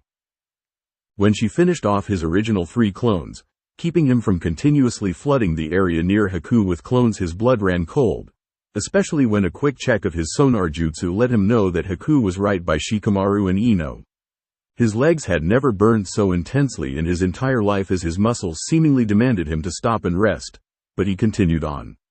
Another check revealed that Haku was no longer there, but 2 bodies were, and they weren't moving. As he burst into the area, Naruto first laid eyes on Ino, on the ground face down and not moving. Ino. He ran over to her and turned her over to find that she gave him no reaction whatsoever. Ino, come on, wake up. Reaching to test her pulse, he pulled his hand back like he had been burned when he didn't find one. No. Come on, you're tougher than that, just wake up. A cough to his side forced him to turn his head to find Shikamaru sitting against a tree, his body full of needles as opposed to the single one in Ino's neck. Carefully picking his blonde teammate up, Naruto carried her over to Shikamaru and set her down by him so that he could check him over. Shikamaru, I'm sorry. I just wasn't fast enough to keep up. You guys can't die on me here. This was our first real mission. Second real mission, idiot, Shikamaru said quietly with a smirk on his face. We finished that first one, so I guess we weren't completely worthless, right? And as long as that bridge builder guy is safe and finishes the bridge, we finished this one too. Naruto shook his head desperately as he felt tears stinging his eyes. No, we didn't, damn it. This mission isn't successful if we all don't make it back to Konoha. Come on, you lazy bastard. Show some fight for once. Don't you fucking give up. Shikamaru's eyes started closing, crying. Naruto? Man, that's so uncool. But then again, you weren't ever really one of the cool guys. Just like me and Choji. That's what I like about you. He finished as his lids closed completely. After saying that, Shikamaru's body went limp against the tree and didn't move again, just like Ino.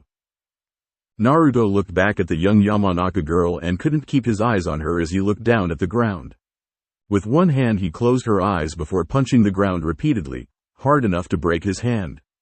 With his good hand, Naruto gathered the chakra to make Chakura Hankute no Jutsu and let out a pulse that allowed him to see Haku moving swiftly towards where he presumed Asuma and Zabuza were. Clenching his jaw shut tightly as tears were freely falling down his face, he couldn't comprehend how angry he was. It was his fault. He knew he was the one that needed to be near them in case of trouble, as he was the only one that was suited to deal with an opponent as dangerous as Haku directly, but his body chose to crap out on him when he needed it to go a bit longer. And now his teammates were dead. All because he wanted to warn someone that he thought was his friend. All because of Zabuza and Haku. Naruto stood up straight, pulled down his goggles over his eyes to hide his tears, and finally let out an anguished yell of rage and sorrow, Haku.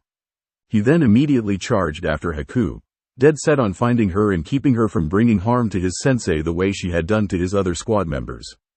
This was a situation that he had created, and it was his fault. He was the one that had to handle it the best way that he could. XXX.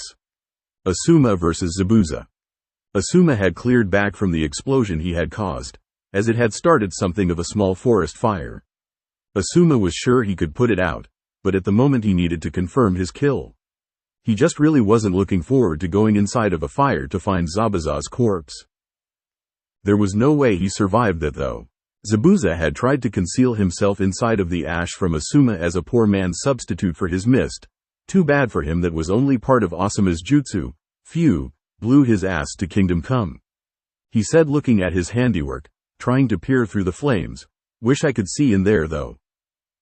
A yell of pure anger erupted from within the flames as Zabuza emerged and swung a deeply cracked Kabikaribachu at Asuma, who jumped backwards but still got slashed violently across the chest of his flak jacket.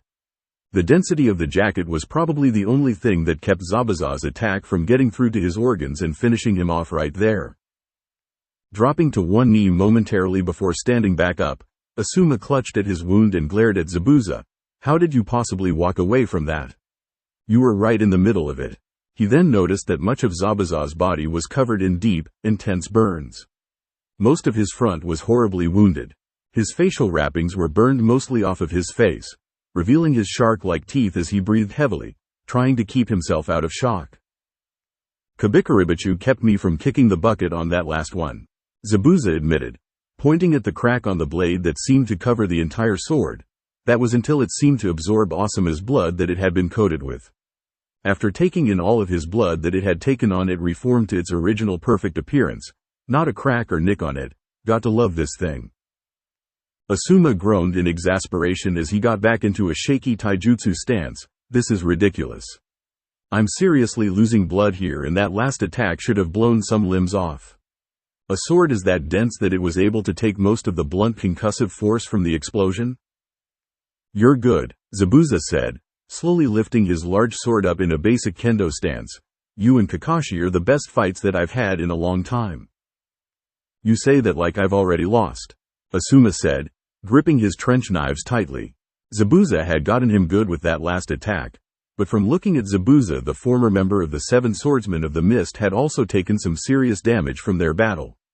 His injuries were more numerous than Asuma's, but the blood loss from the Konoha Junin could be detrimental to his success in battle if he couldn't end it quickly or stop the bleeding somehow. Before they could continue their battle further, a smirk came to Zabuza's face.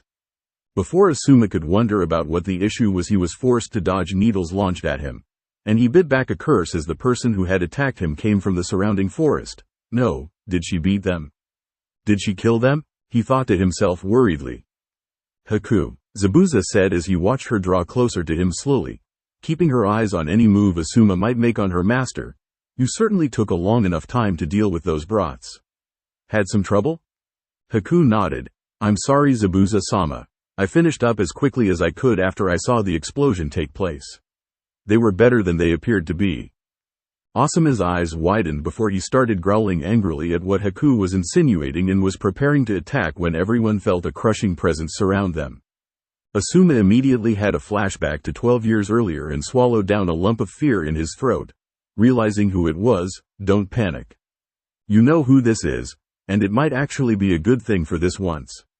He thought with a wait-and-see attitude, all the while preparing for a response, just as an orange blur jumped through the trees and slammed hard into Haku. The movement was so sudden that Zabuza's sword, which he had prepared for an attack, didn't come close to touching the person before whoever it was hit Haku with full momentum and propelled her and himself out of the area away from near Zabuza. Forgetting about Asuma momentarily, Zabuza turned to chase after and attack the newcomer before Haku could be killed. With the power he felt and with the amount of bloodlust he felt from it, he knew that Haku had no chance. Unfortunately, forgetting about Asuma was the last thing he needed to have happen, as it ended abruptly and without warning. For claiming that Haku was just a tool, he certainly cared too much about that tool for one instant, and that was all that someone as wily as Asuma needed. Asuma threw one of his trench knives at Zabuza, and as anticipated he lifted his sword to block it with the flat of the blade. However, with the chakra flow going through the special metal of the weapons, it was more effective than the kunai that he threw earlier, and it pierced through Zabuza's sword, burying itself into his chest up to his sternum. Zabuza's eyes went wide and he let out a gasp as Asuma got around to his side and took an angle before using heme to cut clean right through him.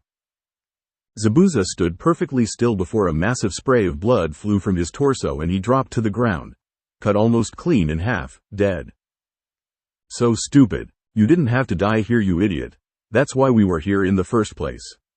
Asuma didn't spare him a glance as he began hurrying in the direction that Naruto and Haku came from.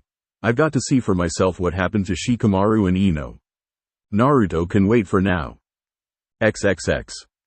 Again and again it happened, like clockwork almost. Haku had stopped flying through the air and had almost come to a stop, rolling violently along the ground before trying to get steady and use the momentum to reach her feet. But each time she did, she was punted or bashed away further, rather violently, by the orange blur that had hit her in the first place. Eventually her body hit the trunk of a tree with a sickening crack and she slumped to the ground, sitting against it. Behind her mask her eyes were fluttering open and closed before she realized why she had run away from the genin she had been fighting in the first place. She shakily tried to stand up, tasting the blood in her mouth, and knowing that she had broken more than 5 ribs at least, in addition to a broken right femur due to almost falling as fast as she stood up. Instinct suddenly started blaring for her to move somehow, and she rolled to the side just as a punch shattered the bark of the tree she had been against and cracked the trunk itself. She was finally able to get a good look at her attacker and fought back a gasp, "And Naruto-kun." Naruto growled at her angrily, his appearance now radically different from the boy that had met her not one morning previous. She was unable to see his eyes behind his goggles, but his brow was furrowed in pure malice, his nails were longer and more resembled claws, and his canines were more pronounced and sharper. His spiky blonde hair looked wilder and his whisker marks were thicker and darker than normal. He looked thoroughly enraged from the intense and deadly glare he directed at her. So overwhelmed from the sudden aura of darkness from the boy, she was hardly able to reach for her weaponry. But it did her no good anyway, as the senbon that hit him almost immediately dropped from his body to the ground and only elicited an angrier growl from him. He blurred out of her sight, leaving an orange haze in his wake to indicate the direction he had gone in. Haku couldn't even keep her eyes on him as he bounced around the area off of trees, keeping her off balance and leaving a trail of orange that then dissipated into the air. As she looked around, he appeared in front of her and grabbed her around her neck tightly. Haku's eyes behind her mask almost bulged out of her head at the immediate pressure that had been applied from the strangling. Haku desperately clutched at his arm tightly, audibly choking and hacking as he held her off of the ground with his one outstretched arm and shoved her against a tree hard enough to again crack the bark with her body. The intensity of the slam against the tree removed the mask from her face and revealed that tears were coming from her eyes due to the lack of air she was getting. She was barely able to choke out the loose syllables of the phrase, "I'm sorry, Naruto-kun." Shutting her now blood-red eyes, she waited for him to finish her as she had seen him cock his fist back prior to shutting her eyes. The smash that followed, she assumed it to be her face, and there was no pain as he hit her hard enough to concuss her to the extent that she couldn't tell how hurt she was. The following 5 smashes then followed soon after as the tension on her neck faded and she was dropped to the ground. She felt wet drops fall on her face and she looked up to expect Naruto's hands to be dripping her blood, but saw him leaning with his forehead against the tree, tears dripping down from the bottom of his goggles. "You killed them." Haku wheezed and gasped for air desperately, having no idea how he didn't kill her from choking her alone. "Why did you stop?" she asked softly, her voice unable to go any higher due to the damage her throat had taken. "I killed your friends." "It wasn't supposed to be this way," Naruto yelled as he smashed the tree as hard as he could with his forearm and elbow 3 times. "We didn't have to fight. Gato wasn't going to pay you no matter what you did. Even if you beat us here, you still had another whole team to deal with." "Why?" "Zabuza-sama told me to," she said as if she was explaining the reason that the sun rose in the morning. "No matter how I felt about it, it was his command. I am his tool." "Stop saying that," Naruto snapped at her, grabbing her collar and jerking her back to her feet, pushing her against the tree again. People aren't tools. You're a human being, damn it, and you have free will. All of this could have been avoided if you'd grown a backbone and just spoken up. You know you were wrong, you know that this was stupid. So tell me what was going through your head when you were coming out here. Let it go, Naruto. Naruto turned his head to see Asuma walking towards him with Ino and Shikamaru over his shoulders. He slowly walked towards him and stopped short by a few feet. Did he beat it back? Did he even know what was happening? No, he somehow calmed down. That's good. He walked directly behind Naruto and looked at Haku, who once she got a look at Asuma looked at him rather pleadingly, asking him a silent question that she knew he had the answer to. Asuma simply shook his head, no pity in his gaze on the girl. Haku looked down, blinking back more tears as the color in her eyes began returning to normal. I see. Naruto-kun, please kill me. Naruto looked at her in shock before his face turned almost stone-like. No. You're not getting off that easily, he said, getting her to squirm weakly in his grip that was like iron. Naruto pointed at Ino and Shikamaru on Asuma's shoulders. You're going to live with that. And you're going to live with Zabuza being dead, just like I have to live with being too weak to protect them the way I was supposed to. Tears started falling from behind his goggles again, and before Haku could dispute and beg for him to kill her again, Naruto grabbed her forehead and abruptly smashed the back of her head against the tree, rendering her unconscious. Naruto picked up her lifeless body and turned back to Asuma. I'm ready to go back to the house, Asuma-sensei. Naruto said bitterly, listlessly, in a voice that sounded dead. Asuma reached into one of the undamaged pockets of his vest, carefully so as not to disturb Ino or Shikamaru, and stuck a cigarette in the boy's mouth, lighting it for him without a word as he did the same for himself. And that's why I do this, kid. Not because it's cool, but because it's a coping mechanism. You handled this as well as you possibly could have. He motioned with his head and began to carry the other two genin back to the house. Come on. Naruto just stood with the smoke stick in his mouth, not even trying to enjoy it before he finally started moving behind Asuma at a reserved pace. They walked for quite a while, not saying a word between them until they stepped out from the forest, signifying that they were near Tezuna's. As they neared the house, they saw slashes on trees in passing and a cut-up boar as well leading towards the house. Gritting his teeth angrily, Naruto looked up at Asuma, who nodded at him that what he wanted to do was okay. He set Haku on one of Asuma's shoulders along with the others and cracked his neck before rushing away in a shunshin. XXX. On the main path towards the village from Tezuna's house, the two bodyguards of dados that wielded katana were leading a tied-up Tsunami, who walked with her head down in resignation. She fell to the ground on the offside of the path once she was shoved there by one of them, the one with the eye patch and a lack of a shirt. We're in no rush, right? He asked his partner with a sick grin on his face. All we have to do is make sure the bridge builder's daughter gets there. He didn't say when, and he didn't say that we couldn't have any fun with her either, did he? The white-haired man in the purple hat rolled his eyes. Fine, just hurry up, damn it. I don't want to be out here all day. Hearing that brat cry and yell for us to not take his mommy pissed me off, useless runt. You could hear him cry from half a mile out while we were leaving. I might have a go myself just to spite the bitch for creating the kid in the first place. The first man began to drag Tsunami until a voice sounded out, please let her go. Both of them looked down the path to see Naruto walking towards them. I'm in a really bad mood right now and I might be overreacting, but what were you about to do to her? The man whose fun had just been interrupted whipped around at Naruto angrily and drew his sword. Whatever the fuck I want, brat. Hold up on Tezuna's daughter for a second, Waraji, the white-haired man said as he drew his own sword. Look at the headband. This is one of those ninja brats that Gato told us to kill if we got the chance. They both started stalking slowly towards Naruto. Naruto sighed and flicked open his kunai pouch, putting the men all on edge. Do you know why thugs like you like weapons like those swords you're holding so much?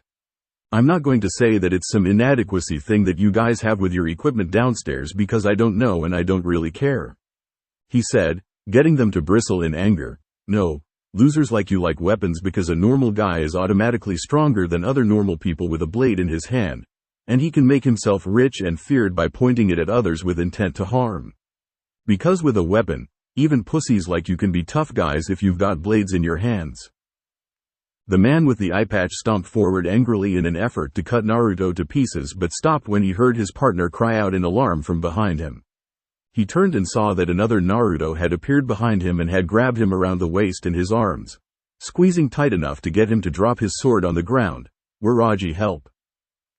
Genshi Kujo, atomic extermination. Naruto's clone lifted the white-haired man up and abruptly jerked his body back to bridge over and slammed the man harshly on his head and neck, leaving it bent at an awkward angle as his body bent over in the direction he was slammed on it in. Waraji was about to move to retaliate on the clone when he heard Naruto's voice in his ear from behind. And what I really hate is a pussy with a blade in their hands. Kuro ni Utsuro, fade to black. He lifted his arm high above his head from his perch behind Waraji on his shoulders and slammed his elbow down as hard as he could on the base of his neck. The mouth of the hired thug twisted in agony before he bonelessly dropped to the ground in a heap. Naruto and his clone that had attacked alongside him stared at the two dead men before turning their attention to a clone that was cutting Tsunami loose. Upon being freed, she latched onto the clone for dear life and hugged it tightly. Naruto walked over and dispelled his clones before helping her up. "Are you okay?" he said with his goggles still down over his eyes. She ignored the cigarette in his mouth as he wasn't even really smoking it. Plus he had just saved her life and probably more than that, and nodded, "Yes. Thank you, you got here just in time. Thank you so much." Naruto's lips quirked slightly before a frown found its way back onto his whiskered face. Well, the hero always arrives at the last minute. He proceeded to assure that Tsunami was alright until he saw Asuma walking down the road, still carrying everyone. Only Haku was now tied up. The man seemed to have a serene smile on his face as he walked through, even ignoring the corpses that now littered the path. Naruto walked over to his sensei and began to speak. "I kept them from doing anything to Tsunami, Asuma-sensei. Gato tried to kidnap her." "I hope you fucked them up. Gato's a prick," a feminine voice said weakly from Asuma's shoulder, getting the man to grin wider. Naruto stood as still as a statue and stared at Ino on Asuma's shoulder. "Can you say that again? I think I'm starting to snap." "Gato's a prick," the voice said again. Ino weakly lifted her head, locking her blue eyes with Naruto's. "I heard you won." She motioned her head weakly to Haku on the other shoulder. "I can see that you won too. Way to go, Naruto," she finished with a small smile.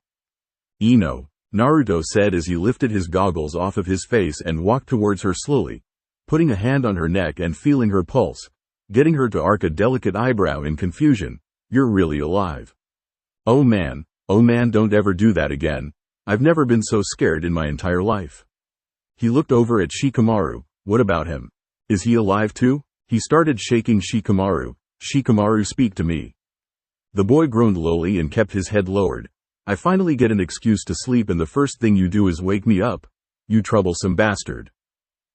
A smile grew on Naruto's face and he put his goggles back down over his eyes to hide the tears building in his eyes again, for a positive reason this time. How to train your genin. Tip 7. Appropriate retaliatory force. Moderation for a ninja is important. Use what you need to win and nothing more. Every new shinobi wants to learn the big flashy techniques that they've heard about ever since the concept of nin, tai, or genjutsu was initially introduced to them.